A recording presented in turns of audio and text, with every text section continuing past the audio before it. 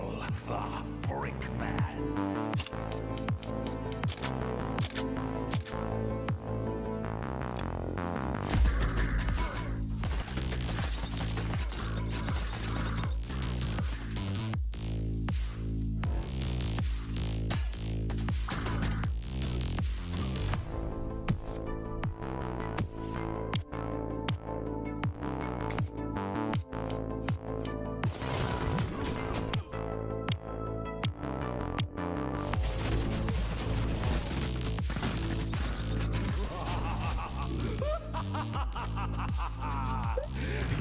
Yes, yes. Kill the Brickman.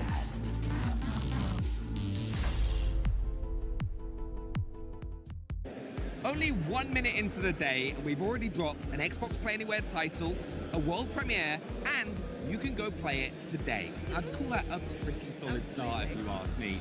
But we'll be around all day to let you know what's on deck. Let's just say Batman fans, Silent Hill fans, and Outer World fans should all be on the lookout for reasons to celebrate. Hello again, everyone. We are the Xbox On team, and we've got even more in store for you today than went down yesterday. But in case you've forgotten, Xbox Play Anywhere means you can buy a game once and access it across PC and Xbox consoles, including the upcoming ROG Xbox Ally and Ally X handhelds when they drop on October 16th. Even better, your progress travels with you, so you can pick up right where you left off, bringing along your saves, your add-ons, your friends, and your achievements. Coming right up near the top of the broadcast, we're going to have a hands-on presentation of a new co-op game from the team behind Spiritfarer at Fate's End. Then it's going to get a bit weird because the guys from Squanch Games are going to bring the show home with the absolute madness of High on Life 2. Plus, we'll unleash yet another new trailer for a Game Pass game that's Xbox Play Anywhere. And honestly, that would start to get a bit old if it weren't so awesome. First things first though, guys, Ninja Gaiden 4 is roaring onto Xbox with a new playable character, new weapons and bosses, and some new gameplay mechanics to consider. Day 2, show us what you got at Gamescom. Bring it on. Oh, I'll show you what I got, Henry. I got Team Ninja. Here to tell us more about Ninja Gaiden 4, our director Masakazu Hirayama from Team Ninja, producer-director Yuji Nakao from Platinum Games, and Joe Muntel, Team Ninja's global project manager. And Joe will also graciously be interpreting for us. Thanks so much for being here, everybody. Yeah, thank you for having us. Of course. Now, fans everywhere are already going berserk for Ninja Gaiden 4. The game was revealed in January's Developer Direct, and we saw an action-packed trailer where the launch date was revealed at the Xbox Game Showcase. And just the other night, we caught the story trailer on Opening Night Live. And don't forget, there's a build right here at the show that you can play right now. So, to the team, how's the reaction been for you guys so far? そうですね、1月のデベロッパーダイレクトの、発表以来はいろんな新しい映像が発表されたんですけど、本作に対する、期待がだんだん高まっているんですけども、ユーザーの反応を見てどんな、気持ちでしょうか。そうですね。まずこのようなですね、素晴らしいゲームショーの場でお話できるのが大変嬉しく思ってます。長く潜んで開発してきましたけれども、10月21日に発売できることをまず嬉しく思ってます。あとそして今回このゲームズコムの会場で私も直接使用しているプレイヤーの皆様の姿を拝見してすごく興奮しています。これからも発売に向けてしっかり仕上げていきたいと思いますので、これからも応援よろしくお願いします。Yeah, it's been great to see the fans and the players' reactions to everything that's been revealed up until now. We've been working on this game, in the shadows for a while, so it's been really great to finally reveal it, and ahead of its release on October 21st. And myself, I've been able to check out the show floor build, and see how players are engaging with the game and having fun, and it's been really great. And we'll be continuing to polish the game ahead of its release on October 21st. Amazing, not long to go. Now, I know fans and myself are very excited that Platinum Games are actually co-developing alongside Team Ninja. So can you tell me a little bit more about that collaboration, how it started, and also what each partner has brought to the table? そうですね、今回本作が、チームネンジャとプラチナゲームズのコラボ開発、になっていますけども、まずその開発の経緯について教えていただきつつ、どのようにお互いの強みを生かせたか、について、教えていただけますでしょうか。そうですね、開発としては我々チーム忍者としてもこの忍者ガイデンというタイトルはすごく大切にしてきたタイトルではあったので、いつかナンバリングタイトルチャレンジしたいという気持ちでずっと取り組んできました。その中で弊社の、小犬沼社長と、プラチナゲーム社の稲葉社長の方が、同世代ということで交流がありまして、何か一緒に協力して作れないかといったところで検討が進みました。でそんな中マイクロソフトのフィル・スペンサー氏の方から後押ししていただきまして、3社でタッグを組んで忍者ガイデン4といったのを開発するといったところが経緯となっています。プラチナゲームズさんの方のですねダイナミックでケレン味のあるアクションといったところも我々のチーム忍者としても大変尊敬しているところですし、そういった魅力をですねしっかり取り入れながら忍者ガイデンだし体験に落とし込むというところをしっかり力を入れながら本作一緒に協力しながら開発していっています。So at Team Ninja, Ninja Gaiden is a very important series for us, and we had wanted to make a new mainline entry for a long time. And when that opportunity started to present itself, there was actually a conversation that took place between the president of Koei Tecmo, Koinuma, and the president of Platinum Games, Inaba, who are actually friends. And they were having a conversation about, wouldn't it be great if we could work on something together? And that's when the idea of working on a new mainline Ninja Gaiden came up. And Phil Spencer from Xbox actually caught wind of this idea and threw his backing behind the project, and that's what allowed it to get off the ground.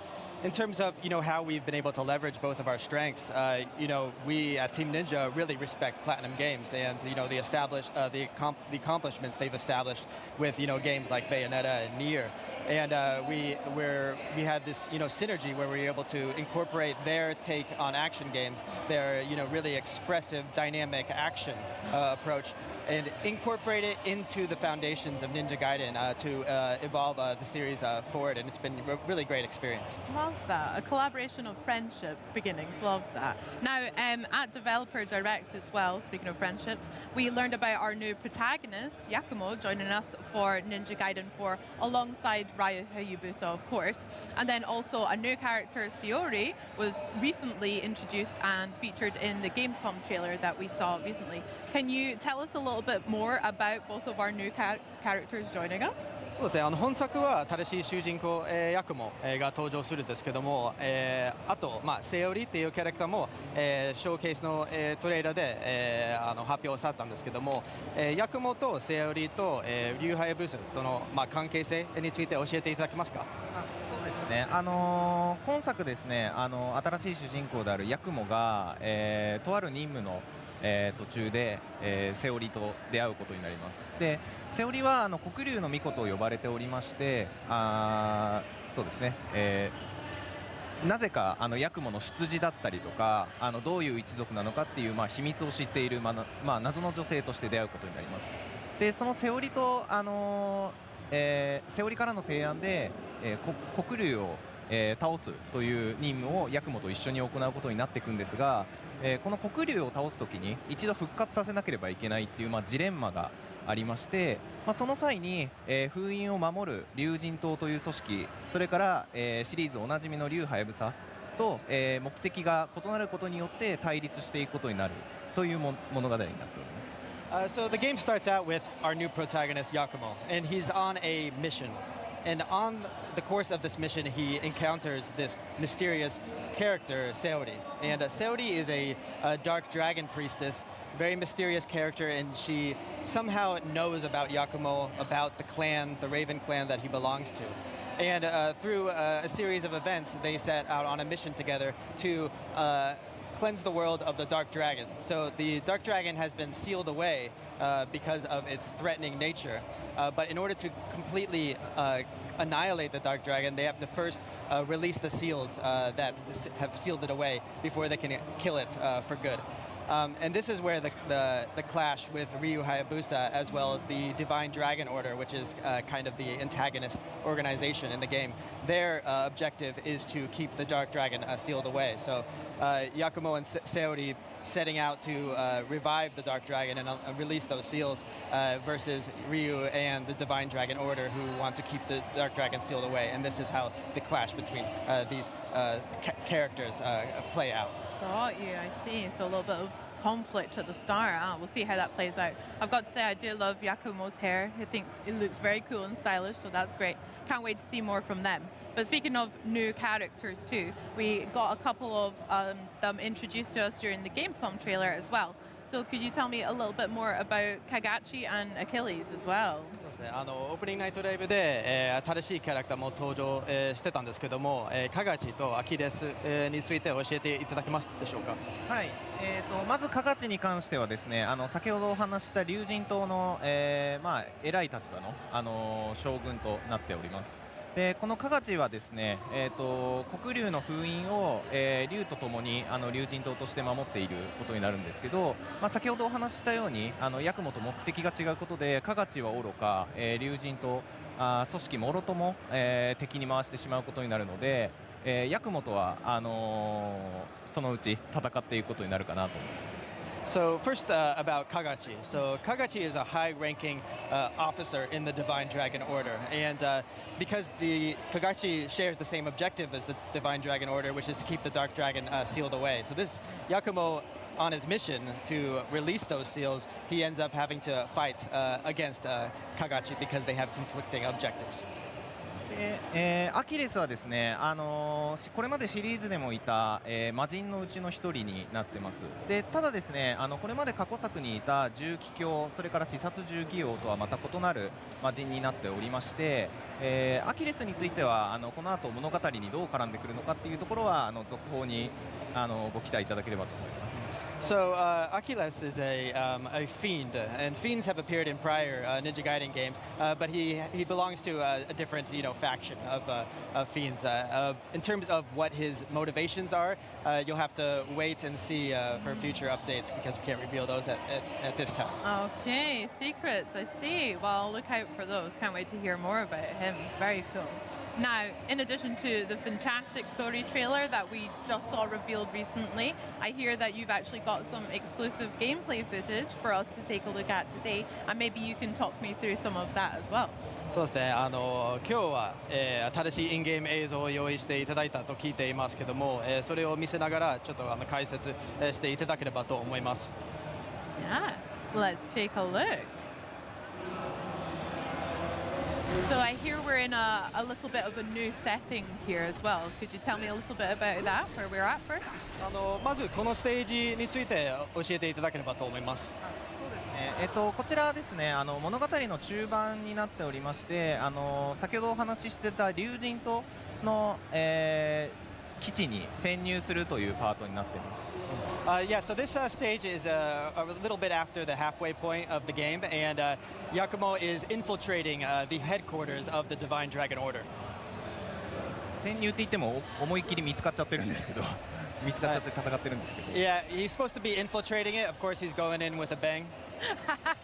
As is the Ninja Gaiden way. Very good. であとですね、今ちょっと装いがヤクモの衣装がちょっと違うと思うんですけど、こちら予約特典になっている黒竜の末裔という衣装になってます。で普段の衣装と違って結構白基調の衣装になっているので、返り血とかが結構派手に目立つかっこいい衣装になっているかなと思います。So you might have noticed that Yakumo is sporting a different outfit than what you see usually, and this is actually the pre-order bonus for Yakumo, and it's the costume he's wearing is called the Dark Dragon Descendant outfit, and because it's white, the way the blood splatters on his outfit, it's really striking and very cool.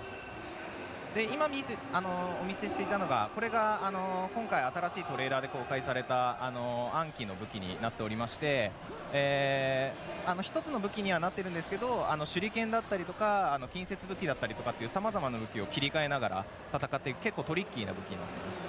And the weapon that we're showcasing right now, this is the Assassin's Tools weapon, which was revealed in the opening night live trailer. And this it is one weapon, but within this weapon, this one weapon contains a wide arsenal. So there's long-range options in the form of these large shurikens, as well as a large arsenal of close-range melee weapons. はい。でヌエの方ですね、ヤクモのパワーアップした状態になると背中からでかい腕が生えて普段よりもさらにでかい武器を使って戦うことができます。And when you go into Blood Raven form with the Assassin's Tools, these large mechanical arms will come out of Yakumo's back.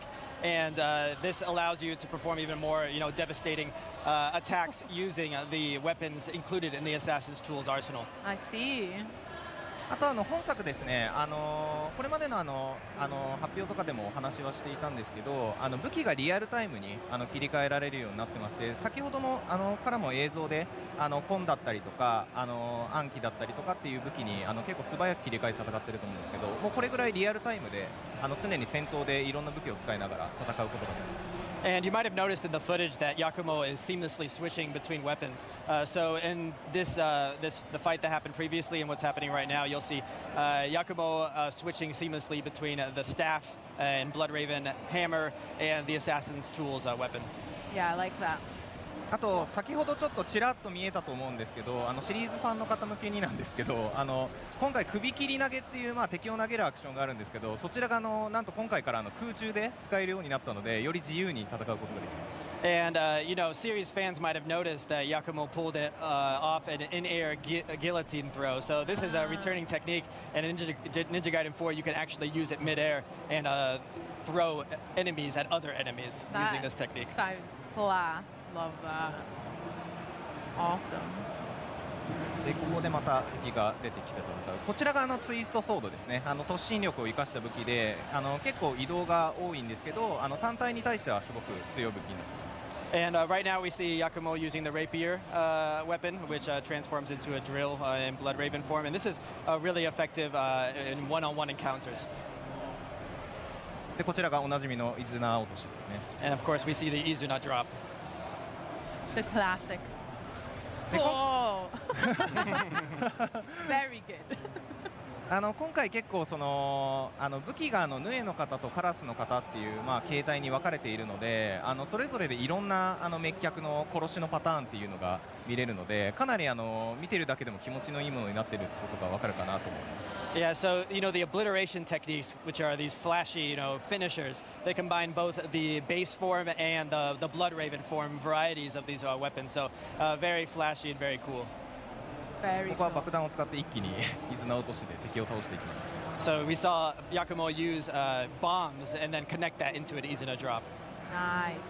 でここはスイッチをしてレーザーを止めながら戦っていくっていうパートになります。Yeah, so in this room we have those danger lasers, and you can deactivate them by hitting that generator. Okay. A little bit of environmental as well as having to deal with these enemies. Wow. 今のような感じで打ち上げた後に、タッチの武器で空中に行ってそのままコンボを続けるみたいな、結構コアな遊びっていうのもできるので、そういう自由度も皆さん楽しんでいただければなと思います。And you might have seen how Yakumo pulled off a just guard counter, launched the enemy into the air, went into the air using the Blood Raven form of the Tachi blade, and then did an Izuna drop, and then transitioned that into an on-landing ultimate technique. So there's really elevating the core Ninja Gaiden combat experience with new possibilities. これが暗記の術になってますね。Yeah, and that was the Assassin's Tools ultimate technique. です。でここがカラスニングっていう今回新しいニングアクションみたいのが使えて、そこでいろいろステージを進んでいくっていうので。And you might have seen right now Yakumo use a wire to traverse through the environment. So that's part of Yakumo's Raven gear, which is a new aspect to Ninja Gaiden 4. で他にもカラスニングはあって、それぞれ移動を補完するようなものでステージの合間合間で挟まるんですけど、アクションのスピード感を止めない形ですごいスムーズに入っているのでどんどんバトルに進んでいくっていう快感を味わえるかなと思います。In addition to the traversal wire, the Raven gear includes other, traversal items, and these traversal sections connect, these combat encounters, but they don't get in the way of interrupting the pace, the high-speed, action pace that you expect from a Ninja Gaiden game. No, it doesn't look like that at all. Very high. ここは狭い道なので、周囲の攻撃が得意なハンマーで攻撃してますね。So you see how Yakumo entered this close quarters area, so he whipped out the staff and hammer because that's very effective at hitting multiple enemies around the player. ただ油断していると今みたいに敵にもう容赦なくガードされて反撃されちゃうのでかなりそういうところも激しいゲームになってるかなと。But the thing is, if you hesitate or you slip up, the enemy will be quick to punish you for it. So that intensity is always there. 今映った技っていうのが新しい敵を弾いた後に切り抜ける琥珀という技でして、あちらがジャスト入力で琥珀の派生に成功すると、確定で V 欠損するっていうちょっと新しい面白いシステムです。So you might have seen Yakumo perform a just guard, and after you perform a just guard, if you press the heavy button at the right timing, you'll be able to do a counter, and this will dismember the enemy and allow you to finish them off with an obliteration technique. こちらが今回ヤクモが使っているショップですね。通信担当の海というキャラクターからアイテムを購入したり、任務を受けたりすることができます。And we just saw the Darkness terminal, so that's where Yakumo can buy items from a supporting character named Umi. In addition to buying weapons, you can also take on missions that will have you completing certain objectives during the stages. 今のところミサイル兵器をちょっとかっこつけて刀で倒してるんですけど、ここ例えばですけどシリーズおなじみの飛燕で倒したりっていうこともできたりします。Yeah, so Yakumo is performing some very flashy maneuvers to take out these missiles, but you can also use the legacy technique Flying Swallow to take them out as well. ここは一気にタッチで、刀を伸ばして敵を大量に巻き込んで攻撃しましたね。Yeah, we just saw Yakumo use the Tachi blade to have this area of effect attack to take out multiple enemies at once. 見ていただくと分かると思うんですけど、結構もう体の部位がどんどん飛び散るような感じでかなりグロテスクなんですけど、ただすごい刺激的で気持ちいい絵になってるかなと思います。Yeah, and through the course of these battles, you see limbs flying, and just this this violence, and but it's not, the violence in Ninja Gaiden, it's not meant to be grotesque. It's really to provide feedback and to the player and provide that sense of satisfaction and catharsis. ここはプラットフォームの外に浮いている敵がいたので、暗記の手裏剣の攻撃で対処した後に近接武器からの伊豆の落としみたいな感じのコンボでやってます。Yeah, now you can see Yakumo use the assassin's tools to use projectile weapons to take out the enemies that are floating outside of the platform, and then switch up to those close counter weapons to take out the other enemies. で今少し空中に飛んだんですけど、あれが新しいカラスニングのうちの一つのユスリカというものになってまして、風の気流に乗って空中を飛び回ることができます。So you might have seen how Yakumo was floating through the air, and that's another traversal mechanic included in the Raven gear. 今みたいな形でエリア間の移動をちょこちょこそういうカラスニングでの移動だったりとか、あとこれまでの映像でも公開したレールとかを使って移動していくので、かなりバトルとバトルの間が短くなって疾走感が今までよりも出ているかなと思います。Yeah, so in addition to the Raven gear, you've probably seen the rail sections that have been premiered in prior footage. And these sections are really meant to keep that sense of propulsion through the stage and that maintain that sense of speed and tempo as you're going through these combat gauntlets. そうですね、ここはちょっと敵が攻撃が苛烈なのでだんだん辛くなってきている状況かなと思います。You can see the enemies are really amping it up and giving Yakumo a hard time. Oh yeah. このちょっとでも油断したらすぐやられてしまうっていうところも忍者ガイデンの変わらない魅力かなというふうに思ってますね。Yeah, and that sense of just relentlessness from the enemies. That's what really makes Ninja Gaiden distinct. なんで時を超えて最新作としては出してるんですけど、今まで感じてたようなすごいハードなバトルっていうのは今回も健在なので、そこはご安心いただければなと思います。Yeah, so even though it's been quite a while since the last mainline entry, Ninja Gaiden 4 retains that sense of intensity and relentlessness that the series is known for. あとちょっと紹介が遅れちゃったんですけど、さっき左下に出ていたゲージが乱殺ゲージというゲージでして、こちらがマックスの状態になるとさっきフィルターが出て思いっきり敵をズバッと切っていたような決殺っていう必殺技が使えるようになります。Yeah, you might have seen that there was this circular gauge on the bottom left-hand screen, and when that filled up, you can enter Berserk state. And when you're in Berserk state, you can unleash Bloodbath kills, and that's when the screen, turns red, and you just like completely devastate an enemy with a devastating strike. Yeah. It looks sick. I really enjoy the visuals of the Berserker attack. こいつは重装型の敵で結構手強い敵なんですけど、慣れてるせいかあっさり倒してますね。Yeah, and these enemies are usually pretty tough, but the person playing this game is really skillful, so I was able to take them out. I bet. でどんどん基地の奥に進んでいきます。Yeah, so you keep on going deeper and deeper into the Divine Dragon Order base. Amazing.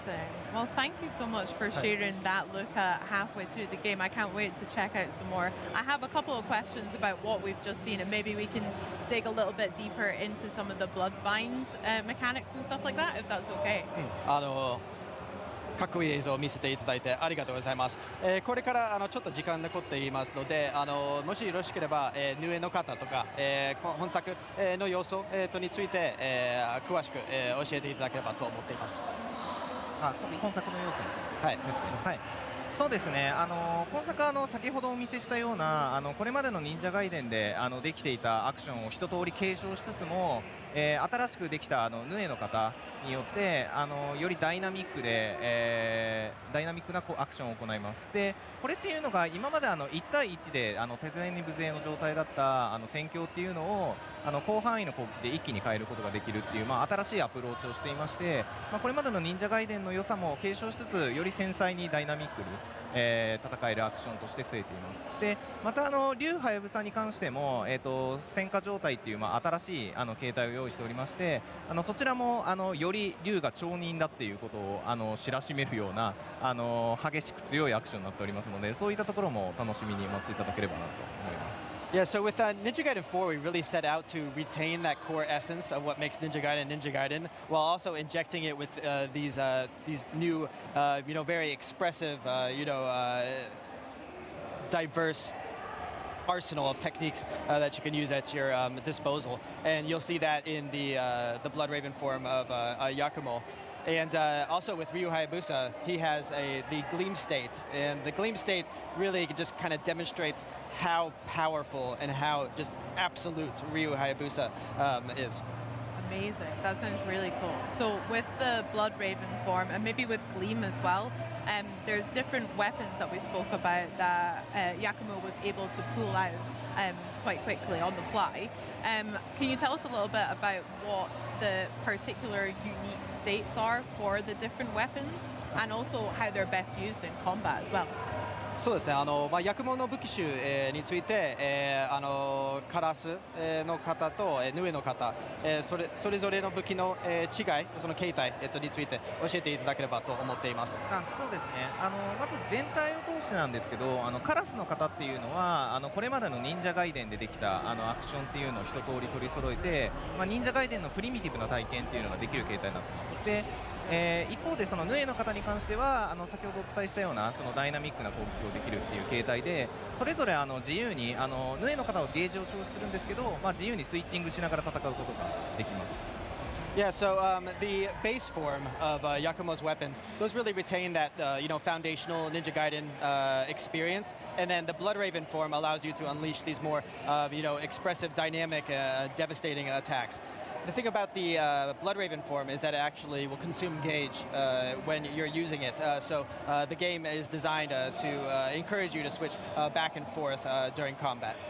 で武器ごとに特徴も結構分かれておりまして、例えば最初の方にお見せしていた2頭と太刀であれば、2頭のスタンダードな攻撃から太刀の、広範囲かつ、強力な攻撃を繰り出せたりとか、あとハンマーでいうと、先ほどお伝えしてたように周囲に攻撃するのが得意で近距離だけど、火力がすごい高いみたいな形になっています。で今回新しく映像で出た暗鬼に関しては全てのリーチで攻撃できるすごい万能な武器には見えるんですけど、ただトリッキーな性能にはなっているので使用難易度が少し高いっていう面白い武器になっています。Yeah, so each weapon has its own distinct qualities. So the base weapon, the dual blades, and the tachi, when you use a Blood Raven form, the tachi will allow you to unleash these devastating kind of area of effect attacks, allow you to engage with enemies from a long distance. Then there is the hammer, which is the Blood Raven form of the staff. And this is, very close range, but it will allow you to hit enemies that are to the side of you and behind you. And then the weapon that was revealed in the opening Nightlife trailer, the Assassin's Tools, if you look at the footage, you can see that it kind of is a jack of all trades. You can use it in any situation. But because of how diverse its tool set is, it's quite tricky to master. But once you really wrap your head around how it works, the possibilities are just immense. It sounds like a lot of fun. Now, are there any particular enemies that are susceptible to the different weapons and also the different bloodbind states? Is that a balance that you've put in there? そうですね。この敵に対してこの武器が有効だったり、そのようなことがあったりしますでしょうか。そうですね。敵によってどういう武器、例えばですけど、1体で強力な敵がいたりした場合はドリルでじっくり戦うっていうのもありですし、あと敵が大量にいた場合は先ほど、お見せしていたような太刀による広範囲な攻撃で一気に巻き込んだりとか、あと逆に周囲に囲まれてしまってどうしようもない状況を切り抜けたいっていう時とかはハンマーで一気に攻撃してみたいなそういう形で敵もそうですし、戦況に応じて自由に切り替えて戦っていくっていうことが重要になってくるかな。Yeah, so depending on the enemies and the situations you're in, certain weapons can be more effective than others. So if you're in a one-on-one scenario against a very formidable opponent, you can use the rapier weapon, which transforms into the drill when you use Blood Raven form, to use that to really, drill into him and take him out. And then if you're up against a lot of enemies, you can use the dual blades in the Tachi Blood Raven form to unleash, area of effect attacks that can subdue them at once. And then, for example, with the hammer, if you're in a close quarters area and there's a lot of enemies, ganging up on you, you can whip out the staff and just smack them, no matter where they are. Gosh, amazing. Well, I can't wait to get my hands on all of the weapons and try them out myself, but probably the Assassin's Tools. I like the challenge you've set. Hard to master, but looks like a lot of fun to try out. Before we wrap up quickly, I would love to ask Hirayama-san and Nakawa-san what their favorite part of developing the game has been so far. そうですね。最後になりますけども、お二人から、それぞれ、本作において一番好きな要素とか、本作開発するにあたって、思い出が、ある、ところが、あれば教えていただければと思います。私の方で一番やっぱ思い残っているのはヌエの方のシステムの部分でして、やっぱりヌエの方のシステムは、結構開発初期からあったシステムではあったんですけど、今回のこのバージョンに至るまで、例えばこの1年前の状態と比べるともう全く別物になってたりしていて、どういうふうにこのプラチナゲームズさんらしいその懸念味のあるアクションを、忍者ガイデンの中に取り込んでいくかというところは本当に毎日議論を重ねてなんとかここまで落とし込んできたところの要素だったとありまして、そういった意味ですごく思い入れもあるし、ぜひ皆さんの方で触っていただいて、ヤクモっていう新主人公の中でもその忍者ガイデンとしてのアクションといったものを感じていただけると思うので、ぜひ触ってみていただきたいなというふうに思っています。Yeah, so I think one of my favorite aspects of Ninja Gaiden 4 is the Blood Raven form. Blood Raven form has been a through line throughout the whole development of this game, and it was really the vehicle through which we were allowing Platinum Games to inject their own approach into Ninja Gaiden, but not just to exist on top of the foundation of Ninja Gaiden, but really incorporate it into those foundations. I think when players pick up the controller and they start playing as Yakumo, they'll understand that Yakumo is a new protagonist, but he really retains that quintessential Ninja Gaiden experience, and we're really looking forward to the day we can deliver the game to players on October 21st. Absolutely, not long at all. I can't wait to play it, and thank you so much Team Ninja and Platinum Games for showing us the look at all that very bloody but very good fun. That was great. And don't forget, you guys at home, you can pre-order Ninja Gaiden 4 today to receive that thick skin that we saw Yakumo in, the Dark Dragon Descendant Yakumo skin at launch. Day 2 of Xbox at Gamescom 2025 broadcast is just revving up. We've still got a metric ton of trailers, interviews, and gameplay deep dives left to dig into. And you know, speaking of digging,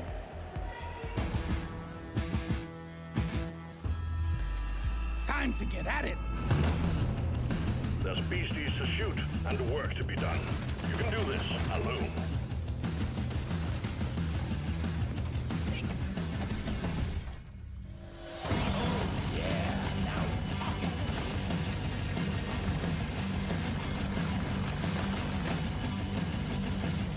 Heads up.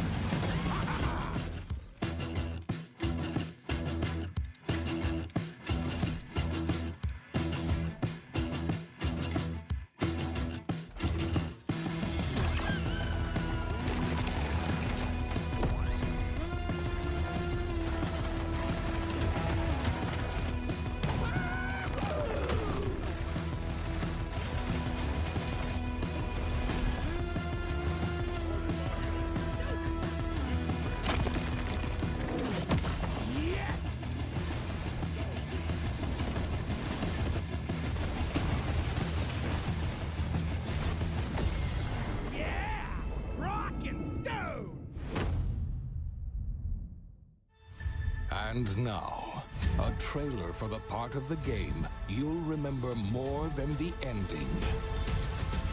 The Companions. Let's skip the diplomacy. Chemically enhancing your statistically unsafe lifestyle. This might sting. A lot.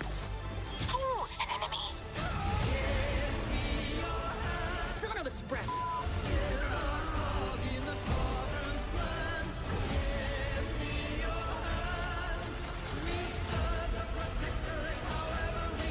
Be grateful you're not on fire.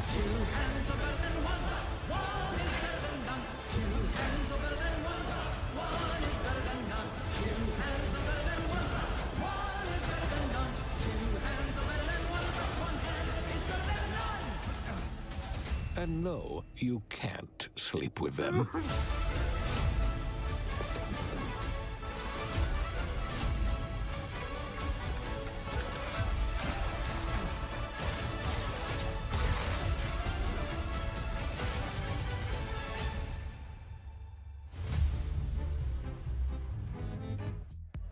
Well, if you ask me, trailers, they're all well and good, but part of the joy of Gamescom is getting to go deeper than the trailer, which we're about to do with a game that I'm just absolutely obsessing over, the latest from Thunder Lotus. Now, in 2020, Thunder Lotus captured gamers' imagination with the almost nostalgic feeling of shepherding spirits to their eternal rest aboard an ever-growing houseboat in Spiritfarer. The new game, At Fate's End, looks to tug at some of the same heartstrings, albeit maybe in a bit of a brand new way. That's right, Charlie, and today we are privileged to be joined by creative director Nick Guerin to learn even more. Welcome to the broadcast, Nick. Thank you so much. It's so cool to be here. I cannot wait for people to see the game and to put my hands on this and to have this rolling. That's going to be great. And thank you guys for having me today. Thank you for joining us. This is going to be great. I mean, you guys first revealed At Fate's End at the Xbox Game Showcase, and it was very much in that typical Thunder Lotus style where everyone saw from the people that made Spiritfarer and knew, it was like, I'm in. Take my money. But how's the general fan reception been since then? It's been awesome. We do have the best community. If you guys want to join our community, do it. We have the best people, and actually, it was absolutely awesome. So we had a great time, and seeing the reception was just so enthralling for us. So again, absolutely great. Amazing. So we're all super excited to see more and hear more about At Fate's End and its entrancing story of estranged siblings, whatever the hell that means. So what have you brought to show us today? Yeah, so I'm going to start the game, and I'm going to show you At Fate's End. Okay, perfect. Let's jump in and immediately give us a bit of context of what's going on. Village of Crestan, and right now, Shan, the character on screen, is looking for her sister Camilla. Okay. And the reason why she's doing so is because the end goal of Shan is to find all of her 7 brothers and sisters god swords. She's got to reunite them to restart the cycle. And she's being told, basically by her sword Aziz, that something is afoot with Camilla. Okay, Some opening a little mind palace. These menus. I know. Nick, Thank you so much. this is gorgeous. So Aziz, your sword, kind of has an insight, and he sees that through tarot cards. And basically, Aziz detected something in Camilla's behavior that makes you think that she's not as good as she's pretend she is. Okay. So her sword Tyrannus is the god of sky and thunder, and she basically did a terrible job at doing anything. So the weather is out of control. There is, as you can see, it's lush and green there, but some areas are pretty dry. Okay. Yeah. So basically, right now we are on the track of trying to find why Camilla did lie to us. So we have to do two things right now. We have to meet her in the chapel. Sorry, we have to go in the chapel to find clues about what happened to people around her. And then we also have to meet her at the tavern at night, which we want to do. So and we picked those up. That was a quest log, right? Yes, the thing we were looking at before. It's like a detective quest log. Exactly. Wow, But if I just that's now so want cool. to interact with the world, with a simple button press, I can actually stop time at any moment. Oh, wow. That's how I can actually interact with things. And that guy, little guy over there could tell me that, hey, you know what? Come back here at night. So we have to find a way to make night happen here in the village. Okay, and I'm sure you know exactly how to do that. I mean, in most I games, kind of have a hunch on how to do it. Yeah. But right now, let's get to the chapel that we saw over there. Okay, Maybe sure. something is gone in on that little tavern, trip over there. But Whoa! No. yeah, I know. We can go back in the layers. Do it again. So it's like it's not real. No, I don't want to puke. I don't want to Just do that for the whole demo. That's great. So in the chapel, we know that there's some stuff that we can gather, some intelligence, some clues about why people are afraid and distrustful of Camilla. So that guy here is talking to another person of that group that feels like a cult, and it's a pretty toxic masculinity cult that is linked to her brother Roman. Okay, sure. I won't say more about that because I don't want to give credit to anyone. Great family by the sounds of it so far as well. And you see the bubble right now is kind of weird and flaky because this is a pretty specific inside the sword is selecting for you. So basically when you see this, it's going to transform into a clue card that then you're going to add to your own story through kind of what you mentioned as a quest log is also an investigative board. There we are. So anytime you notice that the text is slightly different, there's something about it, it's the game helping you remember that's important. You're on the right track. Absolutely. So you basically have to deduce stuff by see the card down there. There's specific clues that we've gained throughout the course of the game beforehand. Right. So we had a chat with someone in the forest telling her that her little daughter was killed during a gigantic flood. And that guy just taught us that basically Camilla in a drunken stupor made a flood happen. So that deduction is easy to make. You say, oh, she is the reason why the flood happened. Oh, there you go. Goodness. That's what you learn about her as well. Oh, this is so sick. This is so gorgeous, Nick. Really poured a lot of heart into all of these animations. I mean, we know that from many of your games before, but in particular, it feels like you've really dialed in and just honed in on the theme of them all as well. Yeah, it's gorgeous. Just the art team, they do an excellent job, and everyone in the studio, of course. So right now, we see we're trying to find that way to actually make the night happen. This is probably there. I kind of know it's there, but it's well, you'll know. It's actually blocked by the gigantic green crystals over there. So the way to dispatch those is to enter into a fight. Let's try to here we go. those guys in there. Yeah. So the fight in at Fate's End is pretty snappy and it's all based on timing and positioning. So I can jump at any time and I can attack in any direction, as you can see there. Oh, nice. So I'm going to try to kill that guy over here. Oh, my twitch. Oh, there you go. Boom, kill. Got him. Shot. Exactly.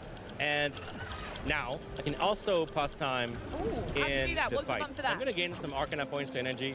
Every move in the game is basically based on an encounter you have with your brothers and sisters. So that move right here is based on your brother Roman, and he's the devil, and I can throw my sword with this and select that.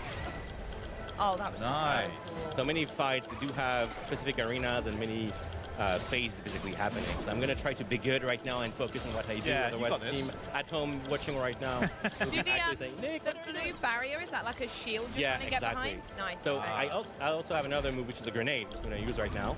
Pew! And then... Yeah, nice. Oh, that's taking a bit of the shield out. Yeah. Boom. Get in I did there. it. I did it. Yeah, well done. Yeah. So throughout the game, presumably you'll get more of those cards to deploy during combat. Absolutely. Is there a way that you need to manage the resources to be able to actually execute? Yes, as you can see, we actually got resources, and through those resources we can upgrade all the moves we have in every tactical or dynamic move, which I'll talk about a bit later. So now I'm gaining that major arcana. So the game is heavily influenced by tarot theme, which is, as I said, I mean, they have the sword absolutely. sees it.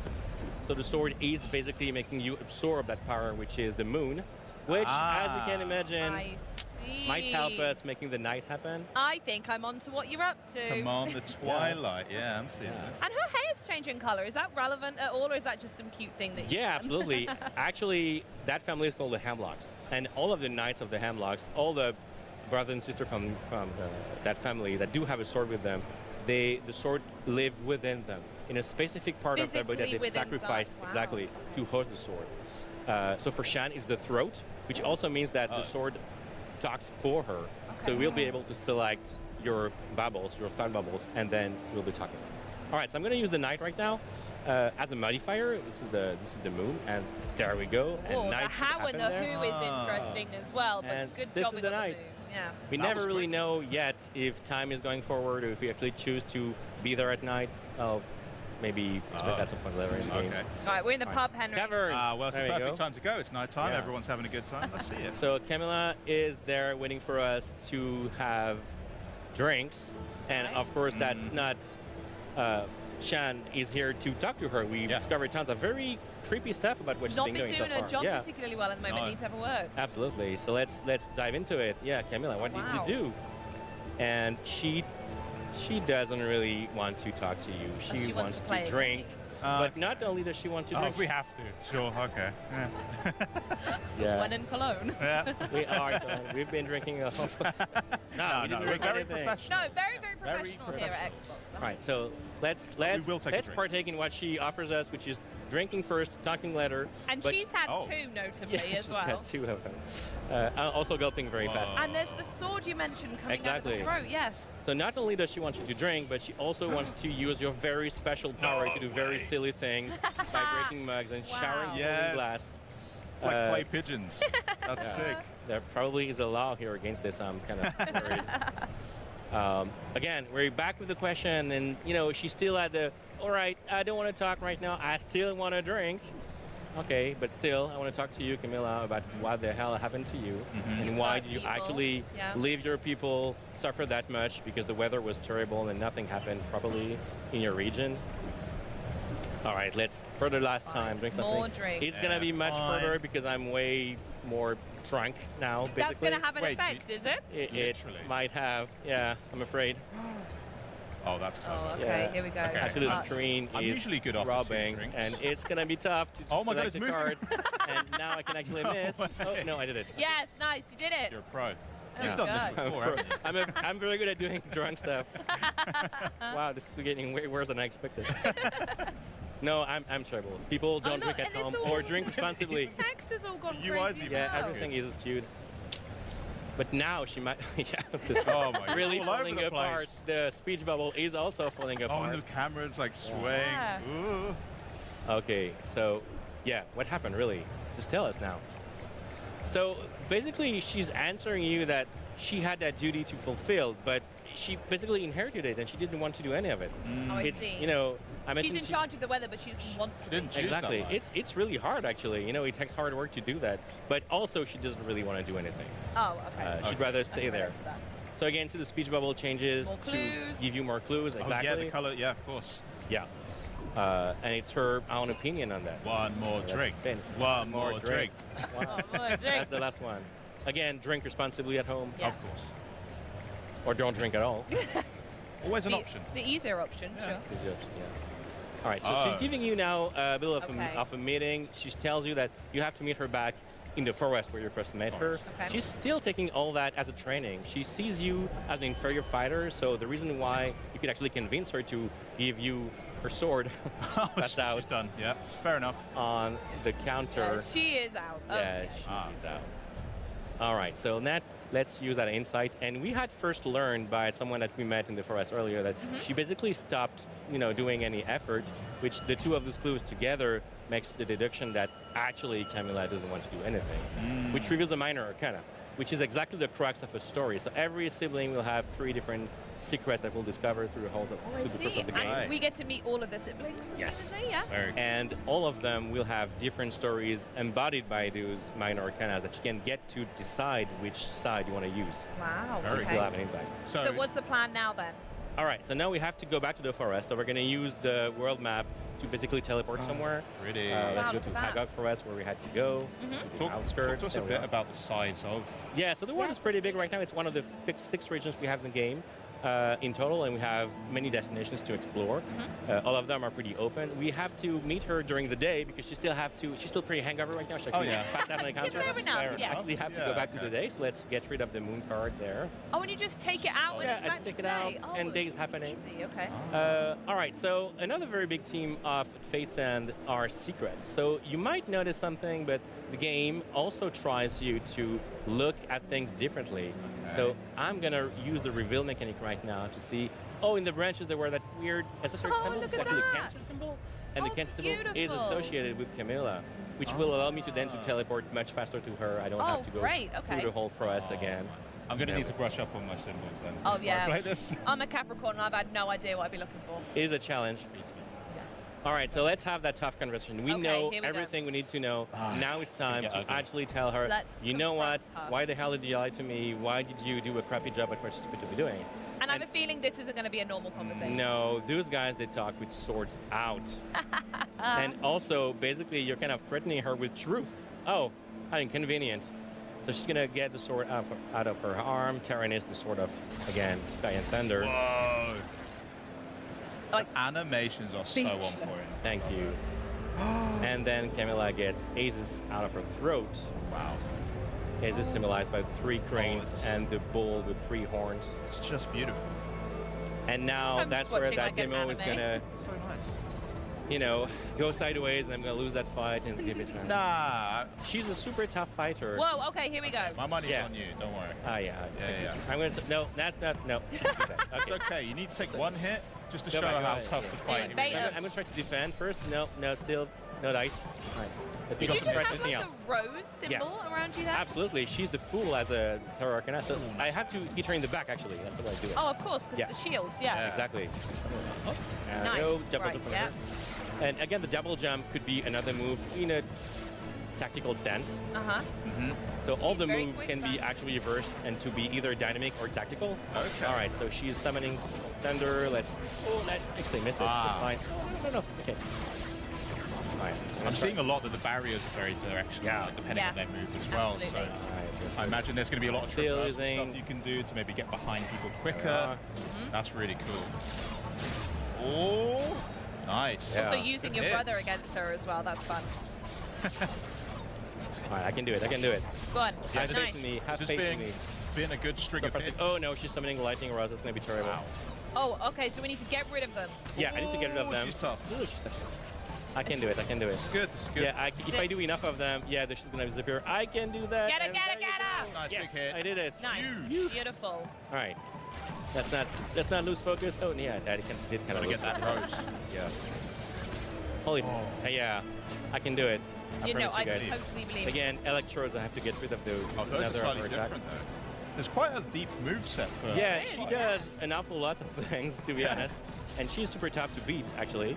And she does another variation of her attack, which is basically she can go at me, she can summon lightnings to me. Whoa, okay, here we go. Yeah. I love a screen. I'm going to use the grenade there. Dodge some AoE. There you are. Nice, getting rid of barriers. Oh yeah, here we go. There we go. Nice gap. Yeah, I can do it. Almost halfway there. Yeah. I believe. Oh, nice. That's Good time. dodge. yeah, nice. Good. Yeah, you got it there. Beautiful. How often can you use that card of your brother's? It's based on the little gauge you have at the bottom of the screen. Oh, beautiful. And right now she's beaten enough to be actually needing to catch her breath. So she's summoning you back in the sky to have a very specific conversation moment with her. So every duel is basically interrupted by these moments of conversation with your siblings. Hey. Because they're not just fights. You're having exactly. having a battle, a confrontation. This is a family feud. Exactly. So now you can choose what to tell her. And depending on what you actually choose now, this will have consequences in the fight. Wow. So because we know Camilla, you know her for like 15 minutes now, but I've been knowing her for a long time. Yeah, sure. I know that if I actually take care of what I say to her, which is, you didn't do that exactly on purpose, did you? She might be actually taking a step back and saying, oh, okay, you're right. So see, she's losing a hard diamond there. So because you were empathetic to her. Exactly. That was the right choice in that conversation. Does that mean that there's a flip side where if you there is aggravate a complete her, flip side. If you don't say the right thing to your brother and sister, they might, just get angry and be harder to beat. Exactly like in real life. I don't think isn't I've it? seen a mechanic like that That's in a game really before. cool. I'm definitely going to mess up all the conversations. Are you going to go with that down the I angry probably route? will. I probably will. You definitely will, if I know anything about you. So she's admitting it. She messed up, and she knows that she's sorry.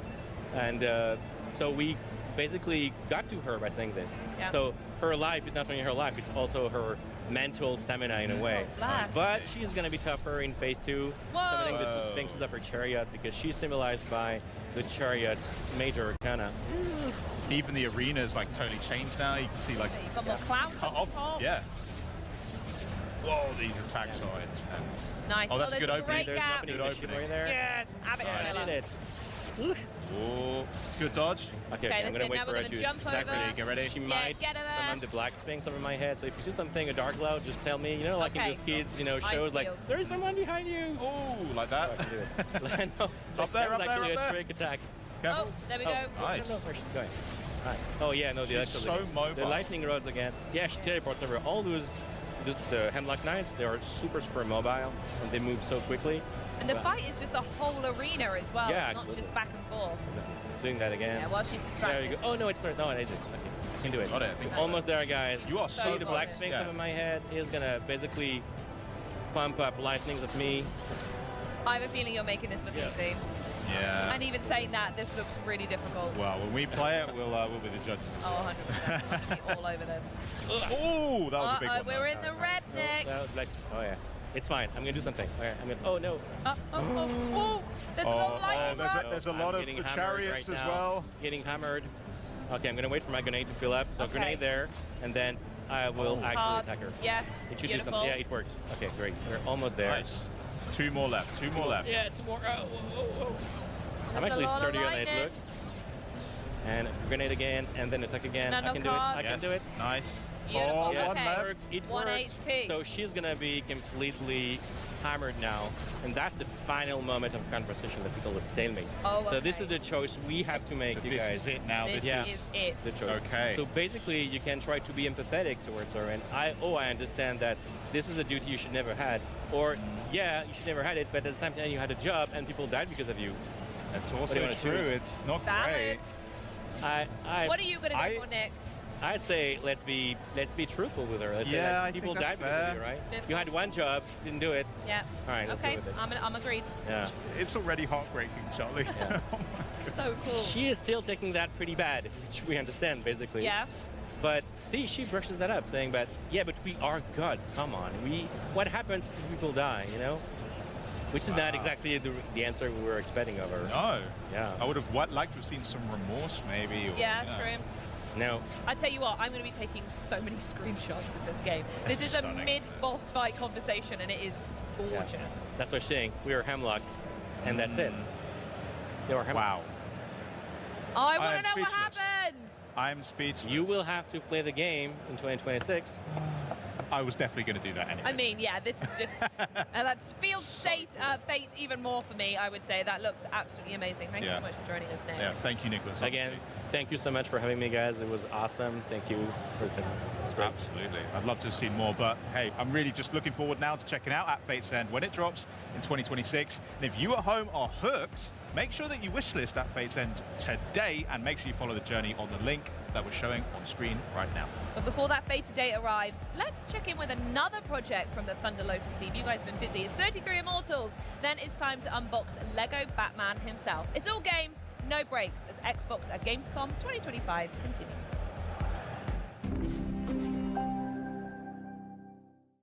Hey everyone, Med here to welcome you to the 33 Immortals Update 3 overview. Today, I'll be walking you through all the new content coming with this next update, from a new monster type, to new daily events, to new loot. There's a lot to cover, so let's dive in. Say hello to Unique Elites. Once per run, a unique rendition of the elites you've come to love and slay will spring to life and roam the map, looking for victims. When a unique elite is discovered, an alert will be sent to all rebels to invite them to join the battle. These monsters are not for the faint of heart. They'll pack a punch and won't go down easy. Face them at your risk and peril. Emphasis on the peril. Defeating them will net you 2 relics and a chance at many more rewards. Speaking of rewards, we're introducing a brand new way to collect extra loot after each run, named Call to Arms. Every day, at a specific time, Beatrice will invite all rebels to join forces and tackle a temporary challenge in the Beyond. Challenges can change from day to day, so make sure to check the schedule. Joining a call to arms will give you a temporary buff and reward you with extra Eternal Shards. These shards will allow you to upgrade your perks and weapons a lot faster, while the temporary buff will increase your odds of success when facing 33 Immortals' dangerous enemies. While you're at it, how about slaying some monsters with style? Say hello to our brand new legendary weapon skins. This brand new type of cosmetic is only available to those who have proven themselves worthy by defeating a major boss. There is one legendary weapon skin per weapon to collect for each major boss, meaning 4 different skins from Lucifer and 4 from Adam and Eve. While I can't guarantee you'll find one in your next run, rewards come to those who persevere. That's all from me for today. Thanks for joining me in the 33 Immortals Update 3 overview. See you in a dark woods near you.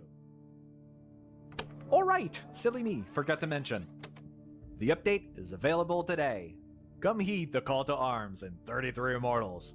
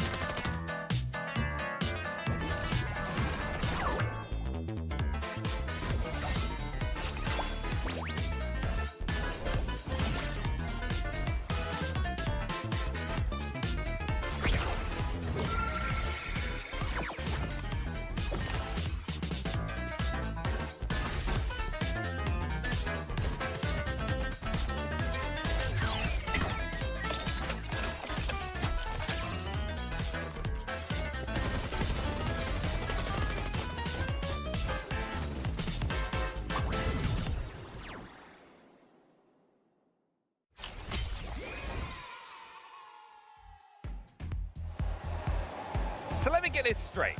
Toys come alive when you don't look at them, but they kill each other. Okay, I think that cancels itself out. That's good. Feel safer. Of course, if your toys ever get too rowdy, or God forbid, go on a full-on crime spree, you're going to need a Batman to step in. Some sort of toy-based Batman. And here to help me find one is Jonathan Smith, head of the development team on Lego Batman, Legacy of the Dark Knight, Batman's first AAA title in over a decade. Jonathan, thanks so much for joining us. It's a huge pleasure. Thank you for having me. Now, you obviously had the reveal trailer on opening night live. Yep. How has the reception been? Because it was one of my favorite trailers from the show. Thank you so much. We were so thrilled to reveal that game, and the reception has been overwhelming. Everyone on the whole team has been hanging on every tweet, every comment, and we've been absolutely delighted with the response. Now, there's been 3 Lego Batman games in the past. What's been your approach for the Legacy of the Dark Knight? Simple. Take everything to the next level. Go deeper and further than we've ever gone before. Make the game richer, make it more immersive, and tell, for the first time ever, this whole story from young Bruce Wayne, year by year, to becoming, as a player, as Bruce, as Batman, the Dark Knight. I can't. Liam Neeson's just hiding away somewhere. Also, we saw Batman flying over Gotham City throughout that. It's an open world. Sure, with the whole of Gotham is a playground. You'll start right at the bottom in Tri-Corner Island. That's one of the areas of the demo that we've got here to play on the show floor. But as the story progresses, you'll move further up the island and reveal all those famous locations. You can explore every rooftop, every alleyway, down and high, and yeah, it's full of secrets and surprises. See, I can't go wrong with secrets and surprises, especially in a Lego game as well. And talking secrets and surprises, there's a load of new features with Lego Batman. What are they? So we wanted to make the combat system richer than we've ever had before. So you have a lot more tactical choice, you've got stealth, you've got great gadgets, you've got now fluid combos, takedowns, counters. We've got some footage here. You can see, yeah, so you start with training to be a ninja in Nanda Parbat with the League of Shadows. And then we'll take you back to Gotham, you'll build your first Batcave, your first Batsuit, and then start to discover all the crimes that are taking place in the terrible place that is Gotham City, and you'll deal with those bad guys as only Batman can. So the features, that combat system you saw in play there, that's a really important part of the package, but there is a lot more to talk about. Yeah, we've got tons, because the trailer throughout has so many little Easter eggs as well. And we've got to talk about the Batmobile. We had the Tumbler from The Dark Knight, which is a fan favorite. Can we change our Batmobile? We've got all the Batmobiles.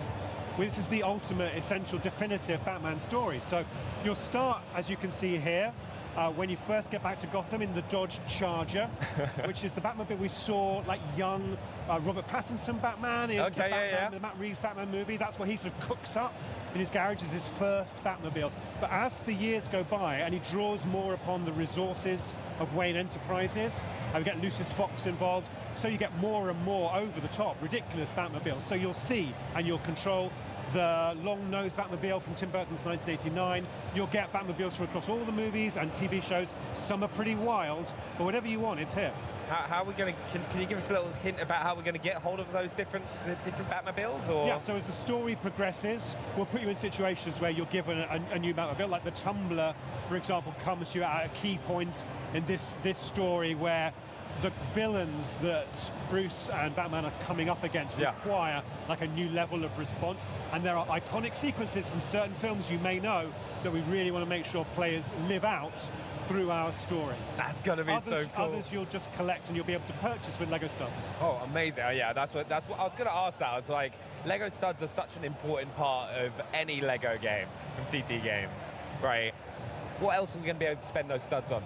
Oh, so suits as well. We've got 100 different suits for you to collect over the course of the game, and then we've got Batmites running shops in City that will give you both suits. You can get the new vehicles with studs as well. You'll be able to get upgrades for your gadgets and your customizable Batcave. Now, we're not showing that in the demo today. We're showing a bit of the open world and one of the story missions, but we'll be able to show more of the Batcave expanding and growing and becoming just your dream of the ultimate place to display everything you've collected and all your achievements over the course of what's a really substantial game. I actually really can't wait till I hop into doing that. You mentioned combat a little bit earlier on as well, and I think like if we see some of the gameplay, I think one thing that a load of people have noticed as well, and like I love, is all the little comic book kind of sounds and stuff that you see. How about what are those, and what other like situations can they pop up? Oh, so if you do a powerful finishing strike or a takedown, we really wanted to amp up the feeling that you get. Yeah, I mean, I love throwing enemies into things, into the Lego objects. You can use the back claw to pull them in, and then you can throw them at each other. You can throw them to your partner character, and he can then kick them into crates. But look, when you finish off an enemy like that, all of those call-outs are taken directly from comic book reference. Yeah. You know, we're drawing not just upon movies and TV shows, but really closely upon comic book storylines, and we wanted to represent and honor that legacy as part of the legacy of Batman stories with those really cool VFX playouts. Yeah, I think it's one of the things I've loved everything I've seen about this game, because it's really kind of like paid homage to like the Batman legacy across films, comics. It's so cool to see. We've got to go into other playable characters, because it's been such a big part of any Lego game that you've played. It's like all the characters that you can play. which ones are we going to get alongside Batman? That's right. So you play Batman all the way through. The focus is Batman. We've never done that before in a Lego game. Had one character be the sole focus. Like even in Indy, you weren't always Indy. But here you're going to be Batman all the way through. And then as the story progresses, you're going to get different partners and build out that Bat family. So you'll start training with the League of Shadows and the Public with Talia Al Ghul. Yeah. And she'll return to Gotham later in the story.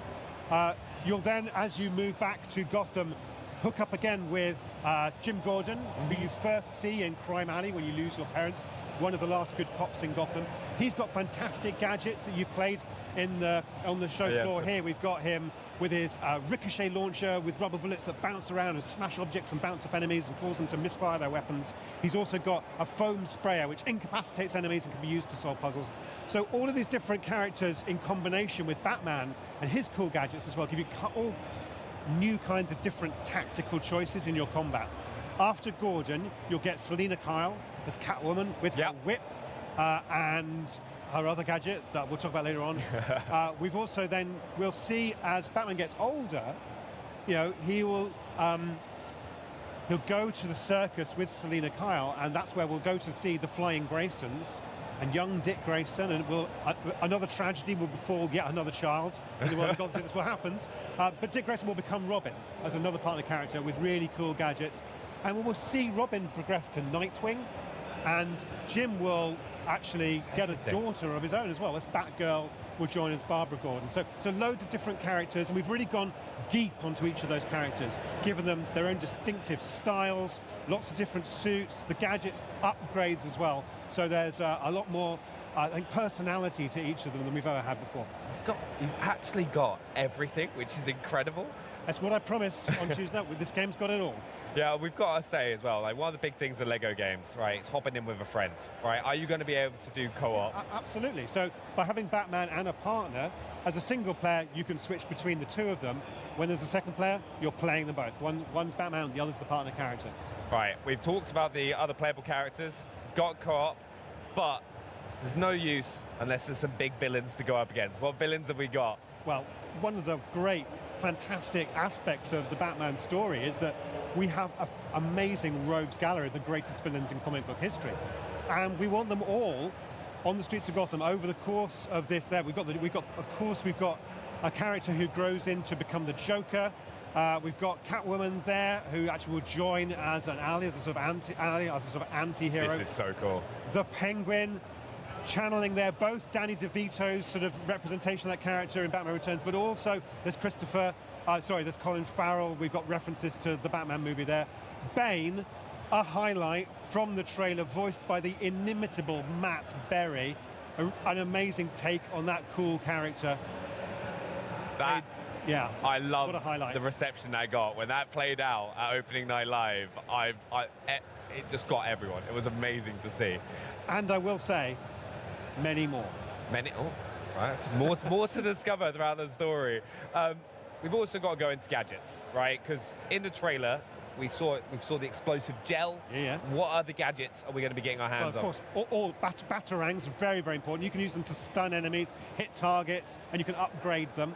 We've got the Bat Claw is really powerful. Not only can it pull enemies in, so you can deliver a powerful finishing move, you can then throw them around, throw them off buildings, throw them into the toxic goo of Ace Chemicals, and that's upgradable as well. That's for Batman. All the other characters have got their own gear. Okay, right, very nice. Also, another bit. The grapple, of course. So I don't think that's a gadget because that comes with the character. But grappling to vantage points, so you can do stealth takedowns like you see here, and grappling in the open Gotham City all around from rooftop to rooftop. Gliding when the Bat Glider over the streets, that's all part of Batman's arsenal. The other characters have similarly cool traversal systems as well. No, I can't wait to use them all as well. But one of my favorite things I used to do in Batman games, like the Arkham series, is like solving puzzles, solving the riddles. Are you going to have that with the Riddler? Not only is Batman the world's greatest fighter, he's also the world's greatest detective. So setting players challenges and puzzles is absolutely part of that essential Batman experience. Now, as you progress through the story and the missions, you're going to come up against all kinds of situational challenges. You'll need to use your gadgets, use your smarts, use your detective ability, which will highlight points of interest. For example, here's a concrete example of that. in Lego games, you've always been able to smash objects and then build with Lego, right? Yeah. To help like create an item, which helps you progress. Here, Batman can use that detective ability to highlight where those smashable objects are, like show where to build it, show, oh, you need to find some more, here's where they are. So it really helps players. If you've ever had that experience in a Lego game where you don't know where to get the bricks from, you can see where those are, build them out. Yeah, that's really cool. That's going to help you find those secrets as well. And you said Riddler challenges, absolutely. So on the streets of Gotham City, some of the villains have put challenges for Batman. You'll be collecting those along with Wayne Tech chips, bat tokens, trophy pieces, skill bricks. There's so much to collect. I will say in this game, it's not just the Riddler who's setting you those challenges. Oh, okay. Everything with a twist in a Lego game. Now, we've talked about collectibles a few times already, like for the Batmobiles, to different suits. Yep. Right, what other collectibles are people going to be able to get on top of those? Oh, okay, so there's the Wayne Tech chips, which we'll find in story missions and in the open city. Some of those will be blocked behind puzzles, some of those will be guarded by enemies, some of those you just find by being inquisitive and curious and exploring. They will enable you to upgrade your gadgets. That's the main currency for gadget upgrade. Okay, nice. Skill bricks you'll get through progressing through the story missions. They enable you to upgrade your core traversal and combat skills generally beyond the gadgets. Additionally, I mentioned a few others that will enable you to, for example, customize and populate your Batcave. There's another one as well. Oh yeah, we've got red bricks. Of course we've got red bricks in a Lego game, which give you additional customization options and special effects. Hey, well, that brings me on perfectly, because we saw Bane stepping on one of those red bricks in the trailer, which was hilarious. And TT Games are so known for those funny moments, whether it's in cutscenes or there's little bits of the game. How do you come up with them? We just force people to be silly. That's what they get paid for. Our team spends months absorbing the source material, so watching every movie, reading every comic book, watching every show, and bouncing ideas off each other. It's a really painstaking process. And because we're a Lego game, and because of, I think, the history that we've built up over the years of telling these stories with a twist, we've got a reservoir now of expertise in the team and permission in a Lego space to go to places people haven't gone to before. And I think it's that sort of sense of the unexpected, the uncertain, that just enables comedy to happen. And then there's the skill of our animators and writers and cinematic directors in pulling off those moments with perfect timing and slapstick humor. Yeah, it works every single time. It's one of the reasons I always love hopping on doing the Lego games with the Xbox On team as well on stream. One thing as well, we've all grown up with so many incredible Batman TV show, like films, comics.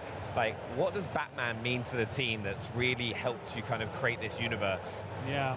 So I think there is, in this game, more I think than in any game we've ever done, there's a real emotional drama going on because we're telling one story across across a big game, big campaign. We're really connecting into this character, into their history, where they come from, and they come from a place of darkness. They lose their parents. They're surrounded by fears. All these bats are around them. We represent. I think there's a moment in the trailer where young Bruce Wayne falls down the well, and the bats are around him. How do we see this character turn that trauma and that fear into something positive, to use it to bring good to Gotham? And again, Gotham's a dark place, ridden with corruption and crime. When we bring the lightness and the fun of Lego together with that darkness, and we do it sincerely and authentically, with real honor for those stories, all the stories that are dark, the stories that are fun and colorful from the 50s, the stories that are dark from later on. It's all brought together, and I think everyone on the team has got a connection with Batman. They've read those stories, they've seen those films, and now this game activates all those feelings. Everything that's gone into you over the years from Batman, we can now bring to this. So I think it's the combination of darkness and light and a real emotional power in the character. That's why he's lasted so long. Yeah. Now, it's an incredible story. Now, for those watching at home, right, who are chomping at the bit to play, is there anything that they should know? Well, let's take the bit. That's fine. Let's leave the bit. What else do they need to know? They need to know that the game's coming next year. So we're showing at the show floor here at Gamescom. You can play one part of Gotham, Tri-Corner Island. You can grapple and glide as Batman and Jim Gordon and take down the goons who are wreaking havoc on the streets. We're also showing some people a whole story mission. So creators are there, they're recording their footage, so you'll be able to see people play through the Ace Chemicals mission. Famously, a character is going to have a terrible accident, which is going to change them into something even more deadly. So they should check it out, they should watch and learn what we're able to show at the moment, and watch for more. It's on all game platforms, and we're so excited and thrilled with the reception we've had so far. Yeah, and if anyone comes down to Gamescom, they can play it on the show floor Exactly as well. right. But Jonathan, thank you so much. No, it's a huge pleasure. Yeah, Thanks. I really appreciate you taking us through it. But Lego Batman is set to grapple onto your Xbox Series X or S next year.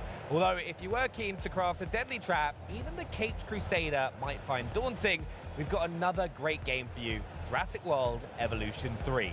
Take a peek at the new park, and day 2 of the Xbox at Gamescom broadcast continues with Onimusha, Way of the Swords. Hello park managers, and welcome to this exclusive first look at one of the new features coming to Jurassic World Evolution 3, the Cretaceous Cruise. I'm Sandy, a principal designer on the game, and in this demo, I'm going to show you how to build this attraction through several enclosures, including the T-Rex. Hopefully everything goes to plan. Let's dive right in. I'm going to be building in our lovely Hawaii map. You can see we already have a lot going on here with a mix of enclosures. We've got some lagoons, aviaries, and land enclosures, but also a number of new attractions. Floating in the background, you may have noticed a hot air balloon. And over here, we have our new dinosaur encounter, where guests can pet your dinosaurs. These attractions are great, but what if you want something to go through an enclosure? Veterans of the game will be familiar with our gyrospheres, which will be making a return. However, the Cretaceous Cruise lets your guests view dinosaur families whilst cruising along rivers and water bodies, opening up all sorts of interesting ways to construct your enclosures with this attraction in mind. Like all our attractions, I'm going to need an entrance. We have our building already placed down. Jurassic World Evolution 3 now features modular building, meaning you can customize buildings like this to your heart's content. We have 3 enclosures we want this ride to pass through, so our guests get to see a wide variety of dinosaurs, including that T-Rex we mentioned. I've placed a couple of security cameras around. We should be safe if things get a little chaotic. Let's start adding a track. It's incredibly easy. Clicking here, I can simply lay down the route I want, adjusting the path to be curved or straight as needed. And while this is a great starting point, our new scenery pieces mean we can make these spaces even more interesting. Let's make the ride feel more dynamic by adding a rock arch. If we go into the scenery panel, we have a wide variety of rocks to choose from. Very easily, we're able to create something unique for our ride. And then I think we want another type of structure over the path. Over here, we have a structure we've turned into a blueprint. There we go, that looks great. Now we've reached the end of the enclosure, we need some more water in order to continue the ride. Let's place that down and add a track through this fence.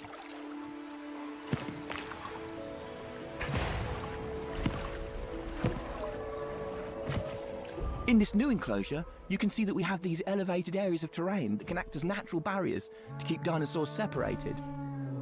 You no longer need to rely purely on fences to house your dinosaurs. I'm also moving into deep water now. Deep water is a new feature and a need for some of our dinosaurs. Certain species will be able to navigate through the water or swim. We can see in this enclosure we have some brachiosaurs. They're able to wade through deep water. On the banks of the river, you can also see foliage we've laid down to create a canopy around this area. Let's use one of the compound brushes to finish off a section over here. The scenery brushes make detailing your spaces super simple. We now have our ride complete. Let's open it and head down to guest level. There's multiple perspectives you can choose from when interacting with the kayak. You can observe from third person, first person, or even take control of the ride. In this perspective, you will take control, allowing you to move the kayak freely both along the track ride or outside it. From this vantage point, you can get up close to the dinosaurs. Let's take a look at our Parasaurolophus. In this enclosure, we have a number of males and females, each with their own unique colour and pattern, making the dimorphism quite apparent. Dinosaur traits will be able to pass down from generation to generation, with certain features being worth more to your overall park rating. Over here, we can see the juveniles as they play in their enclosure. They'll interact with each other as well as adults, so keep an eye out. As we head into the next enclosure, let's hop over to one of the guest kayaks and check out what they're able to see. Passing through the canopy, It's a great chance to call out just how good the new lighting and water in the game looks. It adds so much to the effect of this attraction. And finally, we make our way into the T-Rex enclosure. These guys can get a bit restless with boats travelling through, so you want to keep an eye, or preferably a security camera, on these sorts of enclosures. That about brings us to the end of our demo, and hopefully you can see just how creative and dynamic this new ride will be. There's so many ways to integrate it into your parks. I'm very excited to see what players will do with it when the game launches on October 21st.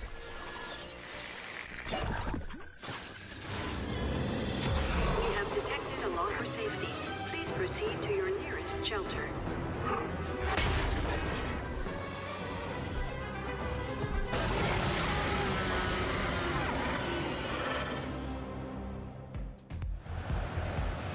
Hope you're enjoying this absolutely peng-a-leng broadcast thus far. And don't forget, later today, we've got our Borderlands 4 controller giveaway and the Outer Worlds 2 and Age of Empires 4 deep dives as well. But right now, I'm extremely excited to be here for an in-depth gameplay unpack as we hack and slash our way through hordes of demons and get to know Onimusha Way of the Sword, coming from Capcom in 2026. A big thanks to Onimusha director Satoru Nihei and interpreter Elliot Smith for joining me to tell me all about the latest installment in the storied series. What have you got to share with us today, guys? じゃあ今日何をお見せしますか。はい、今日は、初のゲームコンのプレイアブル出展ということで、そのロムの内容をご紹介いたしたと思います。So the game is playable for the first time at Gamescom, and I'd like to show you that playable portion of the game today. Wonderful. I'm honored. Let's jump in as soon as possible, please. Yes, 始めます。All right, let's get started. And now we're starting to look at this now. Can you give us a little bit of context on where we are and most importantly, who we are in Onimusha Way of the Sword? じゃあ開始しましたが、ここはどこでしょうか。そしてこの人は誰でしょうか。はい、ここは、京都清水寺という場所になります。で、このキャラクターは、主人公の宮本武蔵というキャラクターです。So we are at Kiyomizu-dera Temple in Kyoto, and the character you see here is our protagonist, Miyamoto Musashi. Oh wow. それでは、清水寺の舞台に向かって今進めていきます。So what I'm doing right now is heading towards the stage at Kiyomizu-dera Temple. Is that a significant temple? それなんか特別とか大事なお寺ですかね。そうですね。京都の中でも非常に名所と呼ばれるところで、今回その神域と呼ばれる場所が、現場に侵略されているという設定になっています。Yes, it's a very, very famous temple that exists in Kyoto, and at this point in the game, it's been overrun by Genma, so we have to sort that out. I like to sort that out. That feels like an Englishism. It may well be.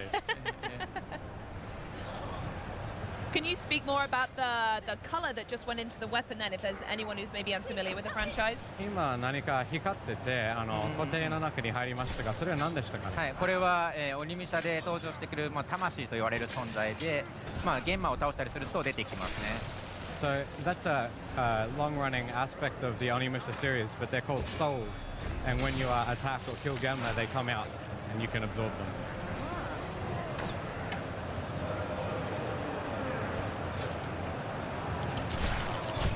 Sneaky. Nice. 今の賢いかったですね。ありがとうございます。Thank you very much. Can you speak more about the combat style? Is there a preference that you like to play Nihei-san, or are there loads of options you can do here? アクションですが、ニヘイさんの好みとかいろいろ選択があるんですが、ちょっとそれについて語っていただけますか。そうですね。僕の好みはまず敵がどんな行動をしてくるかっていうのを見るところからスタートして、そこからは気持ちよく動くっていうところが、自分で攻めるっていうところが好きですね。So personally, I like to wait and see what the enemy is going to do, and then once I figured out the way that they move, I like to then move in on them and attack take the advantage and attack. And I noticed there's some deflection to this as well. So is that the only ranged attack that you can do? Is that patience and deflecting it, or are there other things that unlock later on in the game? 今はね、飛び道具をした弾き返したと思うんですが、それ以外の自分から出せる飛び道具ありますでしょうかね。そうですね。今武蔵のこの初期状態はそういうのはないんですけど、成長することで、そういう飛び道具が使えるようになることもあります。At this point in the game, the only way that you can really use projectiles is to knock the enemy's projectiles back at them. Okay, yeah. But as you progress through the game, Musashi gets some projectiles of his own. 今ちょっと見せしたのが一戦と呼ばれるもので、敵の攻撃に合わせてうまく、攻撃ボタンを押すと発生する、各作にもあったような気持ちよさを演じているものですね。So what I just did there to take down that enemy was what's called issen. It's essentially something that you can achieve by very carefully timing your inputs along with the enemy's attack. And it's very, very satisfying to pull off. So what you're saying is Nihei-san just did something really technically impressive and wants everyone to know about it. ということは、めっちゃ難しいことを今やり遂げて自慢してるんですね。そうですね。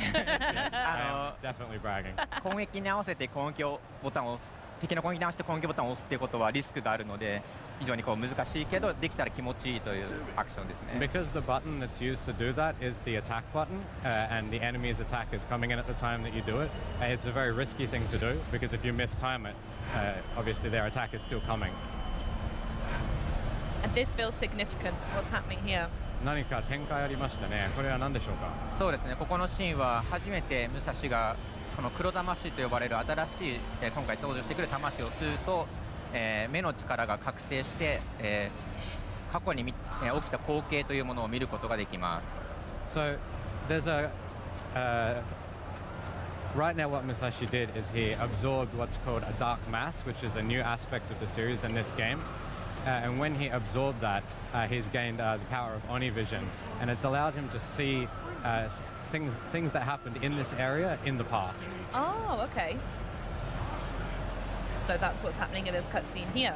ということは今のカットシーンは、清水寺の舞台へ何か人が行列をなして運んでいるというシーンになっていますね。So what we can see in this vision of the past in this cutscene is that there are a group of people who are carrying something towards the stage at Kiyomizudera Temple.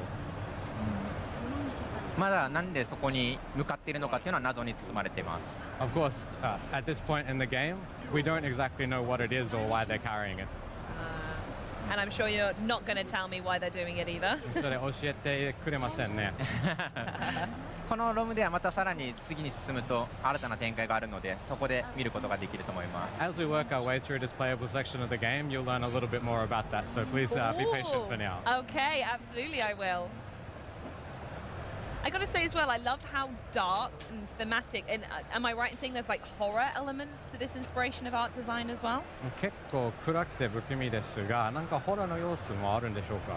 そうですね。今回ホラーを意識しているというよりかはこのおどろおどろしいその不気味さというところ、そこはダークファンタジーの二武者特有のらしさというところもあるので、そこを意識して作ってます。So we're not really trying to make a horror game. Horror is not something we focused on, but we definitely want to make things eerie and creepy.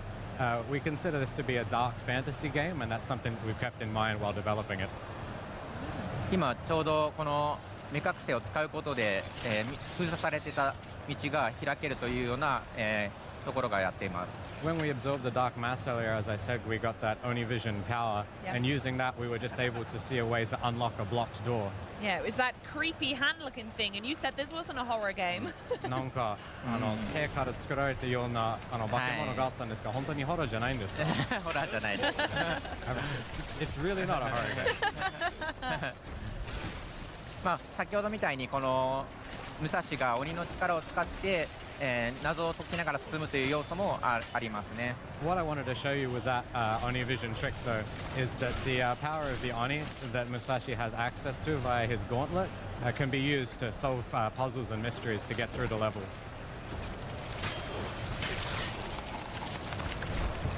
このように受け流すと敵を壁にぶつけてダメージを与えるということができるので、受け流しのユニークさというところですかね。そういうところも、環境を使って遊べるというアクションもあります。Just now, I was able to parry that enemy and using his own momentum, slam him into the wall, which caused damage. It's one of the unique aspects of the parry system, is being able to use the environment to your advantage. Absolutely.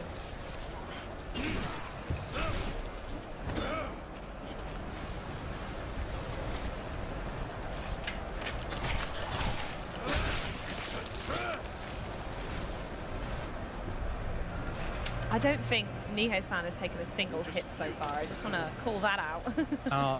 今考えてみると、一回も攻撃を食らったことないんですね。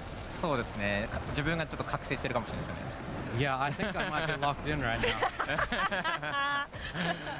That was cool with the cart as well. Are there other elements in the environments you could pick up and manipulate? 今の台車での攻撃かっこよかったんですね。他に環境のものを使えますか？そうですね、この第8車というものがあったりするときはこうやって押して倒すこともできたり、畳みたいなところもあると畳返しをして敵にぶつけたりするようなアクションもあります。Yeah, in addition to the large cart that I just attacked the enemy with, there's also things such as inside buildings you may find tatami mats on the floor, which you can pick up and use to your advantage, either to block or to attack. Oh, okay.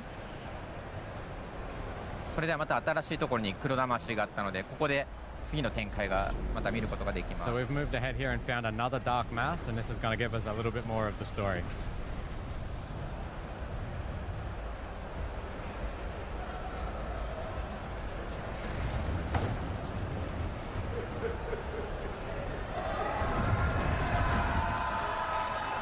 What's happening here? What's the context? 何が起こっているんでしょうか、これは。そうですね、実はこれは玄馬の指示によって人が何かを運んでたというシーンになります。What we see here is that the people who were carrying things to the temple earlier were being forced to do so by the Gemma. Oh no! やだ今の。これはですね、玄馬が指示によって、人が下に投げ落としているというシーンなんですけど、実はこれ京都にある伝承をもとに、作ったものです。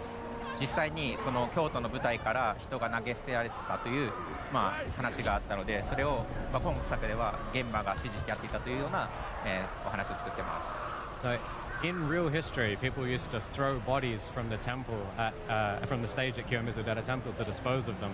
And we've sort of given our own twist to that in this story, where it's the Gemma who are having people throw, other people off, as you saw just there. Oh, wow. Was that important to reflect as much accurate history as possible throughout the franchise? やっぱり歴史をいろいろ見せたかったんでしょうかね。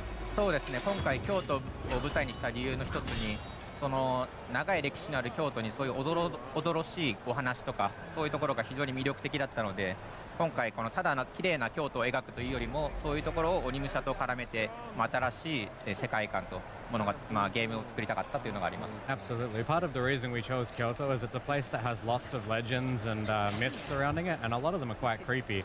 So when we're making a game like this, we're really able to use that to advantage, and we wanted to show that off as much as possible. Totally. And now this looks like a pretty cool baddie, right? Who's this? これはかっこいい悪役ですね。誰でしょう？そうですね、このキャラは佐々木巌流と言いまして、武蔵の、ライバル的な存在として描いています。So this character is Sasaki Ganyu, and he serves as Musashi's, I suppose you'd say, his rival in the game. Ah, okay.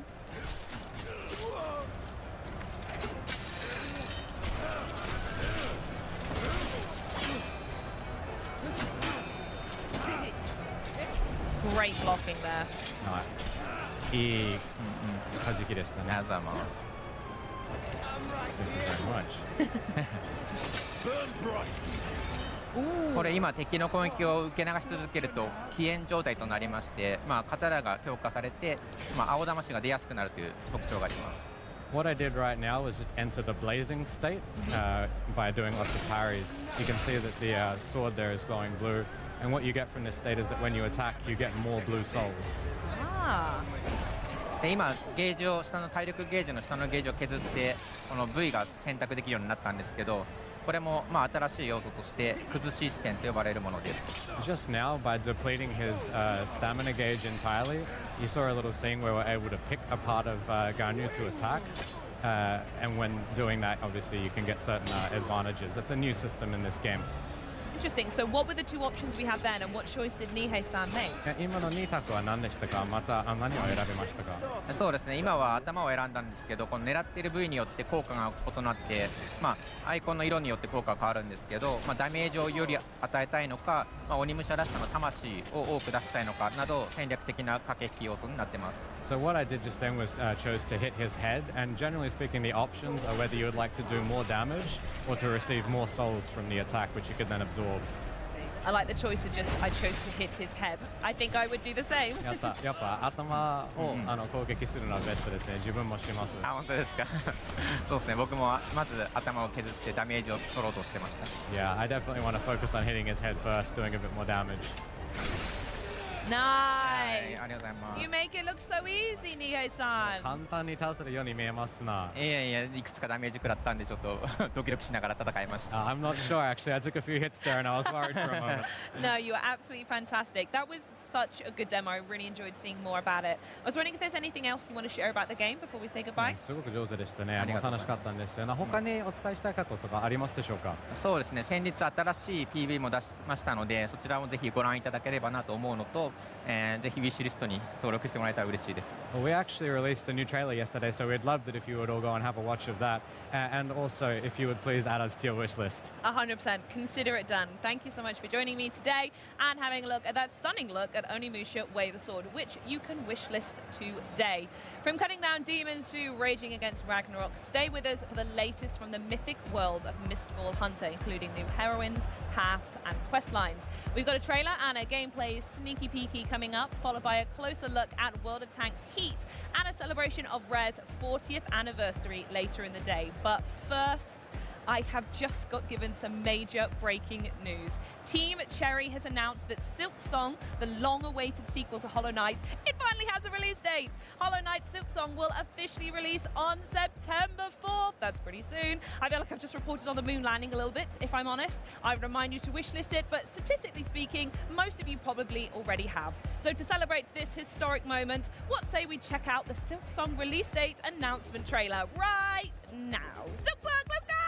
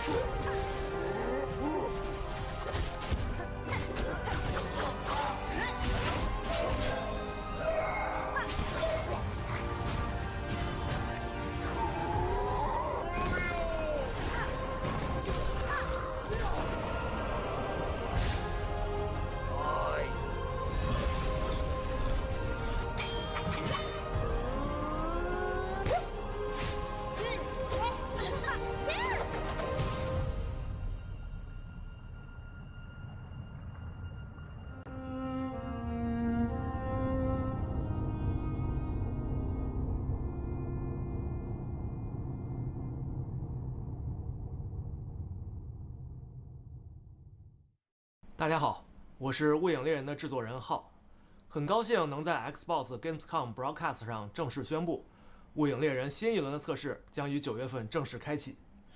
关于 Beta 3测试的更多信息，我们后续将在《雾影猎人》的官方社群中发布，敬请期待。在即将推出的 Beta 3版本中，我们为猎金人们准备了一系列丰富的玩法内容和功能更新。接下来，请欣赏我们 Beta 3测试的首支正式预告片。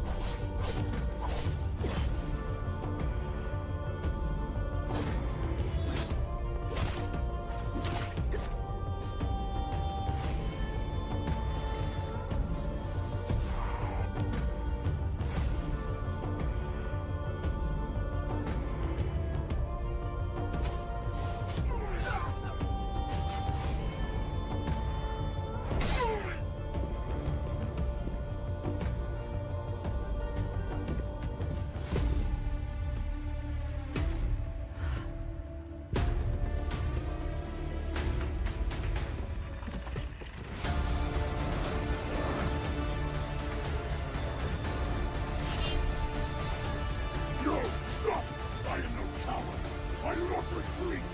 I am the commander of Brandenburg! This fortress shall be your grave!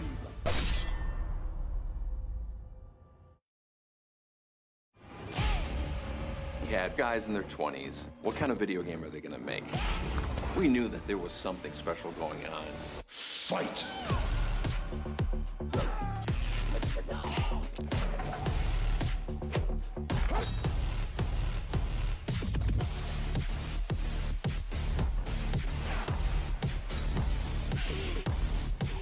Fatality.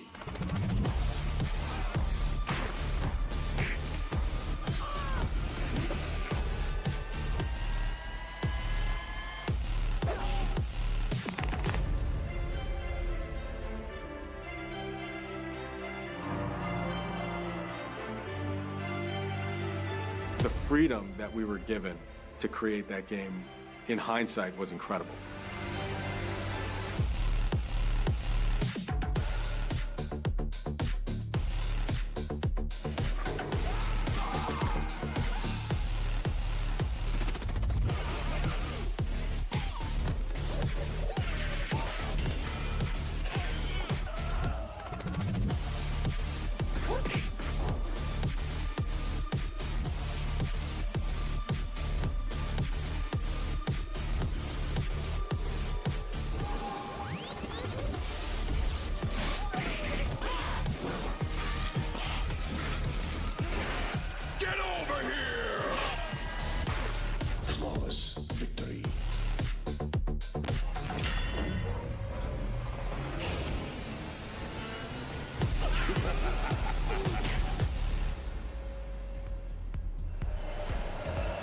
World of Tanks Heat.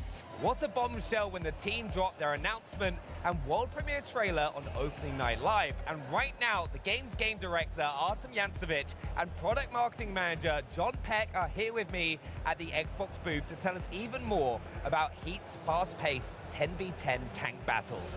Thanks for sitting in, guys. All right, I appreciate you joining us. How's your Gamescom going so far?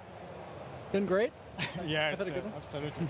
No, you look forward to it. You've been having people down to the Hall 1, isn't it, playing the game as well? Yeah. We're in Hall 1 all day today. For those of you who are here, you can join us, try the game out for yourself, and catch a Sabaton concert later today. Oh, amazing. Now, we've got actually a load of gameplay, which we're going to be running through here, because there is so much to unpack for World of Tanks Heat, because it's a brand new game, separate to World of Tanks, so it's like, Artem, you've been working on it. Can you tell us a little bit for people watching what Heat is about? So first of all, we as the company started with a free-to-play as a business model. We are focusing in the Heat to bring the high intense, dynamic battle, focusing on a vehicle combat genre here. So, and we're developing. So this is a new, fresh take. And now you see our hangar and the feature that we want to present here. So every machine separated in between different agents, and the agents belonging to the different gameplay classes. So and the agents and vehicle, they hard bonded in between to achieve the feelings that actually they have a connection, have a specific ability that can highlight the unique play style of each one. Inside the vehicle, we have a system of pick 6. So I, as a player, can adjust the play style of this vehicle that we see and modify some abilities that the vehicle have. And of course, we're focusing on providing opportunity to personalize somehow the vehicle. We are focused on the military, and we're experimenting with something else that actually shooter players familiar with. Some charms, for example, or additional decal or stickers. Of course, we don't want to go crazy about it, but definitely we know that for somebody it's really important to personalize it. I'm definitely going to be rocking the gold tank.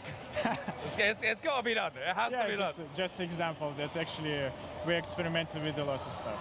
And as you see, we still pay attention to the main DNA of the company, how the vehicle against the shell or armor against the shell works. So armor inspector is here. The internal model is here as well. It's really important for fans of this genre as well. Okay, let's see what will happen in the battle. Oh wow. Okay, right. This is example of completely different gameplay these tanks is heavy, so it's based on the modification version of Abrams, and the agent's called Chopper. So this is Defender.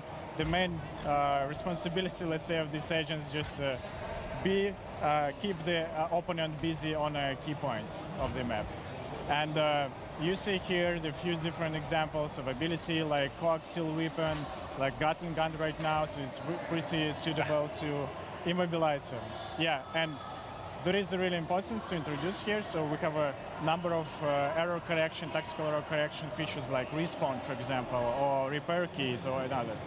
And we definitely want to provide opportunity to shooter players to play on this game. As you see, some features like armor thickness is highlighted here and already in the battle. And of course, the abilities like airstrike or different, more cinematic one can add some species, let's say, or salt to these dishes as well. It seems so chaotic with all the stuff going on. It's pretty cool to play because I'm also noticing there's like so many cues on screen for you to like avoid and kind of like strategize. Can you tell us a little bit more about those as well? So definitely it depends on the agent and the tanks selected, but if you are playing as a brawler, the game can provide this opportunity, and of course we see the number of on the screen right now, the number of different mechanics that we highlight, the status effects. So, and I am as a player have a lot of tactical depth, play together with friends of mine. And right now this is an example of absolutely different gameplay. So the character called the Reaper play more aggressively and be on the front line of the battlefield and just trying to eliminate the targets, the really weak targets on the battlefield. Just dishing out as much damage out as possible. Yes, run as fast as I can and deal the burst damage as much as possible. I feel like that's what I would go for. Now, one thing with World of Tanks Heat as well is you've built a new engine for it, right? Yeah, correct. So not just in the tank. So because it's really important to bring this game to all platforms that we know. So this is a cross-platform application from scratch, and we really want to bring the great experience on PC and consoles as well, and handheld format, and provide opportunity to play in this game in any, let's say, environment that is comfortable with. Yeah. And it's really important to highlight that actually we add the cross-progression features to this game as well. So, for example, I can start playing this game on Steam Deck in the morning and continue on Xbox and Evelyn. So, and all my tanks, all my models will be there. All that progression going across as well. I've got to talk about the visuals of the game as well, because not only does it look amazing in the approach, I'd love to know how you've approached it. There's so much helpful information on screen as well. Yeah, we're trying to keep the information as less as possible, but enough for newcomers and windbreakers. But of course, we have a lot of different mechanics we want to highlight and provide more necessary information, and in a way how the more mass audience, shooter audience, familiar with. Yeah. We've seen a couple modes throughout this gameplay. What modes are players going to have in Heat? Yeah, right now we are focusing to bring the great experience with the classical conquest, domination, kill confirm mods, and as well as experimenting with more round-based without respawns like Plant versus Defuse. Nice. And what would you advise for someone hopping on? Because World of Tanks Heat's free to play, right? It's something that people can hop on, play. What would you kind of advise someone hopping on for the first time?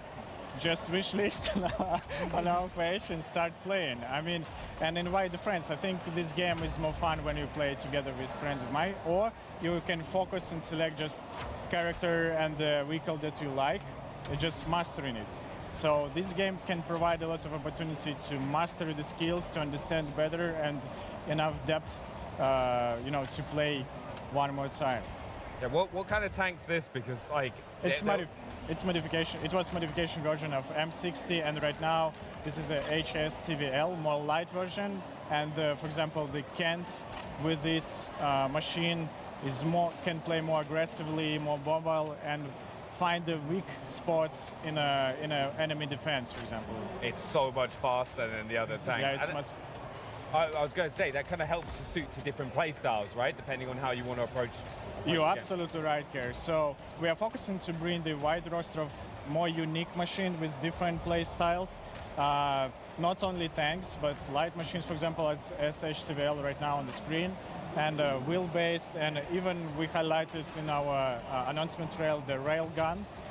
So we try to be grounded as possible in 70%, but we add some alternative history elements here, so for 30%, and fantasize what if during this period of time this number of experiments in tech and engineering was in the battlefield.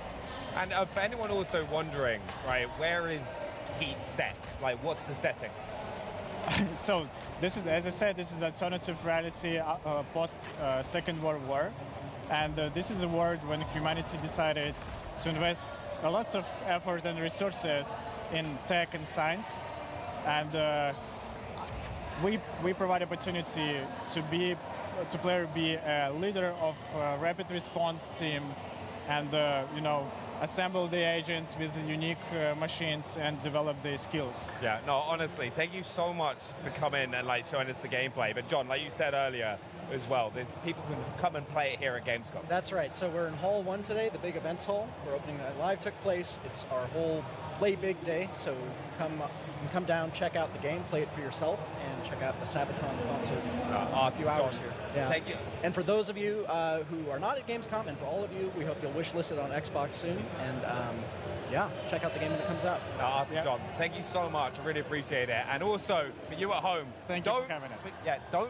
Thank you so much. But don't forget to wish list World of Tanks Heat today to get in on all the physics-based mayhem. Now, we're about at the halfway mark of day 2 of our Xbox at Gamescom broadcast, with plenty more in store, including more Xbox Play Anywhere titles to add to the list of those we've already seen, which is already getting quite long. But up next, the scoop on our Borderlands 4 giveaway. Take it away, Bex. So things are certainly heating up here at Gamescom, and the temperature isn't dropping at any time soon. But for now, we have another exciting controller giveaway that I just can't wait to share with you. The Power A wireless controller for Xbox Series X and S Borderlands Special Edition features everything an FPS gamer is seeking, including Hall effect sensors for smooth precision and reduced drift, advanced gaming buttons to optimize your playstyle, and it's compatible with Windows 11. It's not only legendary, but limited. When they are gone, they're gone. But lucky for you, if you're watching on Twitch, all you have to do is follow the directions you see on screen to enter for your chance to win one of these bad boys. They're available September 2nd, so don't miss your window, Vault Hunters. The giveaway closes at the end of the show, and winners will be contacted on Twitch. Up next, we've got a look at the 10th anniversary celebration of FanFest that took place last night here in Cologne. FanFest is in many ways the heart of Gamescom, and we popped down to catch some of the magic at a special event celebrating this major milestone. Then the broadcast continues with a celebration of Rare, updates on Overwatch 2 and Silent Hill F, and so much more.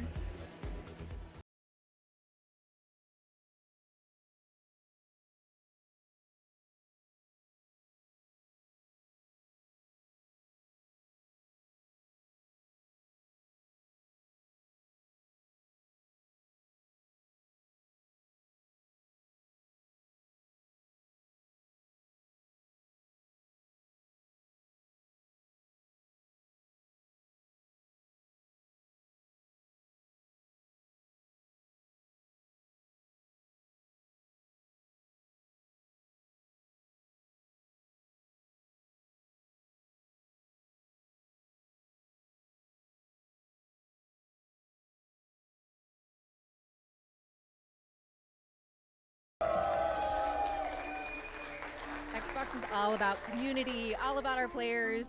10 years of FanFest has just been absolutely amazing with this amazing community. I really love about FanFest, the community come together every year. It's our 8th FanFest.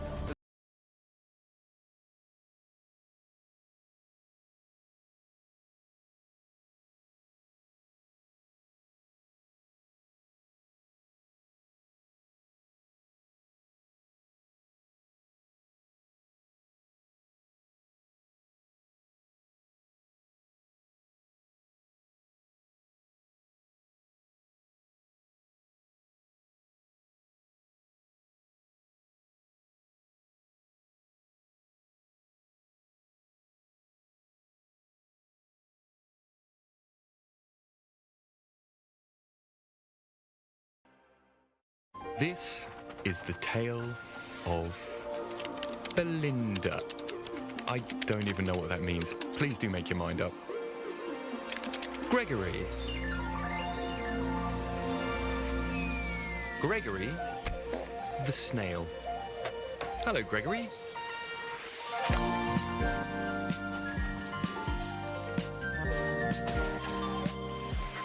Well, that all sounds very exciting. Are you ready to set sail for adventure, Gregory the Snail? Splendid, admirable bravery for one about to face such peril.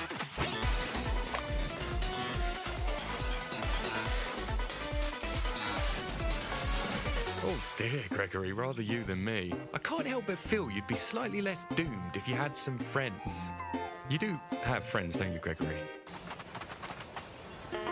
Ah yes, success is virtually guaranteed.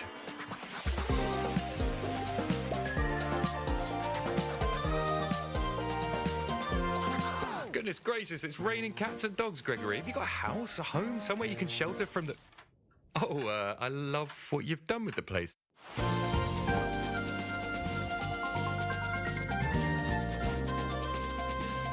Of course, Gregory's tale is just one insignificant example of endless possibilities. Wilderkin, if Gregory can do it, you probably can too. What's up, everyone? Hope Gamescom 2025 is treating you well. Personally, I'm having a great time, and I'm very happy to be here celebrating 4 decades of great games from Rare. From pixelated beginnings in the 1980s to shaping the future of social gaming, Rare has left an indelible mark on video game history. And to help us honor this amazing legacy, we're joined by Rare's own Adam Park. Thanks for being here, Adam. Hello, thank you. Lovely to be here. Very well. I mean, you know, so far, it's absolutely wonderful. Yeah, in that Gamescom way. Better than the British weather so far. I think we can both agree on that. I mean, it is humid. Yes, but we're used to that. That would be my single word description. Humid. Yeah, it's humid. It can get on the swampy side, but I'm living life. I like swampy, yeah. Let's swampy go with is swampy. Good stuff. I mean, 40 years, Yep. congratulations, Thank you obviously. very It's much. an extraordinary achievement in gaming. But why don't we take it back a bit, all the way to those sort of 8-bit beginnings and to the journey that you've had towards this much more connected social world of gaming. Can you just talk a bit about Rare's journey through that? So I think, obviously, what I love about Rare, and I've been there for 18 years, so I can't claim to have been there since the start, but I've been there for, what, nearly half of its time. It's a good innings. It is a good innings, but I think, like, obviously Rare started out with passion. Like, it was two brothers above their parents, newsagents, making games for the Spectrum back in, like, in the 80s, and like, I think that's the kind of through line for everything. And I don't want to, sound kind of too emotional or corporate about it, but I think... This is your time to do so, man. Thank you very much. This is it. This is it. Do it. Have Snow Patrol swelling in the background right now. But no, I think, like, that kind of passion is that through line. So whether you're playing something like Attack Jetpack, like, the passion that was poured into that is the same passion that's poured into games now. And I think Rare has survived that 40 years because of that passion. And I think if the passion wasn't there, and if it was just a case of, well, let's make another game, what shall we make? Well, let's look at some trends and see what looks good. I don't think Rare would have survived 40 years. So, the connectivity and bringing fans along on that journey is all about that passion. It's amazing. I mean, 40 years, normally you get gifted a ruby for that, and I'm a bit light on rubies, but apparently you guys did something a little bit different as well? Oh, that's right. So, and I assume you're alluding to our blue plaque. Yeah. So, like, for those in the UK or those who visited the UK, blue plaques, like, are peppered across the country, and they're awarded by local authorities for, like, sites of historic, like, significance. So, like, someone famous could have been born there, something could have been created there, there could have been a big event happened there. But we were given one for Rare's 40th anniversary. That's so cool. So honestly. in Ashby-de-la-Zouch, which is a little market town right in the middle of the UK, about 20 minutes from Rare, it's kind of now based in Twycross, but about 20 minutes away, they've erected a blue plaque to celebrate where we're from. And I think it's just, like, it's a wonderful thing. Like, the fact that video games now are being recognised in the same way that Shakespeare was, or William Caxton, or, like a battle, or it's like, it just, as somebody who grew up with video games, I never thought that would be a thing. So I find it absolutely wonderful. That's so cool. And how can fans get involved in the 40th anniversary celebration? Because there's so much love for Rare, and just people just love connecting around your games. How can they get involved in it? So, I mean, there's tons of stuff to do. Like, we've released a load of Rare product I'll put it like that. So we've got this wonderful like new vinyl record from IM8-bit. We've got a new controller.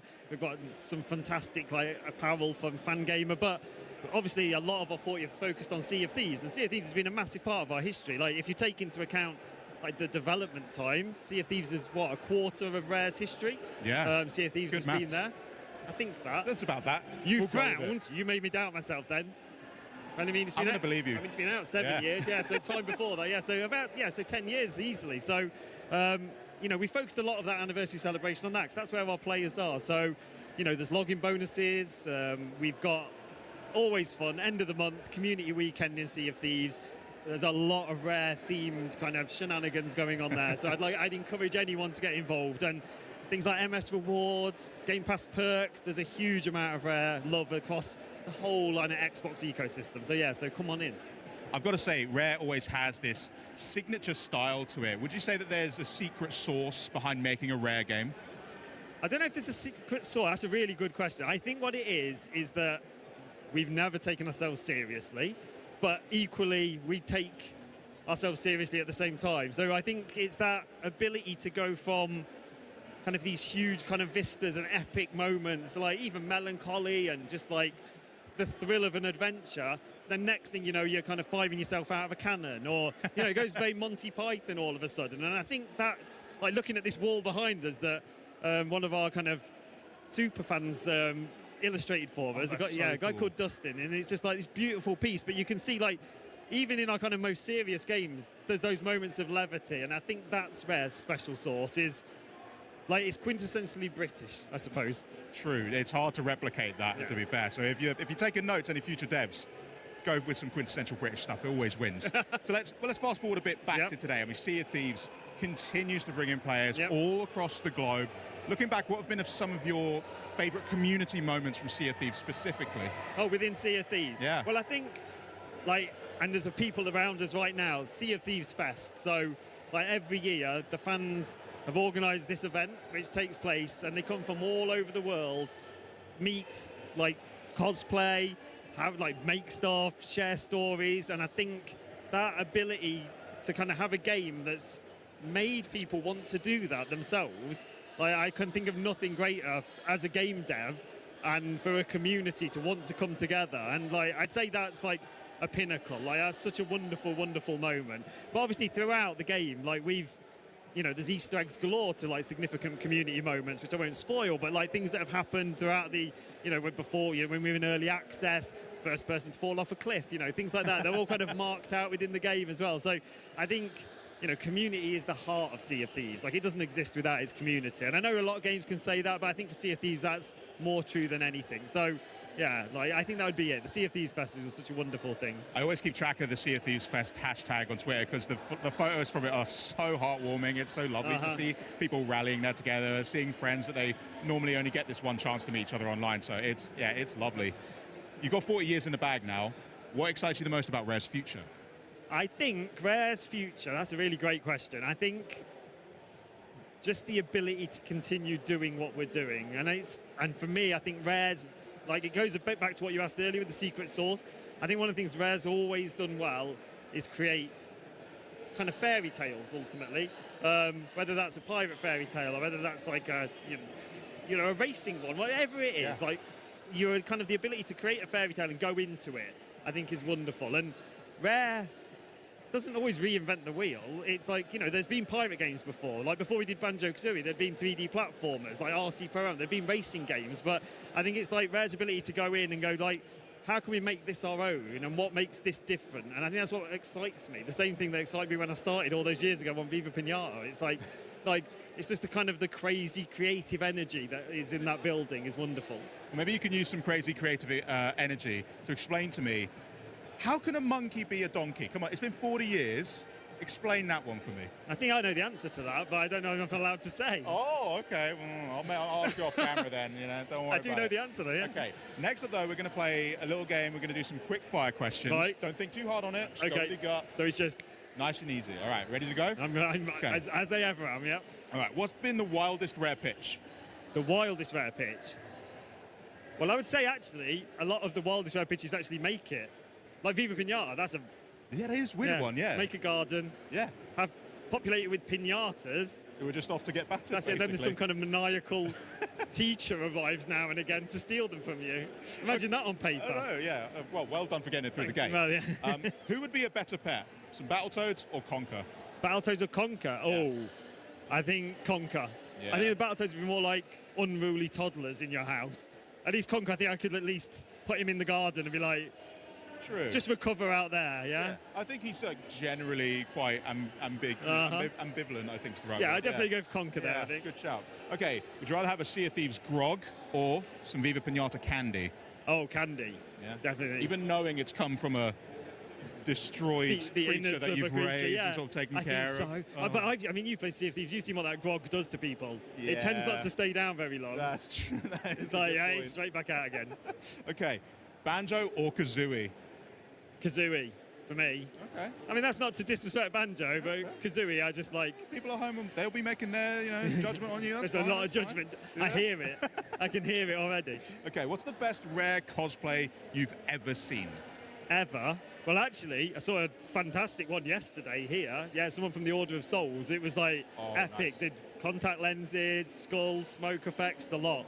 Like, it was amazing. Other than that, I think we were at Comic-Con maybe 8 years ago, and someone came as Banjo and Kazooie, and that was wonderful. Like, it really was fantastic. I won't even begin to imagine how they managed How they did it. That's sick. Okay.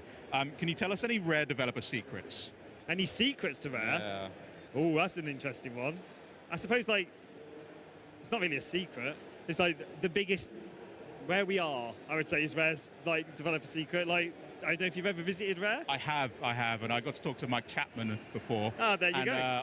Immensely jealous of your campus. It is I was gorgeous trying to say there. that's our secret. Yeah. Is that we're in this beautiful campus with this amazing team around us, like, a canteens and just staff and just all these people who look after everyone. Yeah, I think I had a burrito while I was there, and that was banging. So shout out to the catering team; they smashed it. Oh, they are amazing. So good. What's the best Rare Easter egg that basically nobody has actually ever found yet? That they've never found yet. Yeah. Ooh, that's a tricky one. I mean, they used to, and before my time, they used to put cows in a lot of games, even if they weren't supposed to be there. So that's something. Another thing that I did work on was Rare Replay. And in the stages, when you go and select a game, and it's kind of done like a paper theatre, there's kind of numbers hidden within those stages, which relate to something else. So I've only given you half of the secret there. Okay, well, maybe someone smarter than me can figure that out. Yeah, people may have spotted though, I'm not sure. Okay, we'll take a look. And then I've got one last one. Yep. Which Rare game should everybody play? Well, obviously Sea of Thieves, for one, but I'm going to take that as a given, that everyone's played Sea of Thieves, yeah?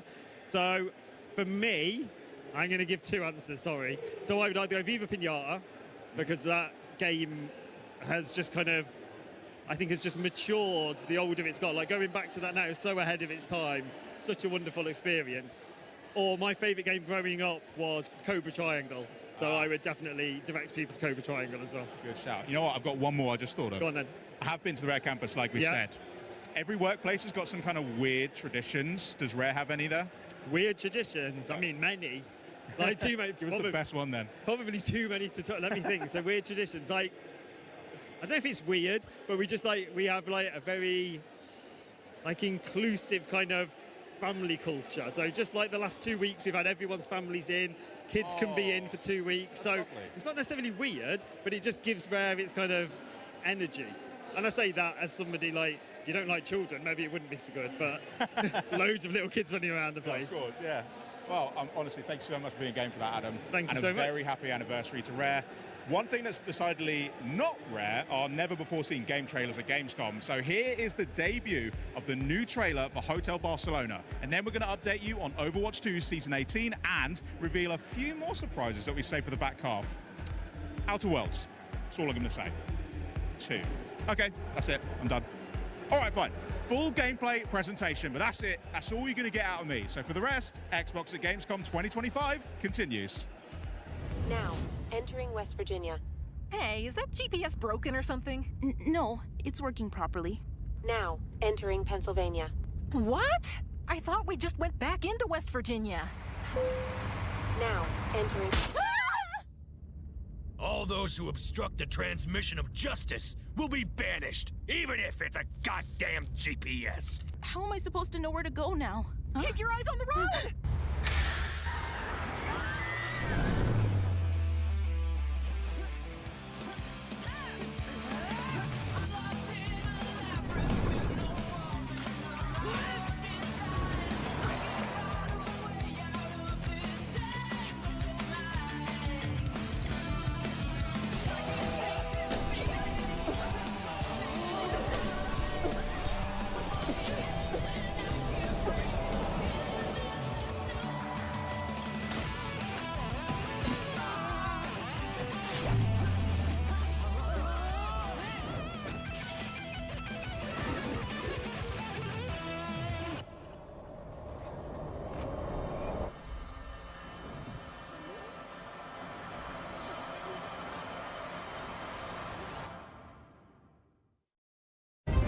Winston reporting in.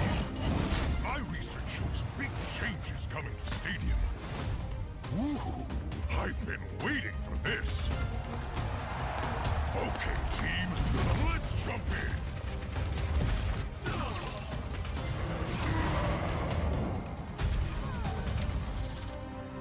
Two payloads? My mind is racing with possibilities. Roll up my sleeves.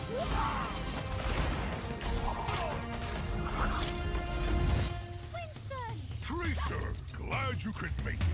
Just in time. Think you can keep up with me? Such confidence. Shall we go another round? Wow, they're making waves. One day, that'll be me. Until then, time to dive back into training.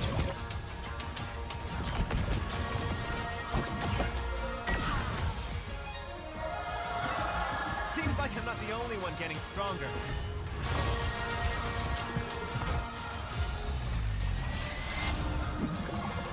Here we go!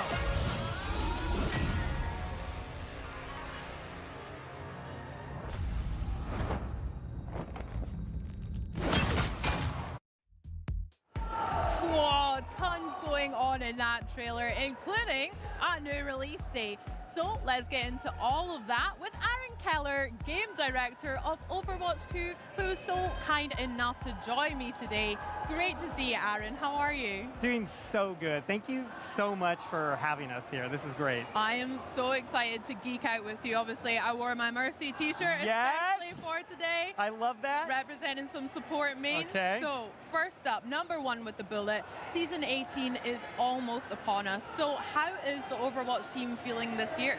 Okay, we are so excited right now. This is like the mid-year point for us. In Season 18, it's going to be one of the biggest seasons that we're going to launch this year. And it's so big, like we're not going to be able to get into all of it today, but the season, it's going to touch every part of the game. We're releasing a new hero, and we'll get into him later. There's also something really cool that we want to show players with him, so stay tuned for that.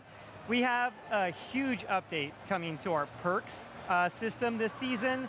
We've got a revamped progression system. We're doing things to our competitive mode. And then we've got just a ton of cool features and content coming to Stadium. Heck yeah. Well, let's start right there because that sounds like a whole lot I want to get into. But Stadium, me and a lot of the Overwatch team, the Xbox On Overwatch fans have been enjoying Stadium so much as well. Our pal Sam is actually just hit Legend rank, so he wanted to flex that as well, if you're impressed by that. I'm impressed. But it's been a massive new mode for you guys as well that was debuted earlier. What's the player feedback been like? For me, it was good, but yeah, how's the team taking that on in Stadium? Yeah, so I mean, we've seen like a huge surge of player excitement as people are jumping into this mode, and I think it's really because Stadium lets you like totally transform your heroes. You put together these builds of hero powers and items, you get new abilities, you get more powerful, and it's all done over the course of a match. And so a lot of people are playing, which means we're getting a lot of feedback too. And two of the most common pieces of feedback that we're getting for Stadium is players want to play Stadium in an unranked mode, and they also want to have crossplay enabled for it. So we're listening to that feedback, and when Season 18 launches, it's going to have both crossplay enabled and a new unranked version of the mode. Sick. Okay, so we've got that to look forward to coming up in the new season. Oh my gosh. I mean, you were speaking about customizing characters. I personally have been loving playing Mercy when I've got, like, I call it the kind of like kid backpack where it just heals and does all of my beams to all of the teams, so I can just go and blast them all with my Guardian pistol. That's my favorite one. I love that. So I'm hearing also that players are wanting a couple of more heroes in Stadium as well as that mode. So are you going to give them what they want, Aaron? Yes. Tell us now. Yes. We want to make the game that players want to play. And really, heroes, they're the lifeblood of Overwatch. And a lot of our players, they have their favorite heroes, and they want to be playing them in Stadium. So at Season 18 launch, we're going to be introducing 3 of our most iconic heroes to the mode. Winston, Pharah, and Brigitte are all going to be joining the Stadium roster. And then just a few weeks later, we're so excited that Tracer is also going to be jumping into the mode. Now, some of the builds for these heroes are kind of nuts. Okay. And we can't wait to see what happens when players get their hands on them. And then we're going to continue to develop heroes for Stadium for each future season. Gosh, that sounds great. I mean, like you say, I love mixing and matching, so I'm sure there's going to be some crazy combinations for those guys, especially Tracer. Yes. Oh, she's going to absolutely kill in Stadium. I can't wait to see that. Now, also, are we going to see maybe some new spaces to get into the action of Stadium, some new maps for that mode as well? Yeah, and it's not just going to be new maps. We're going to be introducing a new exclusive to Stadium game mode called Payload Race. And this is like the first time we've introduced a game mode that has 2 objectives active at the same time. And it introduces this really strategic element to a match where a team will start prioritizing either pushing their payload or defending the other payload and figuring out what the right time is to do that. And then on top of that, yes, we are going to be introducing 2 brand new, never before seen maps for Stadium Race, or sorry, for Payload Race. And they're both like a total blast to play. Sick. Can you tell me a tiny little bit about the location, or is that reserved for another time? No, we can talk about it a little bit. We showed it in the trailer earlier, but one of them takes place next to King's Row. It kind of has that same kit and art style. It's a fan favorite map.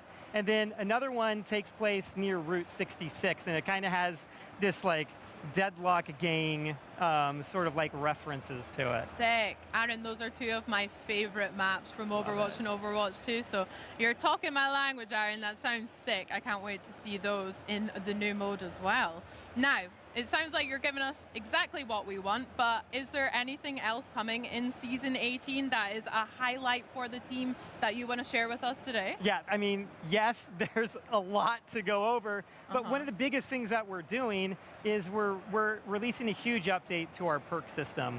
Perks went live earlier this year. It was a really big hit with players because it allows them to kind of like change their heroes' capabilities over the course of a match. And in Season 18, we're going to be introducing over 60 new perks to the system. In fact, like every player is going to get at least 1 new perk that's going to allow like sort of like these fresh choices to help make each match maybe feel a little bit different. And the cool thing about these is that some of them are like really, really impressive. And I'm hoping that we can go over like a few examples right now. Yeah, let's do it. Absolutely. I want to hear some examples. Okay, so let's jump into maybe the first one. It's for our hero, Juno. Okay. Now, normally Juno has her primary fire. It's just a short round burst. But when she equips this latest perk, it converts it into a fully automatic weapon as long as glide boost is active. That looks sick. Yes, so like you can see, this gives her like the potential to have like huge burst healing or damage if you want to be that type of player. I was just thinking that, exactly. I mean, as a support main, yes, I am guilty of also trying to dabble in DPS, so that looks great. What else have DPS we is got? like, the DPS support is so fun in Stadium. It really is. Okay, so we have another example that we can take a look at. It's for May. She's like our favorite meteorologist, and when she chooses this perk, she gets like this boost to her mobility. And what it does is it allows her to double jump by automatically firing this ice pillar under her feet, and it launches her up into the air. And so, like, this gives her like a more fluid style of mobility than she normally has, and it also lets her like access high ground in different parts of maps easier really than she ever could before. That makes sense. I mean, it feels like an evolution already on May's wall that you can Yes. already use to boost yourself or the team upwards, but I love that you can just do it automatically. Because I'm so guilty for just clicking everywhere and looking down at my feet too much and then being like, no, please, I'm already dead. That sounds great. And now you can do both of these back to back, so you can really start getting into new places. We're climbing. That's sick. Yeah. Any other examples that you want to share just now, or we'll leave that There's for some later? really fun Moiras that are Moira perks that are coming. Like there's this one where you can send the orb out, and then when you activate it again, it returns to you. And so now you've got the ability to kind of like use it both ways, and to be like a lot more strategic on like whether you want to like send it out and pull it back in. Yeah, perfect for corridors and stuff like that. Just Yeah. yo-yo it straight away. Love that. That sounds great. Now, we also have some extra kind of news, I believe, about a new certain hero that we'd like to talk about. Shall we dive into this guy? Yeah, so we do. We have a new hero joining our ranks in Season 18, and maybe we can take a look at that special little glimpse I talked about earlier. Do that, indeed. And could you tell me a little bit about their name and maybe introduce him up? Yeah, so we're going to be looking at Wu Yong, and he's from China. He's going to be our latest support hero, and he attends this school in China with his sister Onran. And so he's learning to be like our version of a water elemental mage. She's learning to be sort of like our version of a fire elemental mage. And then I think we can kind of like see what happens when the piece plays. Love that. Shark girl and lava girl and shark boy coming out. I love that. Shall we Here we take go. a look? Yes, let's do it. Okay. Well, this is not how I thought my night would go. My name is Ye Wuyang. This here is my sister, Amran. She loves me, I think. It all started before dinner. Someone slipped this under my dorm room door. Overwatch wants me? Really? I could be a hero! How cool is that? Oh wait, aren't they still outlaws? I'd be a criminal. But I'll be so famous!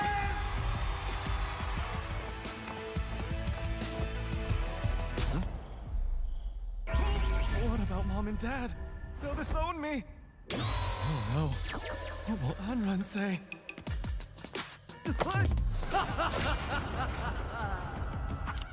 Oh!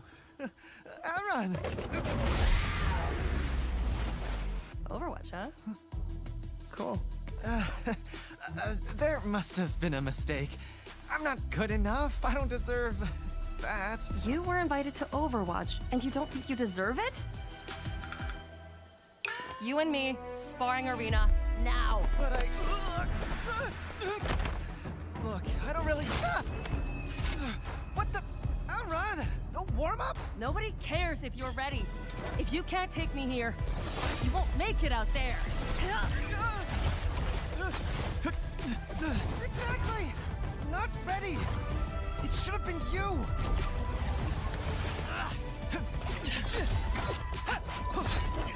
You're right. I've been carrying you for too long. What? I made things too easy for you. Seriously? I work harder than everyone! Yup. Sure you do. Hey! I'm just trying to prove I can be as good as you! So prove it!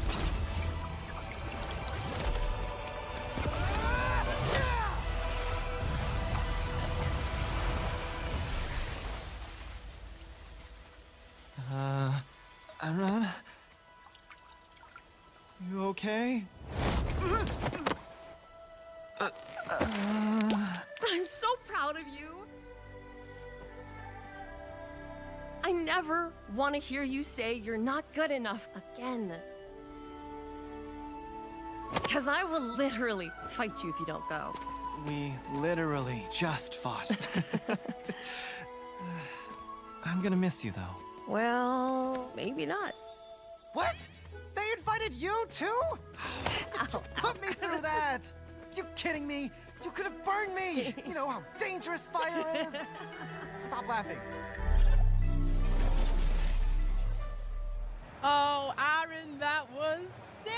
Oh my gosh, I love that. A new sibling dynamic that we get to check out. And Wu Yang, he looks like such a sweetie as well. That was such a cool little insight into a tiny bit of his backlore. But can you tell me a bit more about him as a character, his story, his lore, and maybe a bit about his sister and his family, what we can expect? Yeah, and thank you. I love that piece too. Like, I'm not supposed to do this on camera, but I'm like tearing up a little bit, you know? Okay. It's like such a cool sentimental moment between those two siblings. But yeah, so like I mentioned earlier, like Wu Yang, he's sort of like our archetypical like water mage, you know, and Onron is that fire mage, and you can almost see inspiration in their kits from even a game like World of Warcraft. You know, it's just like there's some similar visual elements there, and they both attend this school in China, and they're kind of like both really formidable fighters, and even just recently they managed to repel a null sector attack in China. And this is really why Overwatch wants to recruit them now. And since Overwatch is recruiting them, I have a feeling we'll probably see more of them in future stories. And Wu Yang also, he's going to be our newest support hero. So most of his abilities, they're all based off of water. And I have to make a call out. He has this really over-the-top personality. It's so unique, and a lot of it is based off of or the benefit of like an absolutely incredible voice actor, Howard Wong, who's turned in an incredible performance here. Yeah, absolute legend as well. I can't wait to hear some of the more quips and voice lines that we can expect from Howard. That sounds sick!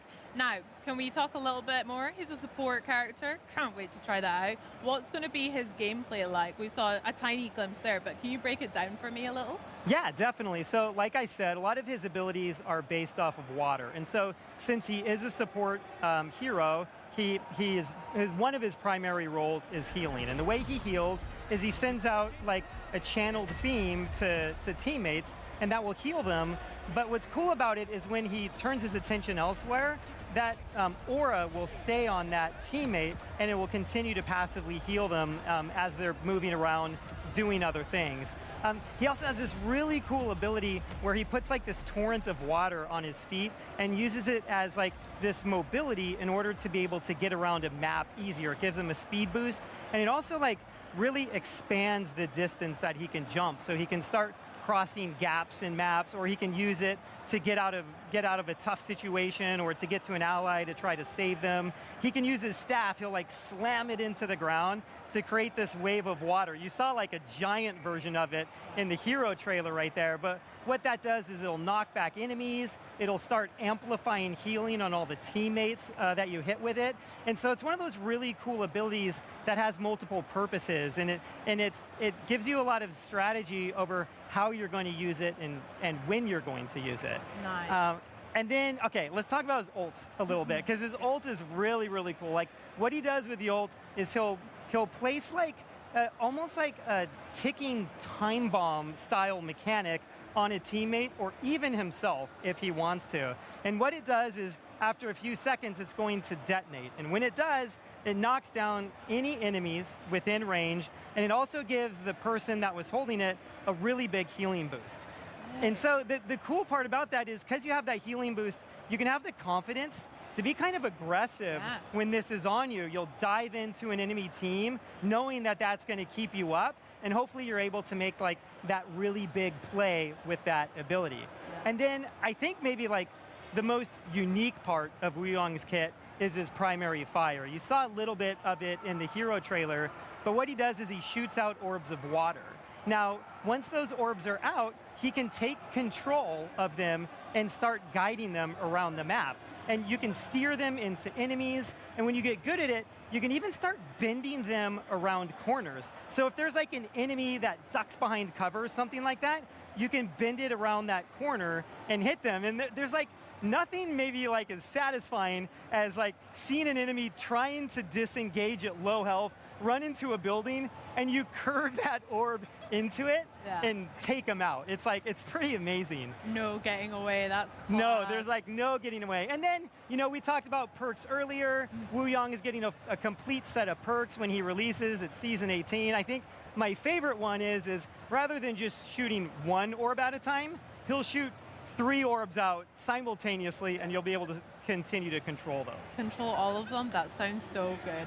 I love the sound of his movement mechanics because, again, as a Mercy main, I'm so used to sometimes that little hop back from spawn and just hoping one of my teammates will come back and pick me up. So his movement abilities sound so sick for that. They're so fun. I go back and give Mercy a ride. You know, that's the right thing to do. Thank you. And that's why you're game director. Thank you, Aaron. I appreciate You got that.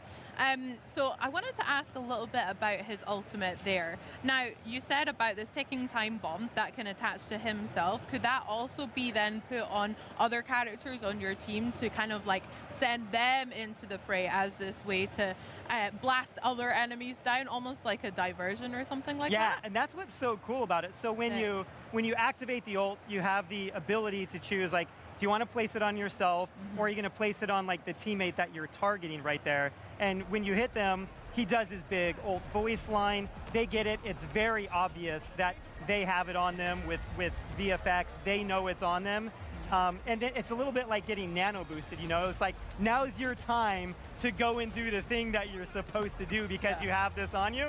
There's a little bit of pressure, but you also have the opportunity to make a pretty big play for your team. Okay, that sounds good. Always the pressure of getting nano boosted by Nana. Yeah, oh my gosh, the amount of times. That sounds so good. I can't wait to try that out. Do you have a personal favorite alt voice line, by the way? Mine is obviously High Noon, Cassidy called by the wonderful Matt Mercer. I have to go with that one. But do you have a favorite alt voice my God, line? that's such a good question. I kind of go back to some of the original heroes because it was just like, it was such a formative time for the game. And so there's a few there that I really love.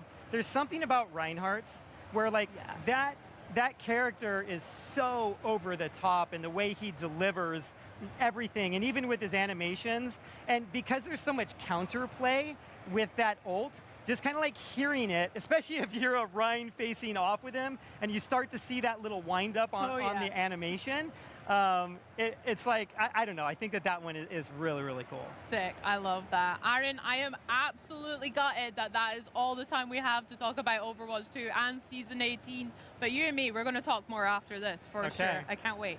Thank you so much for having us today and coming on and speaking about that. And you guys at home, be sure to jump in and experience Overwatch 2 Season 18 yourself next Tuesday, August 26th. Let's go. I'll see you in the lobby.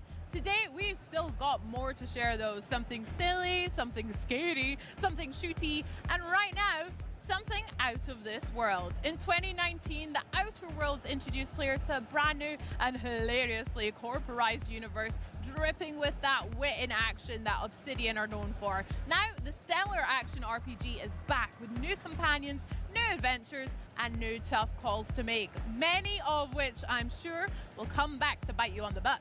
But to learn more, let's head to the theater for an awesome presentation from the Outer Worlds 2 game director Brandon Adler and design director Matthew Singh. Hello, my name is Brandon Adler. I am the game director on the Outer Worlds 2, and with me today I have... I'm Matt Singh. I'm the design director on the Outer Worlds 2. And we're really excited. Today we're actually at the Outer Worlds 2 Theater at Gamescom, and we're here to take you on a demo of the Tomb of the Matriarch. So why don't we just jump right in? Cool. All right, let's do it. All right, I'm going to set the table real quickly before we really jump into things. So first off, let's go take a look at our companions. So our first companion is Niles. He's an Earth Directorate agent, so he's an agent just like you. He's really handy with a wrench, so he's got great engineering skills, and also he's got great ranged capabilities, so he's really good with ranged damage and whatnot. So we're gonna use him like that in this demo. We also have Tristan. So Tristan is a part of the Protectorate. He's an Arbiter. You can kind of think of him like a Judge Dredd type character. We're gonna use him as a tank. You can see he's got big heavy armor, he's got a big hammer that he uses, and again, he's gonna be great as a melee tank for us. You know, before we actually go ahead and get started, why don't we take a look at our character real quickly? All right. All right, so yeah, let's just take a look at our skills really fast. So yeah, you can see here, so we've got pretty good guns. We have decent sneak, so we're gonna be using that in a few different places. Also, we've got lockpick. This is gonna be very important because we're gonna get into a lot of different areas. Engineering, hack, also great things for using interactions inside of the tomb. And maybe the most important thing is observation, and I'll explain why in a bit. So why don't we head over and look at our inventory real fast. All right, so the first piece you have is the Scrutinizer's eyepiece. This one comes with a grenade bandolier that gives you an extra grenade slot, but the cool thing about this is that strong enemies get weak sooner, so basically gets them to the weak state much faster. And that also scales with your observation skill, important from what we showed you a little bit earlier as well. Why don't we go down into the heavy hitter? Yeah, so we have the heavy hitter armor. This is just good all-around armor that has a lot of damage resistance. It's gonna be very useful in the combats that we have ahead. Let's go to our weapons. Heavy revolver. This is just a normal heavy revolver, but we've modded it with a silencer. Again, really good for sneak attacks, for sneaking around and stealth. We also put a prism sight on it, which increases weak spot damage. So if Matt hits the headshots, which we'll see if that actually happens, that should actually do a good amount of damage. Let's jump over to the assault rifle. So we have a compact assault rifle. This one has a reflex sight. Again, this is great for critical hits, so it adds critical hit chance. Also reduces recoil, so really good for actual range combat. And then lastly, we've got the antimatter plasma sniper. So this one just does a ton of damage per shot. We've added the advanced energy modulator onto it, which reduces ammo costs. That's just gonna give us more shots that we can use. So yeah, why don't we go ahead and jump on into the demo. So real quickly, we're going to be heading into the Tomb of the Matriarch. So the reason you're going into the Tomb of the Matriarch is you're actually trying to get into a high security facility elsewhere on Praetor, the world that you're on right now. There's a secret entrance in the Tomb of the Matriarch itself, so we're heading into the tomb. The tomb is a pretty interesting place. Not only is it the resting place for the Matriarch, kind of like a god figure for the Protectorate, but it's also kind of almost like a museum. You get a lot of really cool lore elements in there as well, so we're going to see a lot of that as we play through. Yep, so you can see there it's guarded pretty heavily. Matt's gonna have to go ahead and take these guys out. Now I'm gonna use this stealth grass to get kind of a strike of opportunity. I'm hidden in the shadows right now, and one thing I'm gonna do is I'm actually gonna equip my tactical time dilation gadget. So in the Outer Worlds 2, you have a number of different gadgets you can play with. This is actually a returning favorite from the first game where you can slow down time. I'm gonna do a stealth attack on this guy, and then I'm gonna go to town. Oh, well, he's missing his head. All right. Let's see if we can get in there. One of Matt's favorites. Are you going to be able to shoot it? All right. You had to slow down time to shoot it, though, folks. That's what it's there for. And you can see Tristan's jumping right in there as well. You can take on that melee guy. Okay. Yeah, well, you missed that. Let's take this guy out. All right. Give Niles a little bit of help. Yeah. You might want to take out some of the cover too. So something here is we have destructible cover. Taking this stuff out and destroying it means that enemies cannot use that as cover spots. Take this guy's out. Yeah, so there you go. So you can see right there, nice. you're able to knock him out of cover. Just get some free shots on him that way. One guy over here. All right. And that's all cleaned up. Let's go loot the bodies and we'll head inside the tomb. Gotta get that loot. Gotta get the loot. Truly got to get the loot. Oh, yeah. All right, let's head on in. All right, so here's the Tomb of the Matriarch. Beautiful. You can see here the first thing we see is the Golden Shroud. So the Golden Shroud is a piece of armor that the Sovereigns wear in the Arcadia colony. So this one's under lock and key. But it looks like if we can find the Golden Shroud key, display key, excuse me, we can go and pick that up. So we'll go look for that as we head around the facility, looking for the entrance to the other high security facility. Whoa, to have the matriarch taken from us before her time. Actually, the matriarch passed at the impressive and venerable age of 90, establishing Arcadia's precedent for longevity. 90? So young! Imagine what glorious inventions she could have conceived of with only a handful more years. All right, so there we can see we have a docent, we have a sentinel that's mourning the matriarch. Looks like we have a panel over there. Why don't we put on our N-ray scanner and take a look through the walls real quick? Oh yeah, that's another really cool gadget we've got. Yeah, so the N-ray scanner is pretty cool. Yeah, so you can see through the walls, so you can actually see some of the wiring that's going on. It makes it really nice when you want to see how everything is connected. So there you can see that panel looks like it's controlling the security system for the tomb room. So I bet you if we interact with that, we can maybe interact with the security system. Yeah, so unfortunately, the way to actually interact with it right now, Hack 9, is a little too high for us. But we do have Hack 5. But to use that, we're also going to need the Good Subject's Guide to Electrical Systems. So again, I'm sure that's somewhere in the facility. So why don't we go take a look for that, and then we can head back over here and activate it and see how that works. Let's see if we can find it. Yeah, I'm sure we can. See, there's plenty of loot. All right, make sure you loot it though. Be a good RPG player. All right, so here you can see again some of those more lore-based museum elements. You see some of the murals. You see some vignettes that are set up. Why don't we actually take a look at one of those vignettes? For my next gift, I bestow upon you the pinnacle of automechanical design, far superior to all automechanicals that came before. The time once spent in numbing manual labor may now be spent in harmonious community with your neighbor and in humble service to the Protectorate. May art and science flourish in these many hours, which I have returned to you. Warning, power at 13%. Power cell has been partially depleted due to inaction. All right, very cool. Why don't we take a look into the next room though?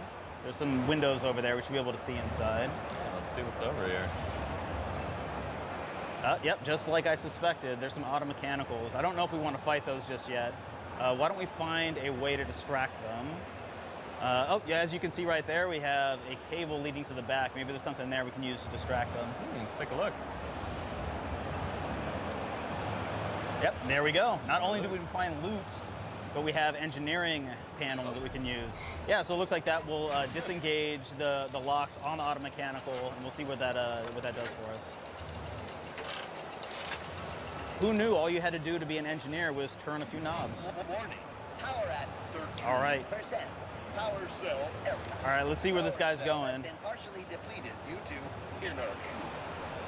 This presentation will continue until audience. Yeah, it looks like he's actually heading into that room with the automechanicals. Maybe we can use him like a good distraction there. Gloria Arcadia. Gloria Arcadia. Gloria Arcadia. Pathing obstructed. Rerouting. Error. Reroute. This area is not. Yeah, so it looks like we're distracting all the automechanicals right now. So while that's happening, why don't we head off to the side? There's a side room over there. Yeah, let's get in there. Looks like it's locked though. You must be. But fortunately, we have enough lockpick and we have the magnets. Let's get in. The matriarch perfected automechanical design. Therefore, it is impossible for this automechanical to. All right, so now we're in. And you can see we have some foil. That's good for crafting. What else do we got? Oh, we have the Good Subject's Guide to Electrical Systems. Let's pick that up and let's head back to the front. Let's activate that security system. Wow, that seemed like the short way to go, I guess. Stealth by these guys. Yeah, let's get out of here while they're still distracted. All right, and we'll head back to the main room.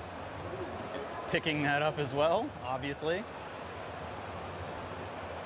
All right, so as a reminder, we've got some grieving folks in there. Why don't we take a look at that panel and activate it? Yeah, and as you can see, we have Hack 5 and we have the Good Subject's Guide to Electrical Systems. Let's go ahead and activate that.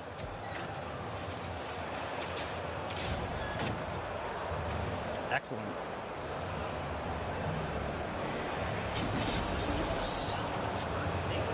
Security system's been activated.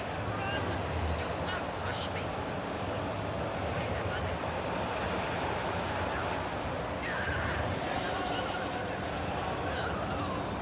And that, my friends, is why you always listen to your docents.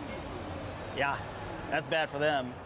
But why don't we go down there and make his day a little bit worse? Guaranteed he has something nice for us.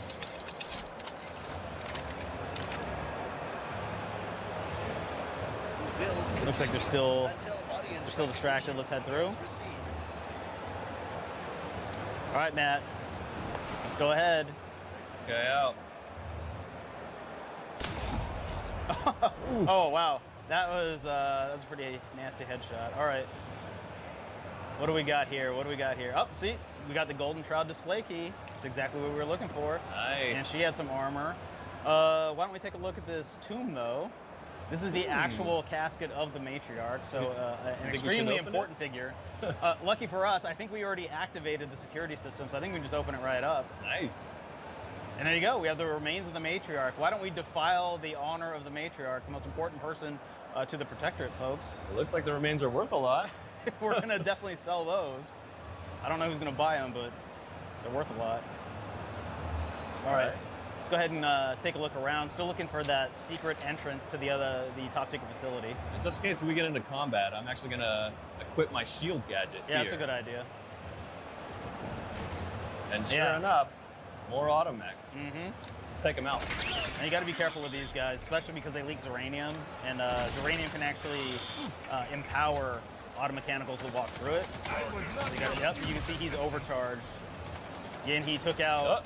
Yeah, he already took out Tristan really fast. He's taking you out as well. Did you get him? All right, cool. All right. Yeah, automechanicals get real nasty when they get into that Zeranium. Oh, yep. You see it's poisoning you. It's poisoning you right now.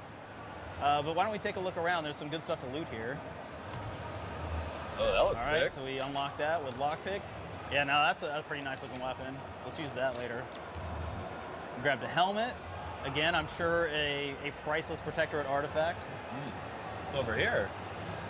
That looks like a pitchball card or a tossball card. Nice. So these are pretty cool. You can actually collect these, and if you collect enough of them, you get a cool reward later on if you find the quest. It looks like that one gave me some extra health too. Yeah, I think you're gonna need that. I've seen how you play. All right, why don't we go get that Golden Shroud though? All right. But looting, of course, first, obviously. I don't know why we didn't think of that. So yeah, here's the Golden Shroud, and we have the key. Let's open it up. All right. Now go ahead and loot it, and then let's take a look at that. Yeah, this one's actually really cool. It gives you damage resistance. That actually scales with your speech, but it'll cost you bits each time you take damage. So it's costly, but it can be really effective. Yeah? Pretty good for a Monarch. I think pretty good for a Monarch. They can afford it. All right, let's look for that secret exit. All right. Well, let's loot stuff first. More loot. Oh, look, right there. Oh, yeah. You see the observation eye. Yeah, so that little element there is telling you you have an observation check. There's something hidden because of your observation skill. You're able to find it. So that looks like the secret entrance to the top secret facility. Nice. All right. Where's yeah, this go? Yeah, there you go. It looks like that heads to the facility. Very cool.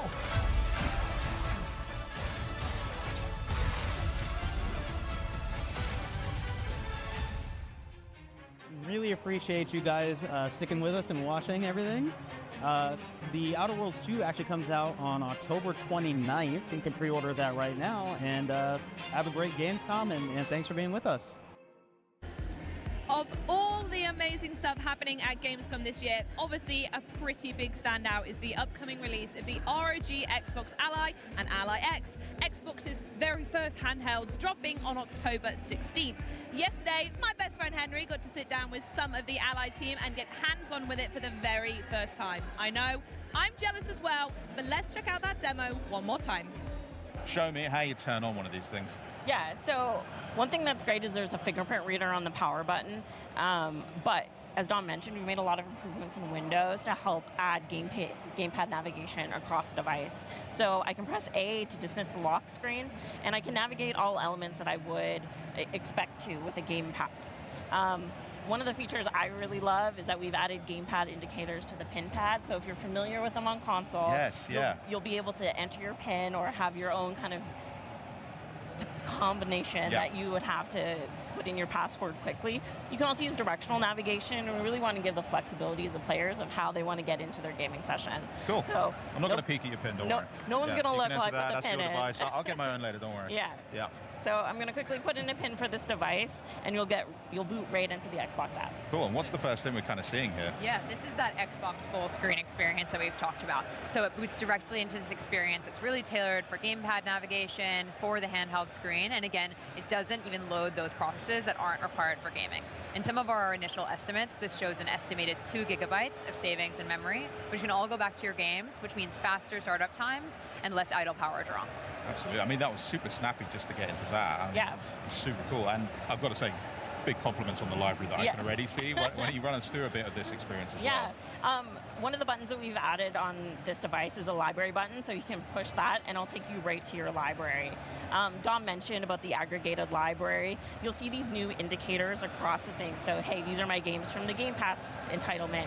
These are the ones installed from other storefronts. And we really want to make sure that when people play a game in the library, they know what save they're doing it.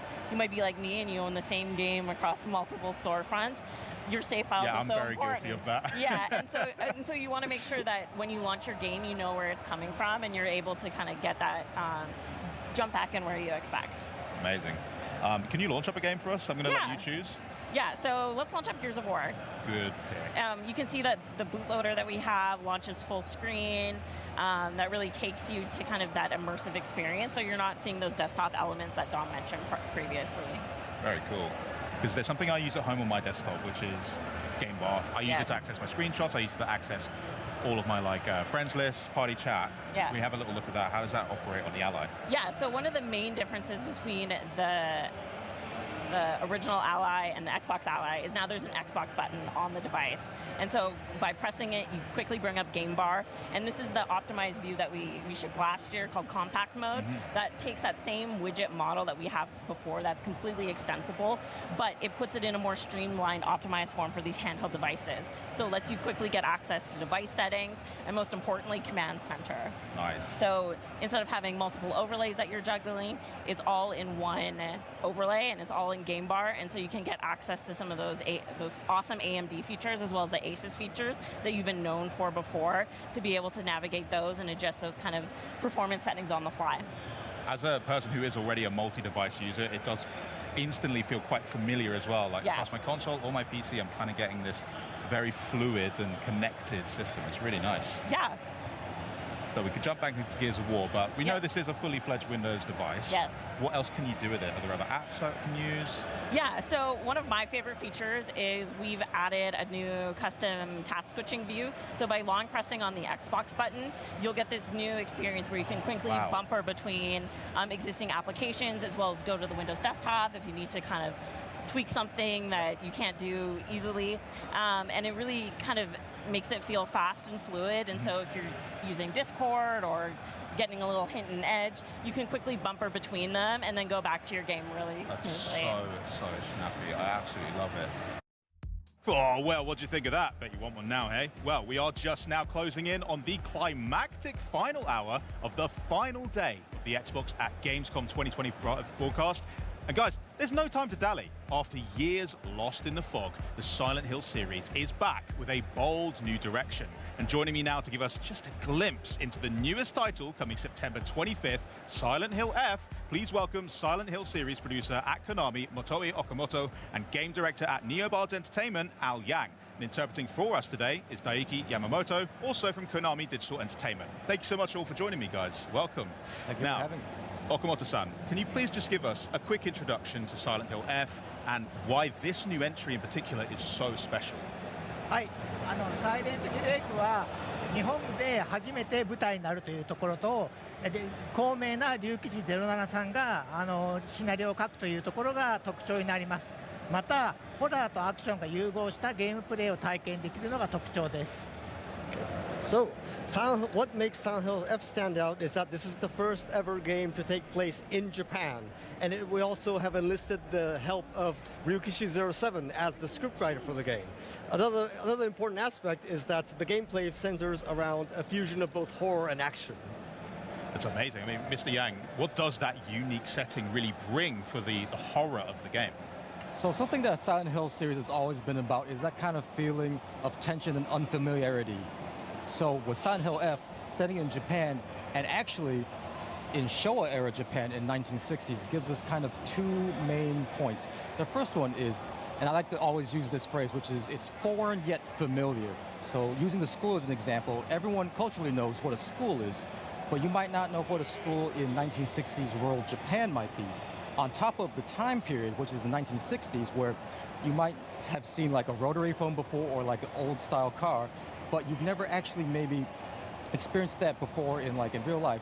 So it adds that kind of extra layer of unfamiliarity, so it feels a little bit foreign yet familiar to the players. That's so true, yeah. Anytime there's a sort of retro element, it somewhat feels a bit creepier to me, at least instantly, so I really appreciate that. Okamoto-san, the new trailer that debuted at Opening Night Live, and we did get to hear the English voice of the protagonist, Hinako. Can you tell who is playing her and why is this casting so important? はい、スージー・ヤンさんという方がひなこ役を演じています。スージーさんは有名な日本のゲームやアニメなどで声優を務めています。本作は女性が抑圧されている状況でおいて、その抑圧に抗う女性を描いているんですけれども、その過酷な役を華麗に演じてくださっています。So, Hinako in this game is voiced by Suzy Young, who is a very renowned actor who does many prominent voices in Japanese games and works. So, Hinako has to fight oppression, female oppression that she faces in the game, and we felt that Suzy was a great match. Amazing, that's beautiful. And also, Okamoto-san, fans are really curious after seeing that trailer, so I'm going to ask some really important questions for them.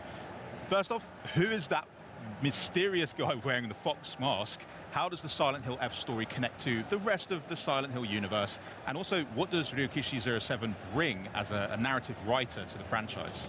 はい、キツネ面の男はですね、非常に重要なキャラクターで、ひなこの人生であったり物語の根幹に関わっています。ただネタバレになるので詳しくは言えないんですけど、ストーリーの根幹に関わっているキャラクターであるのは間違いありません。また龍吉さんはサイレントヒルの従来のユニバースの上に今回の日本の設定を作られているので、シリーズのファンの方にはニヤッとするようなイースターエッグ的な要素が込められています。So the man in the fox mask is a very important person to both the plot and to Hinako's life in general. But we won't delve into too many details because we don't want to spoil everything for you. Yep. But also, Ryukishi07's involvement has placed the Japanese setting in the overall Silent Hill universe. So there are some nods and a couple of Easter eggs that the most tentative, that the most intuitive players can find and enjoy for themselves. Amazing. So something there for you guys to check out then. Okamoto-san, let's talk a bit about the gameplay because that's a very important part of a horror game. You do have a new weapon to reveal that has a really big impact on the action. So what's that all about? 本作はソウルライクゲームではないかって言われているんですけれども、ソウルライクゲームではありません。ホラーとアクションが融合した新しいゲームプレイを体験できます。でまた従来のサイレントヒルシリーズを楽しんできたファンの方向けにはストーリーモードという難易度設定を用意していますので、その設定で遊んでいただくと従来のサイレントヒルに近い体験で楽しめると思います。So one thing we would like to make clear is that we've been hearing the term Souls-like getting thrown around, but this game is not a Souls-like. Good to know. Yes, and it's a fundamentally a horror-based, action-based gameplay experience that you can find. And for any long-time fans who have some concerns, there is this story mode difficulty which will replicate the authentic Silent Hill experience. Very cool. Yeah, amazing. Al, let's talk about the monsters in Silent Hill because they've just been striking fear into us for decades. They are some of the most iconic characters to appear in all of horror as well. And I'm hearing that Silent Hill F is not going to be any exception. So why don't you tell us a little bit about some of those ghastly creatures that we can look forward to, or maybe not look forward to? Gotcha. So first off, I want to give a big thank you to our creature designer, Kara-san. She did a really good job taking kind of the themes that Rikishi-san basically wrote out, and then marrying that with a very, very distinctive art style, and then really putting that beauty and terror into the game.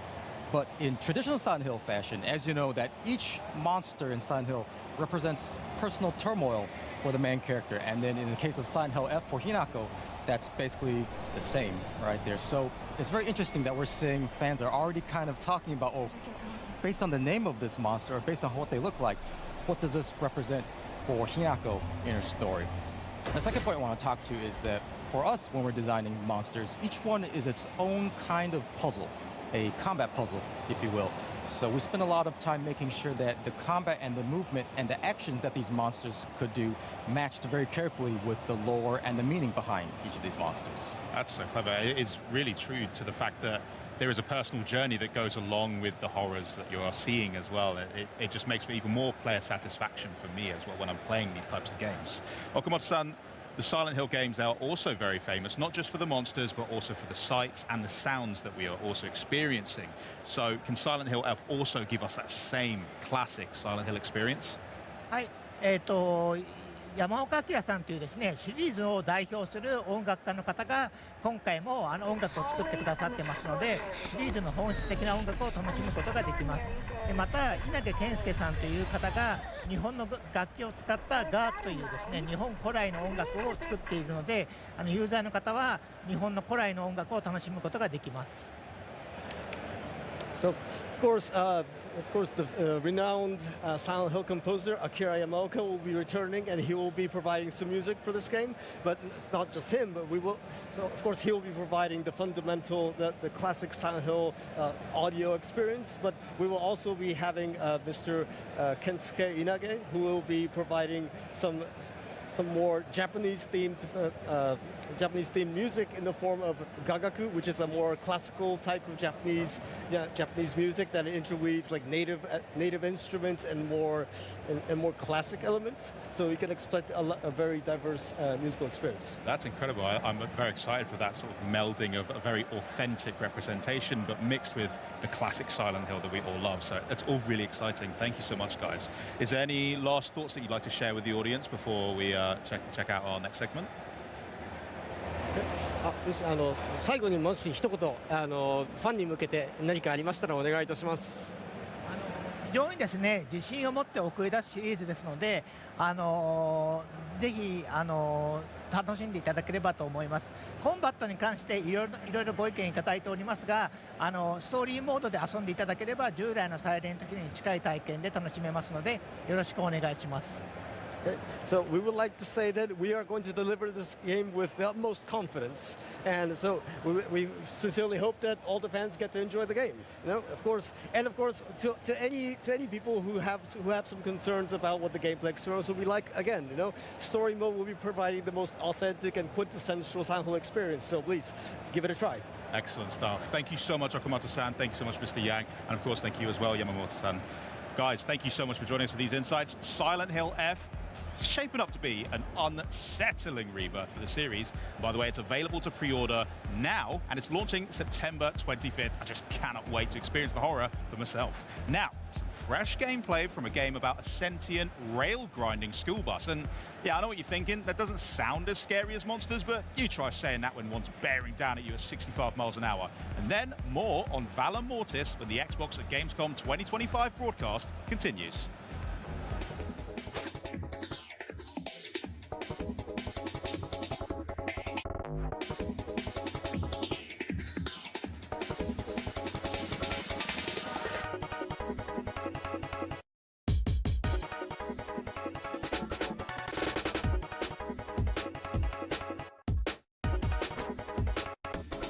Hello, we're Undercoders, and in the studio based in Barcelona. Recently, we've been focused on developing 3D platformers, but our studio is heavily influenced by arcade classics, Japanese culture, and extreme sports games. And Dense Attack is our dream project, a step forward for the studio combining everything we love.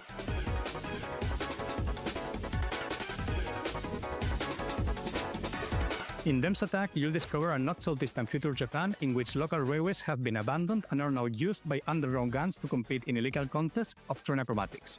You'll have to rack up points by chaining tricks, explore huge levels, race against rival crews, and uncover a wild story as you travel through Japan taking the railways back. We are making a game that is not just about what you do, but how you do it. It's expressive, stylish, and totally up to you.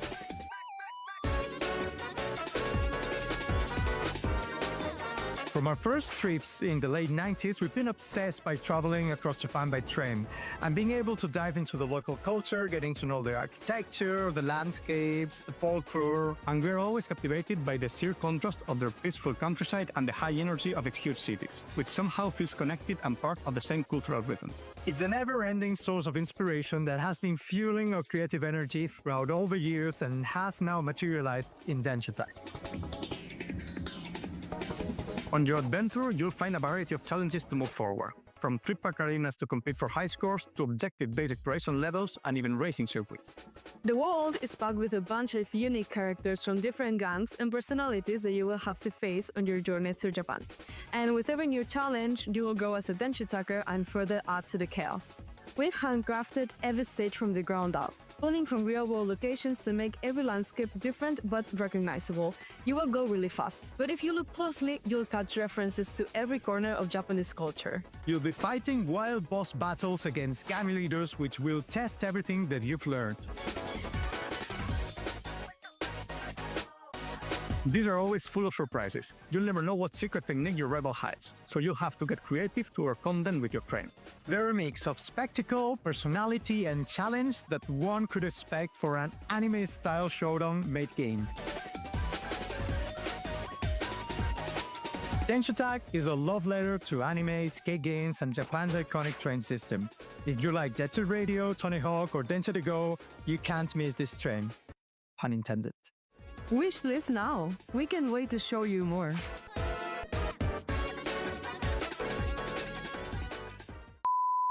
Hey, what's up? Welcome to Denshi Attack. It's the best game in the world. Serious. Hello, we're undercovers. Hello, hello. Wishlist now. Wishlist now. Wishlist now. We can't wait to show you more. Cool, what a crazy trailer. Well, Valor Mortis surprised everyone at opening night live with its intense looking combat, stylish historical grotesquerie, and a certain je ne sais quoi, which I believe is French for exploding a zombie's head with your pistol. But here to tell us more about Valor Mortis is game director Radoslav Ratushnik. Hi Radoslav, how are you today? I'm great, to be honest. Thanks for having me. It's quite some exciting time right now for us because we've been working on this game for the last 2 years, and it's just amazing. The whole reception of the trailer, of the gameplay also is great, and we are very happy to be here at Gamescom and share the news about our title. I bet it's exciting, and thank you so much for coming to talk to me and nerd about Souls. I'm really excited to dig into it. So you did just reveal the game at opening night live here at Gamescom. You've got playable demos, the booth and things like that. It's a very exciting time. How's that been for you personally and the team? Well, it's been great so far. I mean, I just mentioned that we put a lot of passion into it, a lot of hard work, and seeing the reactions of the players. I mean, also the genre that we are working on. It's something quite demanding and challenging to make, especially in the first-person perspective that we are working on. I bet. We'll get onto that in just a second because I want to know more about that. But tell us about Valor Mortis. What is it and what was your development vision for it? Sure, so Valor Mortis is our most ambitious, the biggest project in One More Level's history. It's a first-person action game, but with a strong, solid Souls-like foundations, but also with some elements of Metroidvania. So you have all the elements that players expect from this genre. So you have stamina-based combat system, checkpoints that are kind of expected also in Souls-likes, but on the other hand you got all stuff connected to the Metroidvania. So you are unlocking some new abilities, you are able to revisit some levels, and unlock some new paths, uncover some secrets. And on top of that, there is this Ghost Runner DNA. The pure action excitement is also there. A little bit slower, but it's there. Okay, I'm very excited. I mean, I'm always glad when there is a checkpoint finally in a Souls game, and also in Ghost Runner as well. Hitting a checkpoint is always very clutch and very satisfying. So, coming back to the first-person perspective, naturally, you guys are drawing quite a lot of attention for that decision. Can you tell me a bit about why you went with that? Well, yeah. I mean, we have this experience of creating first-person games, both Ghost Runners were first-person games, and we thought that why not bring this genre, this Souls-like, to the first person, and how it changed the whole perception of it. You know, it's a little bit a challenge, of course, because of in Souls-like you need to check the enemies, the animations, the behavior of the enemies. So in the first-person perspective, it's a bit tricky, but we have our own way to do it. We have a couple of features that help players understanding their surroundings and also the distance between you and the enemy. And also, I think what's very important is that in the first person, you feel way more immersed. Like, you're not observing your hero from the third person. You are the hero. You feel each strike on you. You feel each dodge when you dodge the bullet by the inches. It's super intense, to be honest. And I think that what kills the genre is the stagnation. And in Valor Mortis, we would like to push it forward, to push it for something new, something fresh. Breath air for Souls-likes. Absolutely. I mean, that makes sense. It does look very brutal. So I'm a little bit excited and also very apprehensive to try and take a bullet to the face, but I'm sure it would be great. Now, the setting of Valor Mortis kind of reimagines a particular brutal chapter of history set during the Napoleonic Wars as well. Can you tell us a little bit about why you went with that setting for the time and place? How did you land on that? Sure. So for us, it was, to be honest, we were looking for a setting that is both grounded but also epic at the same time. And the alternative version of 19th century and Napoleonic Wars specific sounds good for us because there are not many action games, if any, set in this historical period. And it all comes with our dark twist. I mean, there is the corruption that is consuming the world from the inside. We feel that it was something fresh for both for the genre, but also some historical period that is maybe not unexpected, but for sure for the action game, it's not expected. Yeah. For the gamers, yeah. That makes sense. I mean, you're right. I can't think of any that are set then, so apologies if there are, but I can't think of any right now. But there are games like maybe Lies of P and Unclear Obscura we've had recently that are similar to this, but this feels like a really cool era to kind of explore and develop as well. Yes, I agree, but there are some games in 19th century that are more set into the Victorian era, not like the beginning of 19th century.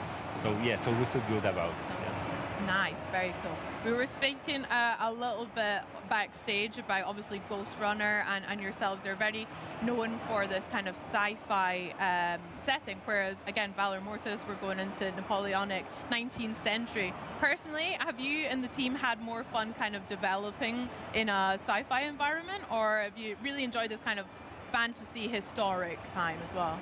Well, I think that it's refreshing for us to change the approach right now. We created 2 titles in the cyberpunk theme, cyberpunkish setting, let's go that way, sci-fi kind of. And now, it's more grounded, more historical, but also with these horror aspects that are visible there. And it's great. It's something fresh for us, and we feel good about it also, yeah. Yeah, we saw some horrors for sure in the trailer. And, you know, speaking about horrors, we've got the kind of backdrop of war and the horrors that entail with that. So a very real idea of horror mixed in with other fantasy parts. But Valor Mortis looks like it leans into that for sure. And what is the idea of war that you guys are exploring here? Is it just kind of to be killed or to kill, or are you going a little deeper with the thinking in that?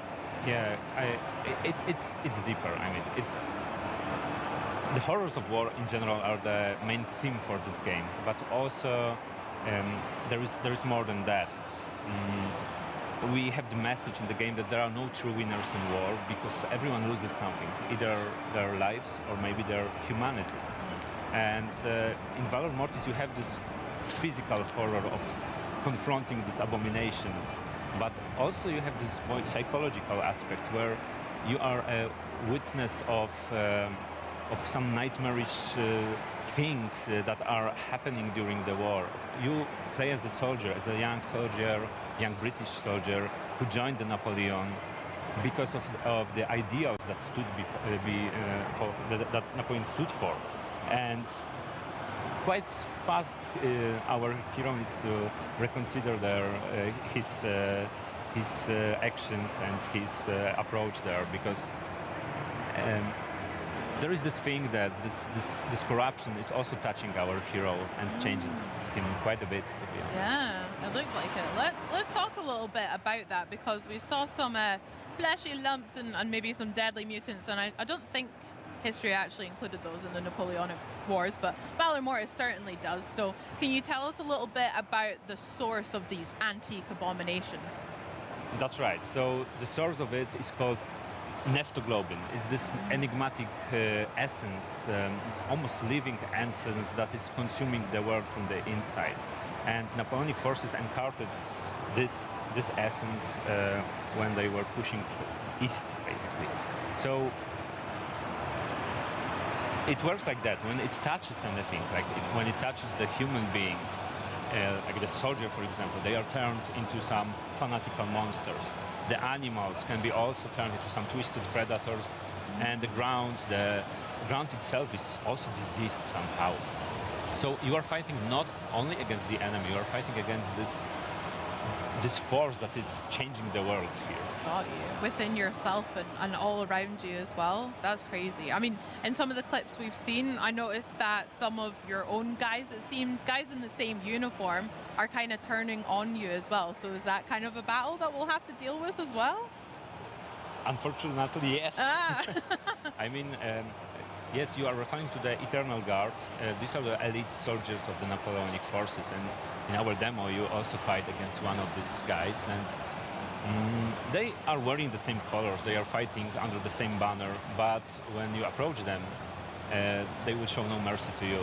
So they are elite soldiers with, they are masters of the saber, so it's like a fencing duel that you have fighting against them. And they are guarding the darkest secrets of the Napoleon, so you are able to gather some precious stuff after beating them. Some good intel in there, nice. I love that little clip. Plenty of room for parries in there, it looks like. I can't wait to try that out. Now, speaking of parries and Souls mechanics, boss fights are obviously so intrinsic with the genre as well. And what has your team's approach been to those, taking them on in Valor Mortis? Well, absolutely, you cannot have a Souls-like without the proper boss fights. So we designed our boss fights to be quite unique encounters, to be honest. So players need to use all their tools they are gathering. So we have this, our beloved saber, and on the left hand, because we have this dual wielding combat system, you can wield your gun or your power, let's put it that way, that we are calling transmutations. For example, you can set to blaze the enemy, and your goal is to combine all of these tools. It's the key to success, basically. So you have to shoot the weak points, you have to parry the attacks, but it's not like that we are forcing players into only one play style. You can also just, when you are Master of Saber as well, you can just use your saber and be successful too. And yes, in the demo you are encountering this boss. The guy is called General Lothair, and he's very powerful. I mean, he also got a set of tools, to be honest, like 3 guns on his back, and also this giant banner and this sword, and he can grab us and shoot us at the face with all 3 guns. That is so rude. So he will be a challenge, and that's how we want to create these bosses, to be memorable, and players should feel really should feel pure satisfaction after beating them. Yeah. Heck yeah, I can't wait to try it out. Can I come over and have a go at it? Yeah.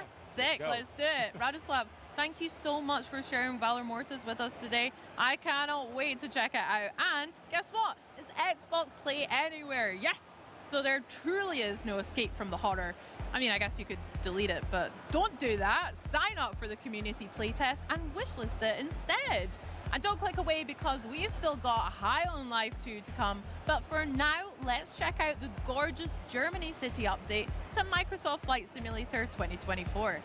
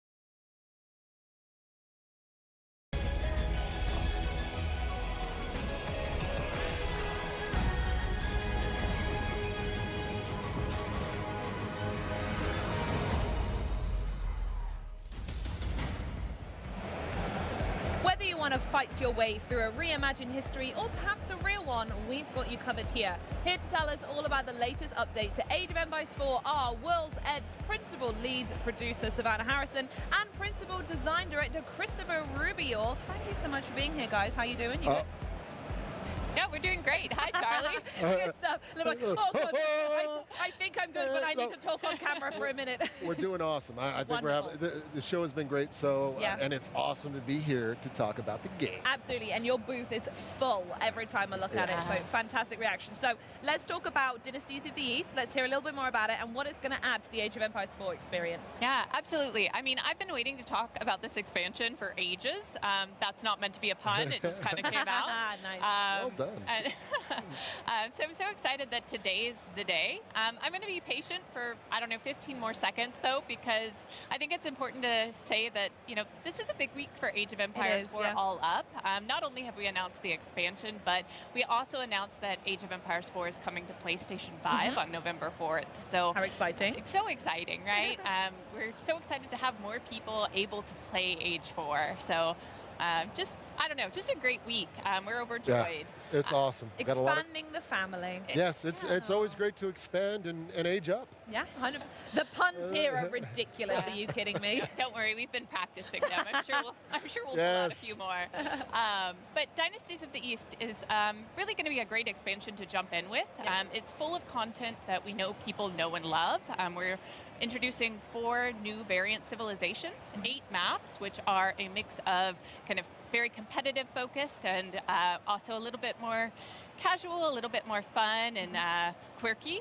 So we're really excited for people to learn more about them. And then 6 new biomes, which are just breathtaking. I mean, they'll take you from the temperate fall to the Greek islands. Those are my favorite ones so far. Absolutely love those. Yeah, Team did a great job. I want a vacation in there. Absolutely, yeah, for sure. So should we talk a little bit about the Crucible then, actually, here? So this is the new single-player mode. So Savannah, can you explain exactly, I've got loads of questions here. I'm going to try and pace it because I'm so excited. What exactly is a roguelike RTS, and how does that work within the context of Age? Yeah, absolutely. I mean, the Crucible, we're incredibly excited about it, right? Franchise first experience. It's going to blend not just the classic RTS gameplay that we all love, but it's also including elements of roguelite in that there are randomized objectives. So every time you play, there's something new to do. We'll probably talk a little bit more about them in a bit. It is on my list of things to ask. And then there are also elements of kind of hold against the horde gameplay. You're being attacked by enemy waves as you work to defend your wonder. It's also just a very customizable mode, something that, footage that we're showing right now is kind of walking through the initial setup. You can go in, you can change your civilization, choose any civilization that you want. Which has always been a great feature of Age All Up, is exactly how much you can tailor the next few hours of your life that you want to play, right? Absolutely, right? Are you looking for a challenge? Awesome. We have a difficulty for that. We are going to challenge you. Are you looking to just kick back and have a good time? This is a great mode for that because it's again, kind of each experience is a little bit different, but it's also a great mode to kind of go into, learn. It's a good opportunity to experiment with some of the new civilizations and kind of pair them. You can just have fun. It's just 100%. literally just relax, chill, but if you're more competitive, you can jump in, play some of the harder difficulties and really get that challenge. So the team did a really good job putting this one together, so we think players are going to have a lot of fun. Yeah. And this is where the mix of objectives and perk points I've seen all come into play, right? Yeah, there are a few different components. One of which is the boon system, which would have been featured in the awesome trailer that opened this segment. Boons are essentially, they're offered up periodically throughout gameplay, and they're these cards that offer special abilities. And they're meant to kind of... don't worry. They're meant to... They're meant to kind of provide different opportunities for the meta to kind of push your strategy. We have over 50 boons, so there's a lot. It's a big whiteboard in the office just coming up with new ones. Oh yeah, and they have great names, so it's really worth trying to see as many of them as you can. The boon system is really interesting because some of the boons are purely positive, right? There's one called Call of the Wild that gradually brings all of the Gaia on the map in towards your town center. So you're not having to go out and scout, right? Sure, which is very precious at the beginning. You don't send them off to get the cheap and bring them in because they just come to you. Yes. There you go. Yes. Very awesome. Good. But then there are some more complex boons as well, in that they come with a really great benefit, but also a trade-off. So one that's very popular with the team right now is called Golden Parachute. It's a little self-explanatory, but essentially you receive a steady stream of gold throughout the mission, but you sacrifice all of the gold mines on the map. Wow, okay, so you get gold early, but there's actually a limited quantity. You can't go out and farm that at some point. Yes. Wow. Gradually you're accruing this gold, right? But it is a trade-off, right? It is kind of pushing how you are going to strategize and how you're going to go about playing the game. So a really cool system. We also mentioned kind of objectives. Obviously, the core objective within the Crucible is to defend your wonder. We have these enemy waves coming at you. They are kind of growing in intensity over time, and the main challenge is to hold out as long as you can. This is where I'd be turtling. I think I say this every hour. I'm such a turtler. I have a million walls and a million people. So would that strategy work? Look at you. Well, you'd be able to protect your wonder, right? There we go. Absolutely. Objective done for me. And then, if you're feeling especially courageous, we really incentivize going and exploring the map. So we have these optional objectives, these points of interest. So you might be wandering the map and see something like a crop circle. You might be wandering the map and see a coliseum that is defended by buy a champion unit, and if you defeat that unit, they actually come over and join your forces. So it's really worth being beneficial to maybe step away from the walls a little bit and exploring. Just for a little bit. I promise you can go back to turtling. Thank you so much, Savannah. I appreciate that. Wonderful. Now, the thing I really wanted to talk about was these 4 new variant civilizations. I don't know how much time we have to talk about all of them, but I know we've got, well, as I say, 4 that we can talk about. So can we maybe focus on the Golden Hordes? Absolutely. That one looks like my favorite. The Golden Horde they're actually right now one of my favorite. And I don't like to play favorites in the game because there's so many great civilizations. We do have the Golden Horde, we have the Sengoku Daimyo, we have the Tugaluk Dynasty, and we have the Macedonians. But the Golden Horde, much like every civilization in Age of Empires 4 was inspired through history, right? So unlike the baseline Mongol Civ, the Golden Horde is all about conquest and rapid gameplay. So they produce units very quickly, and they sacrifice the mobility, which the mainline has. That mobility being able to pack up structures and move around the map very quickly. The Golden Horde does not do that. At the center of the Golden Horde is the Golden Tent. Here's where players manage basically their age-up process. There's a lot of really fun and unique, I should say, upgrades and technologies that they can get as they age up, which gives the Golden Horde player a lot of flexibility in managing the tactical managing their tactical play in the battlefield in itself. So a lot of great stuff there. They also have all of our civs. I should say every variant civ has unique units, structures, and technologies. It's not elephants. And there are elephants in the game, which we associate that's back to the Tugaluk Dynasty. But there's a lot of really cool things. One of the things that I love about the Golden Horde are the fact that they can build palisades onto the battlefield. Beautiful. The baseline Mongols cannot do that. In addition, they also have fortified outposts, some more powerful units. They also bring the mighty Batu Khan onto the battlefield. Again, and they have these Torgud units that are heavy melee or heavy cavalry that they bring on. There's a lot of really cool synergy between the units and how they play on the battlefield. So there's a lot of great stuff that players can take advantage of. And again, basically, it all comes back to one of our core pillars in Age 4, which is there's a lot of asymmetry in how the civilization's played. And our teams have done a fantastic job of maintaining that. Now that I think, we'll be at 22 civs with the release of this DLC. So, and that's a lot to maintain. And as you say, have that different sort of play style. And that's actually one of the core things about each civ is that when we go to design them, it's how are these civs going to play? How are they different when they're brought onto the battlefield? And I give the teams a lot of, I give them a lot of, I poke at them a lot, like how are we going to make them feel fun, right? The most important thing, are they fun? Are they different? And that's really it. But we got 4 civs in this, and it's going to be, I think players are going to have a great time. So. Wonderful. Savannah, I have to ask, do you have a favorite civ from the new variants? Oh my goodness. I am quite partial to the Sengoku Daimyo, but you brought up elephants. So I do have to mention the Tugaluk Dynasty. There are 3 new elephant units. 3? You're treating us. Wowzers. And one of them is my favorite unit with this expansion. It's the worker elephant. And essentially, he works as a mobile drop-off point. Beautiful. So really great for managing your economy. And I mean, he's just the best. Love it. Thanks so much. Well, I suppose I have to ask now, is there anything else that you can share? I wish you could stay here forever, but I think if there's some final words you wanted to pass on. Yeah. I mean, for those of you who are at Gamescom, we have a booth set up. We have the demo here. We'd love for you to swing by. You'll have the opportunity to play the Crucible. You'll have the opportunity to check out the Tugaluk Dynasty as well as the Macedonian Dynasty. So we'd love to say hello. We've also got our design director from Relic Entertainment, Zach Robinson, with us. So he'd love to say hi. He'd love to say hi. And then for those of you who aren't at Gamescom, we have a lot of information on our website, ageofempires.com. You can actually find 4 civ pages that kind of go into specific detail about these 4 civilizations. It's awesome. Just a really good read. Grab a coffee and sit back with it. Great.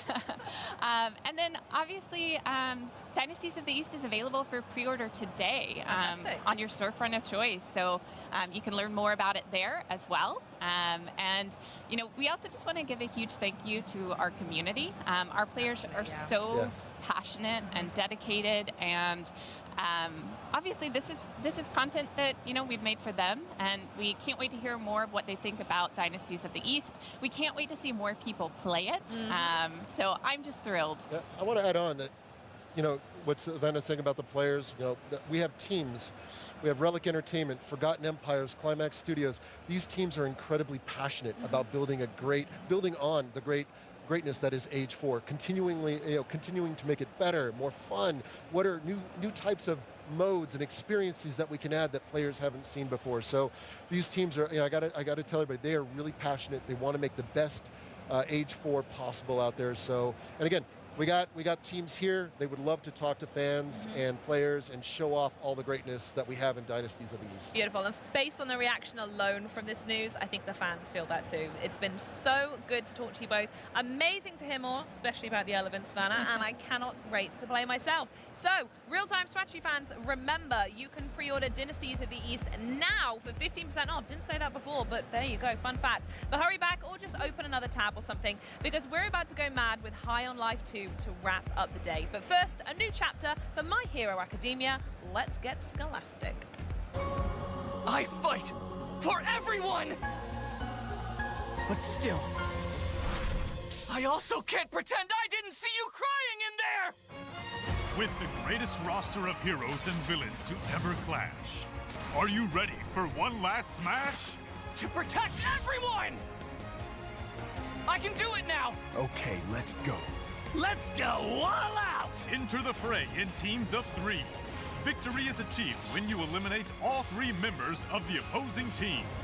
Freely switch between characters. Strategic character switching can counter your opponents and create new opportunities for you.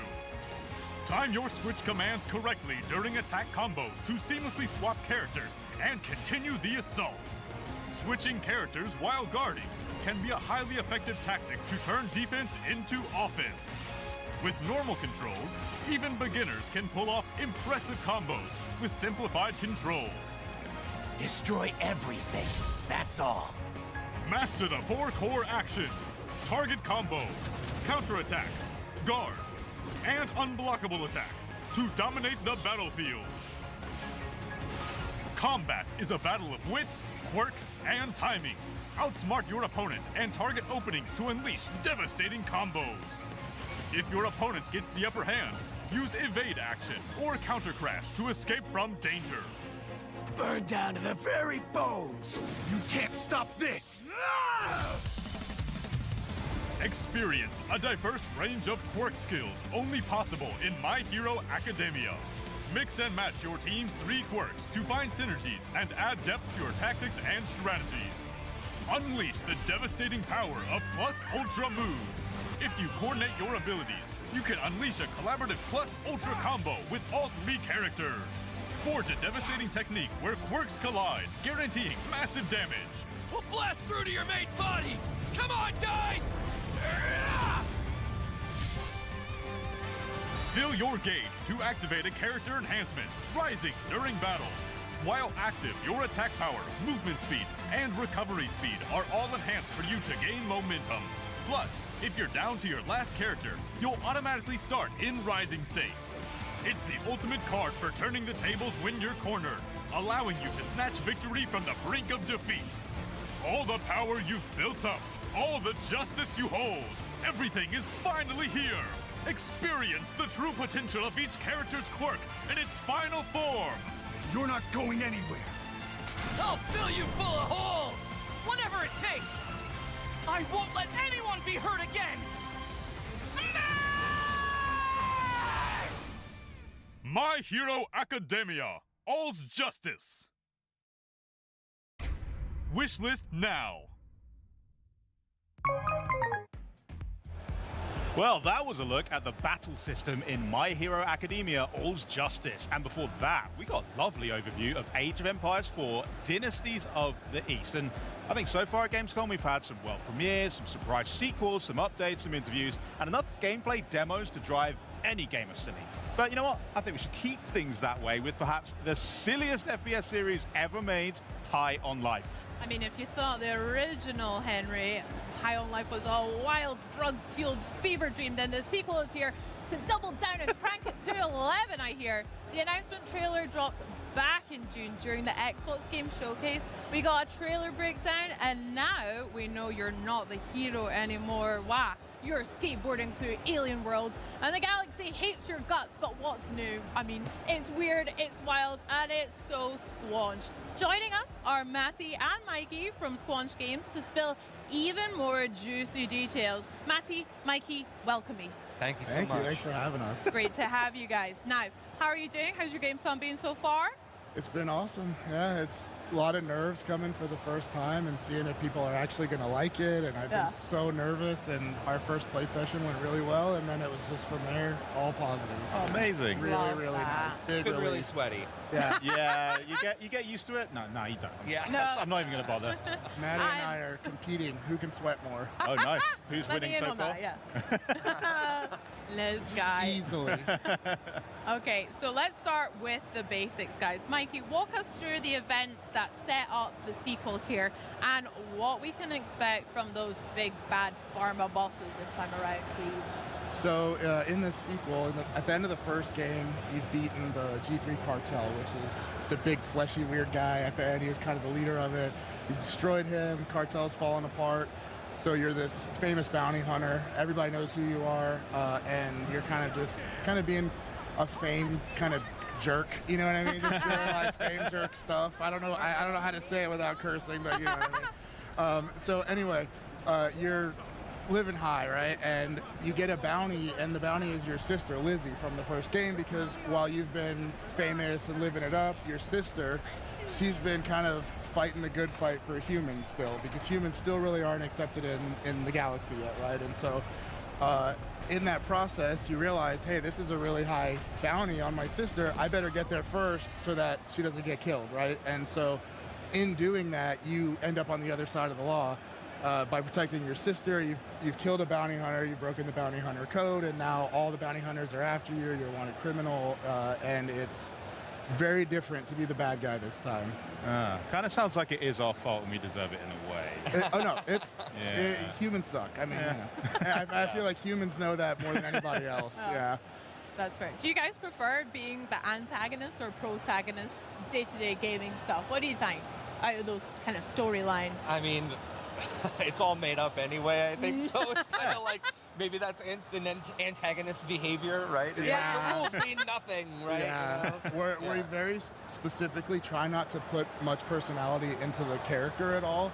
So the stuff that's happening around you might make you feel like you're the antagonist or the protagonist, but really how you feel when you're playing, you're not being told how to feel, right? You're just feeling it yourself. Very quiet. It's very Half-Life 2, you know, the whole like stoic Gordon, like non-speaking character, and that way the guns are kind of like your conscience, and depending on which one you have out, they're kind of playing as the protagonist or the antagonist, and so it's really down to you yourself how you feel.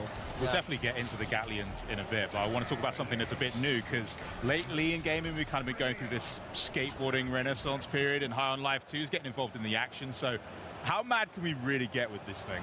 It is core to the game. It's replaced our sprint. So initially we had it as like a power-up, and we found it so fun that we kept saying, well, what if we used it here? What if we used it here? And we kept going to the point where we were like, let's just replace sprint with it. And doing that meant we had to really polish it and make it feel fluid. And so once we got that right, it's like, I can't imagine the game without it now. I can't believe we had a game that didn't have the skateboarding in it. It's so perfect. It's great. Yeah, our design director, Eric, he went back and played the first game, and he was like, it's like moving through molasses.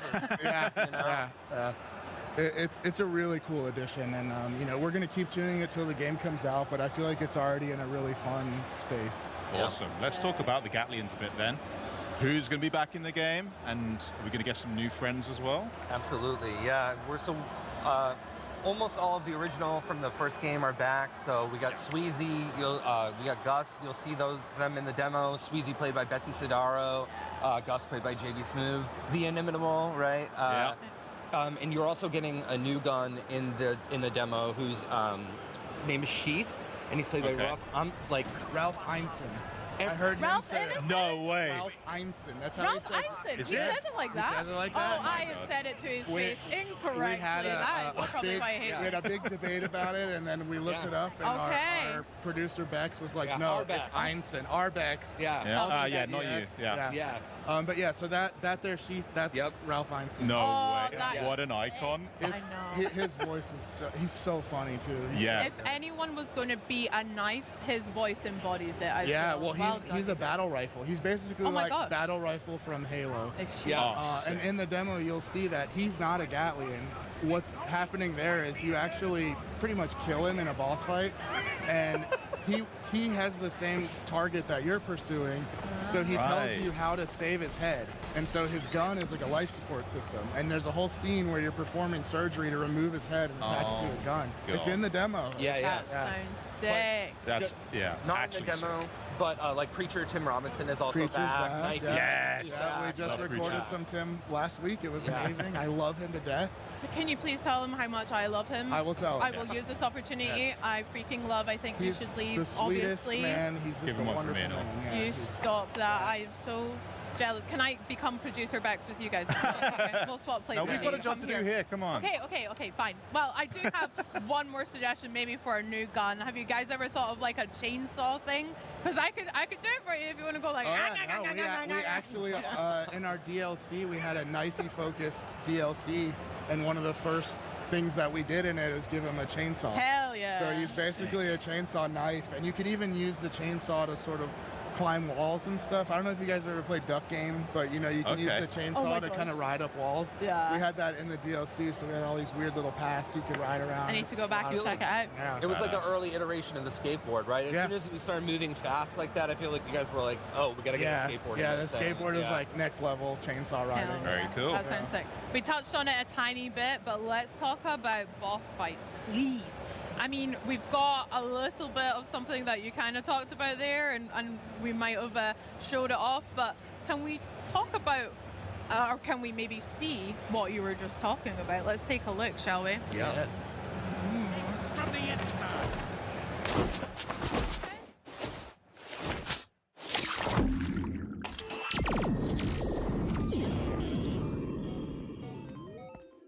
Control yourself. What's gotten into you?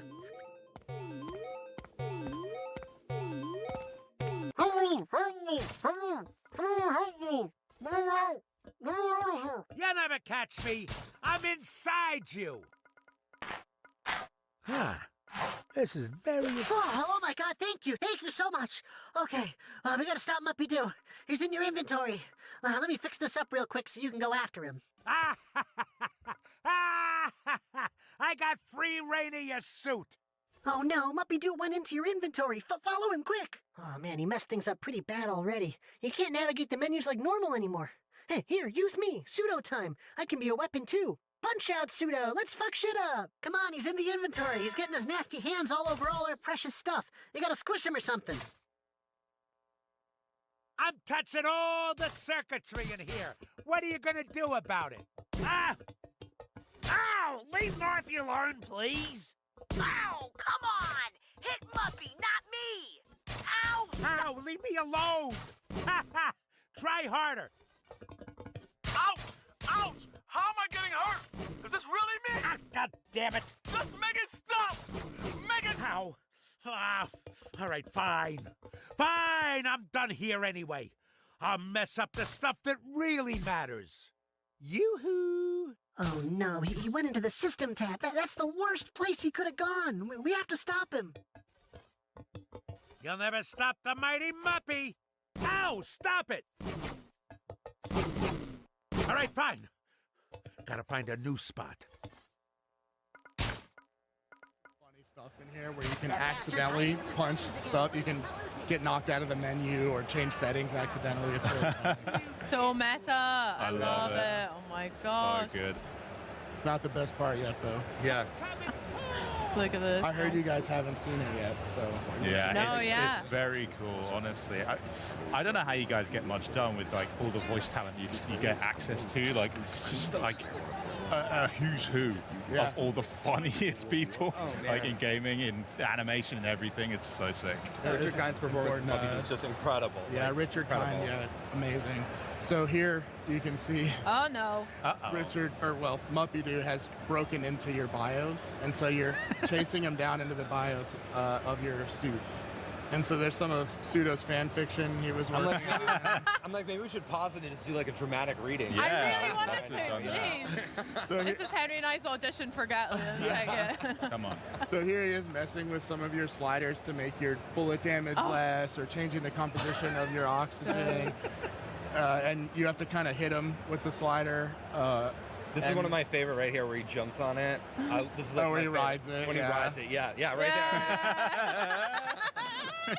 It's so cute yet so annoying at the same time. Like, come on, just stop, but also pretty funny. So if you saw in that build up there, Muppy has this shrinking technology, and so he has this fanny pack on, and it's full of his like Secret Service agents. Right. And so in the fight just before this, he's throwing handfuls of Secret Service at you to fight, and then you beat him, and he runs up your arm into your suit, and so that's what's happening here. So now he's forcing you to reset all your suit settings. And there's no way around it. Watching people play the game this week, where they're like, they actually are like, should I? Like, do I? Yeah.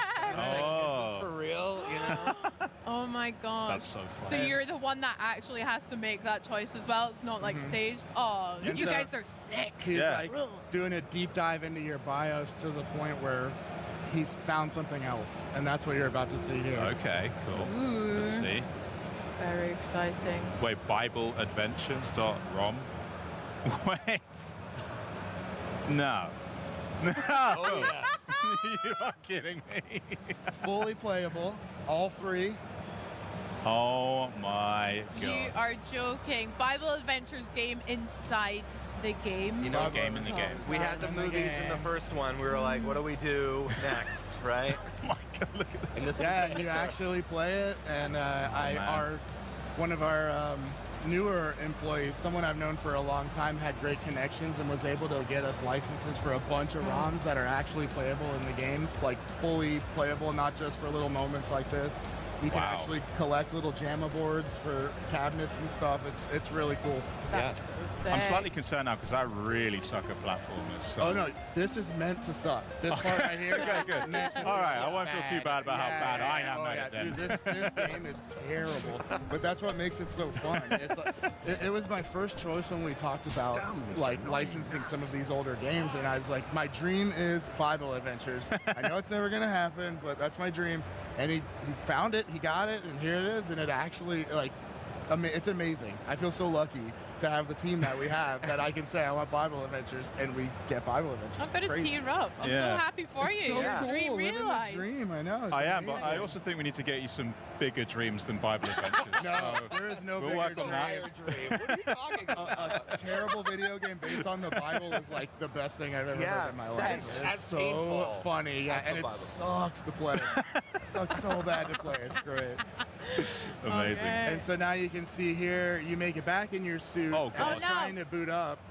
And all the only assets that Pseudo could put together for you to help visualize where Muppy is in your suit, he pulled some sprites out of the Bible Adventure game. And so now you'll see on the bottom row there, Muppy is trying to get up to Pseudo, who's up there at the top. Oh, yeah. And so Knifey, of course, is really excited because he just loves stabbing everything. And so he pitches the idea that you might accidentally stab yourself, but he can help you stab Muppy as he's trying to get to Pseudo. Gotcha. And you definitely stab yourself a lot.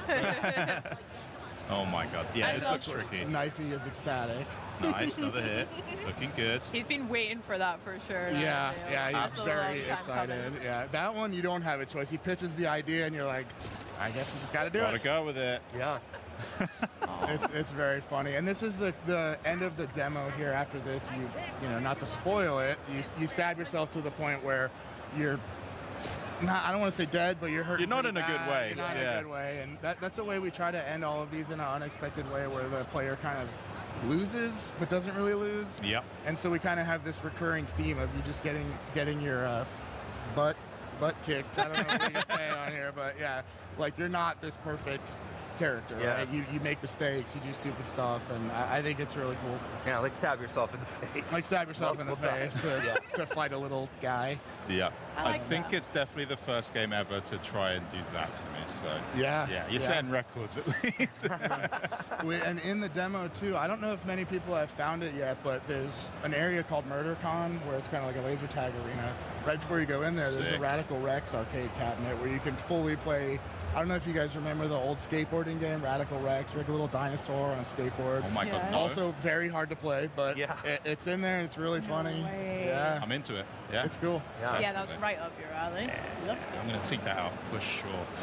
Well, on that very bizarre bombshell, why don't you take us through some of those new biomes then, and some of the new environments in the trailer? I mean, they're all just so wild, but what are some of your guys' favorites? It's hard to choose. I really do love all of them. My lead artist is right over here. Oh, and yeah. He's absolutely indispensable for getting all this stuff working. And so usually I'll pitch a crazy idea. This time around, I wanted to go cleaner, more like Sid Mead style, sci-fi, Blade Runner kind of vibe. Cool. So we pushed in a direction of these big, clean, white structures as the hub. And to offset that, it's a big ring. And on the bottom is a city. If you look up, it's a big, like, beautiful tropical harbor. You can go up there, and then that area is all tropical, bamboo, a lot of fun colors, and so it's kind of a nice contrast. And then outside of the hub, there's a bunch of areas that I won't spoil, and unfortunately one of those is my favorite one. But it's crazy, it's awesome, but genuinely the art team is so good, like it's just, everything looks amazing in there. Yeah, I mean, so in the demo, you're actually on a planet of conventions. Like, I don't know how much we dug into that, but so maybe like the favorite convention that we have in there is like the Hall H-Con is still like my absolute favorite. So funny. It's so stupid. Yeah.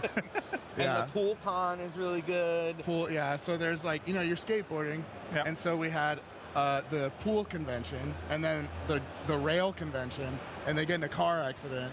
So you have pools and rails that you're skating on to do some of the traversal throughout the game. It's really funny. Hell yeah. That's sick. How fitting that we're speaking about it at gamescom. It's funny because I did not think about that, and someone was playing and was like, "It's so cool that you guys did that." And so, you did it just for gamescom. We totally did it on purpose. We totally did it on purpose. Locked in. Very nice. I would just love to sit in your guys' like writing room or art room, be a fly on the wall, and just see what the heck you guys are up to. Oh yeah, I mean, most of the stuff is like, wouldn't it be funny if we did this? We can't do it, but wouldn't it be funny?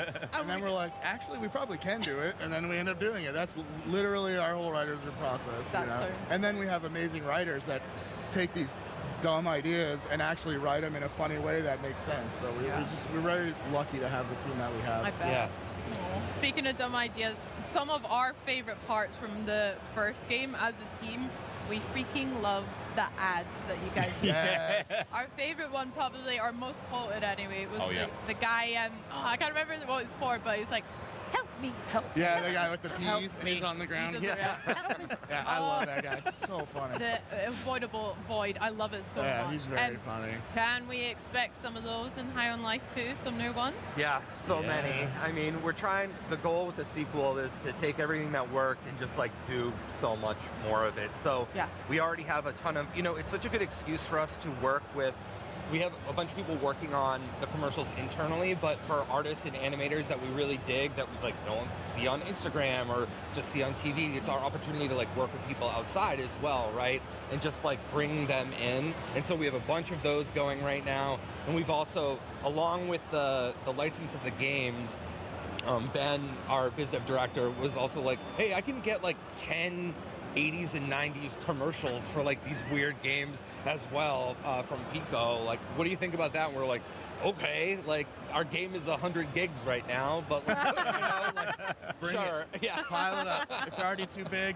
Add it on. Who cares? Why stop? Yeah, exactly. I love that. I hear you might have a little bit of an example to show. We Shall do. we take And a honestly, I haven't seen this one in a while, and I remember it being funny. I hope it's still funny. Oh God. It's definitely weird and cool. And so this one was done by Brian Weissall, who I don't know if you guys are familiar. He is the creator of a show called Hot Streets on Adult Swim's really funny show. He's so funny.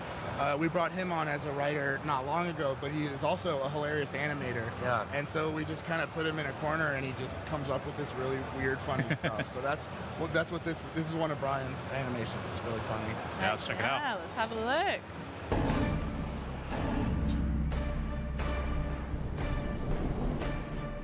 The Dangerfields are ready to debate.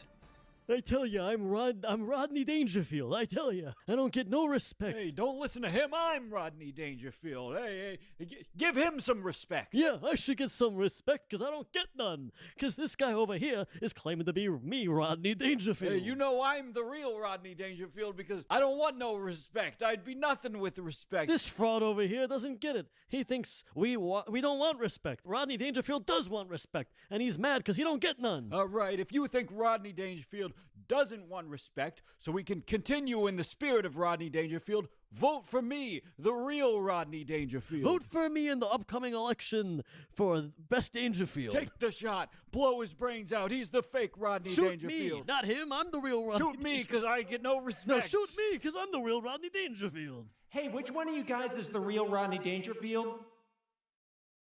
Oh, I tell you. I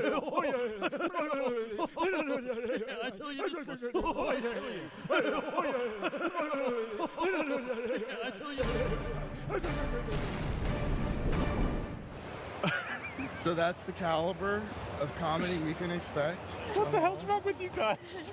So much. That's the highest praise, honestly. Yeah. And like, it's just dry and weird and unexpected, and like, that's just one of a lot. We have a lot of really weird, funny stuff in there. Yeah, best review we got so far was, I mean this in the best way possible, but it's so stupid. Yeah, yeah. And that just like warms my heart. Yeah.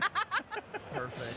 Like you said, being in that writer's room and just seeing, like, how do you even know what's the good stuff, what fits, when it is all just kind of zany and out there, and you'd think like, just chuck it all in. Yeah, you know, a lot of us have really similar tastes, and so we'll have an idea or a spot we need to fill, and we think we know what it's going to be, so we start jamming on like, oh, it's going to be this, and then someone will say something a little bit off, and we're like, let's follow that, and then we just end up in a totally different place, but at the end of it, we're all like, that's great, and we don't really stop until everybody is invested, because they then have to go and actually put it on paper, cast the people to do it, and if they're not on board, then it's not going to be funny, right? So we just kind of jam in a room with terrible ideas, and the writers are so funny that they can make anything work, right? So like two Dangerfields, like, and honestly, that's just in the background. It's not even like a major thing. There's so many of those, and people are going to be finding stuff forever in this game. Yeah, it's really hard because, you know, we get so close to the jokes too, and like, you know, you hear a joke like twice and you're like, ugh, like, come on, what, like, this isn't funny anymore. And so like, even coming here, we're like watching people laugh and we're like, oh, before we're like, we're the worst, we're not good at this, and now we're like, we're geniuses. Like, we planned this the whole time. Yeah. Great ego boost. Hell yeah. It's just a lot of trust in the team, let them do their thing, because, you know, I'm not the best writer, I'm not the best programmer, right? So I'm not going to even try. It's like, just let the writers do their thing. We're going to jam about an idea. Writers are going to do it way better than I could, and then it's funnier. It's better than anything I was picturing in my head. So, and a lot of even gameplay concepts come from writers in that room, and then we end up turning them into like a feature in the game. Like, I'm pretty sure that Muppy-Doo fight in the UI was just a random joke we had in a writer's room that ended up turning into a real thing. Yeah, so cool. We have a lot of the same talent too that stayed on from High on Life 1, so everybody gets it, right? We know what we're building. Now it's just like, keep going. Yeah, definitely. Yeah, and in terms of like the caliber of our writers, you're a Tim Robinson fan, so you probably saw the little egg game. So our narrative director is the one who made that game. He's the guy who made the Tim Robinson from I Think You Should Leave a Little Egg game. So like that vibe of like little weird stupid games, that's like everywhere in the game. Yeah. That's kind of just the DNA of everything that we do. I can't wait to find all of the little hidden pieces like you're Good saying, luck. and watch all of the ads. I'll take that challenge. I'm going to have to block out a lot of time to do all of that. Yeah.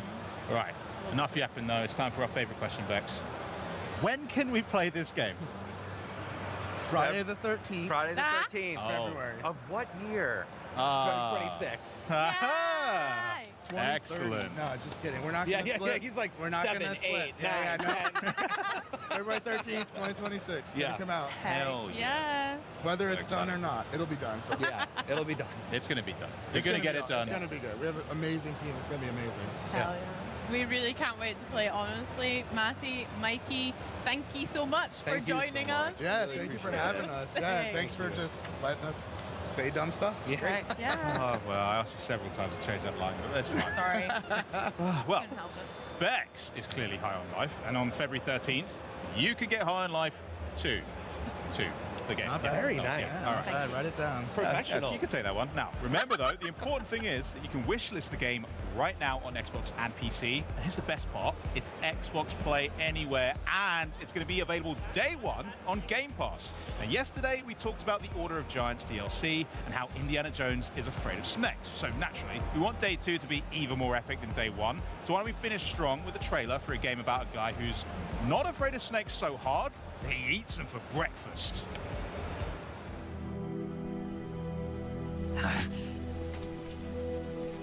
Why'd you defect? I didn't. I'm loyal to the end, to my purpose. Snake, I know how you're feeling. It's hard for me to believe, too, that a legendary hero like the boss would go over to the Russians. She'd double-cross us like this. We will use the legacy to heal that rift and make the world whole again. To do this, we need strength, an unstoppable trump card with enough power to bring order to the world. Do you love her? No, nothing like that. Do you hate her? For 10 years, we lived and died together. You couldn't possibly understand. And you think you can kill her now? Hey, don't you go getting any funny ideas. We can't leave yet. I've still got one last job to do. She's at the lake. She's waiting for you there. We were together for 10 years, and now you tell me she's my enemy. What about you, Jack? What's it going to be?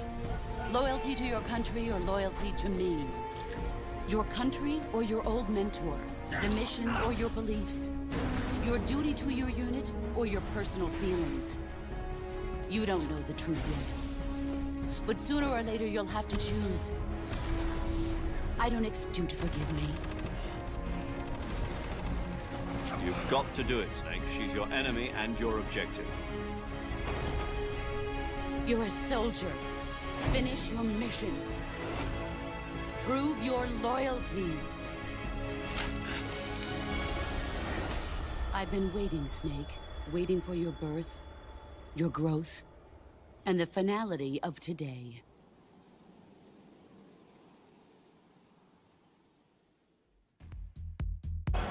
Oh, I can hardly believe it, guys. It's another Gamescom done. Boo! I want it to be forever.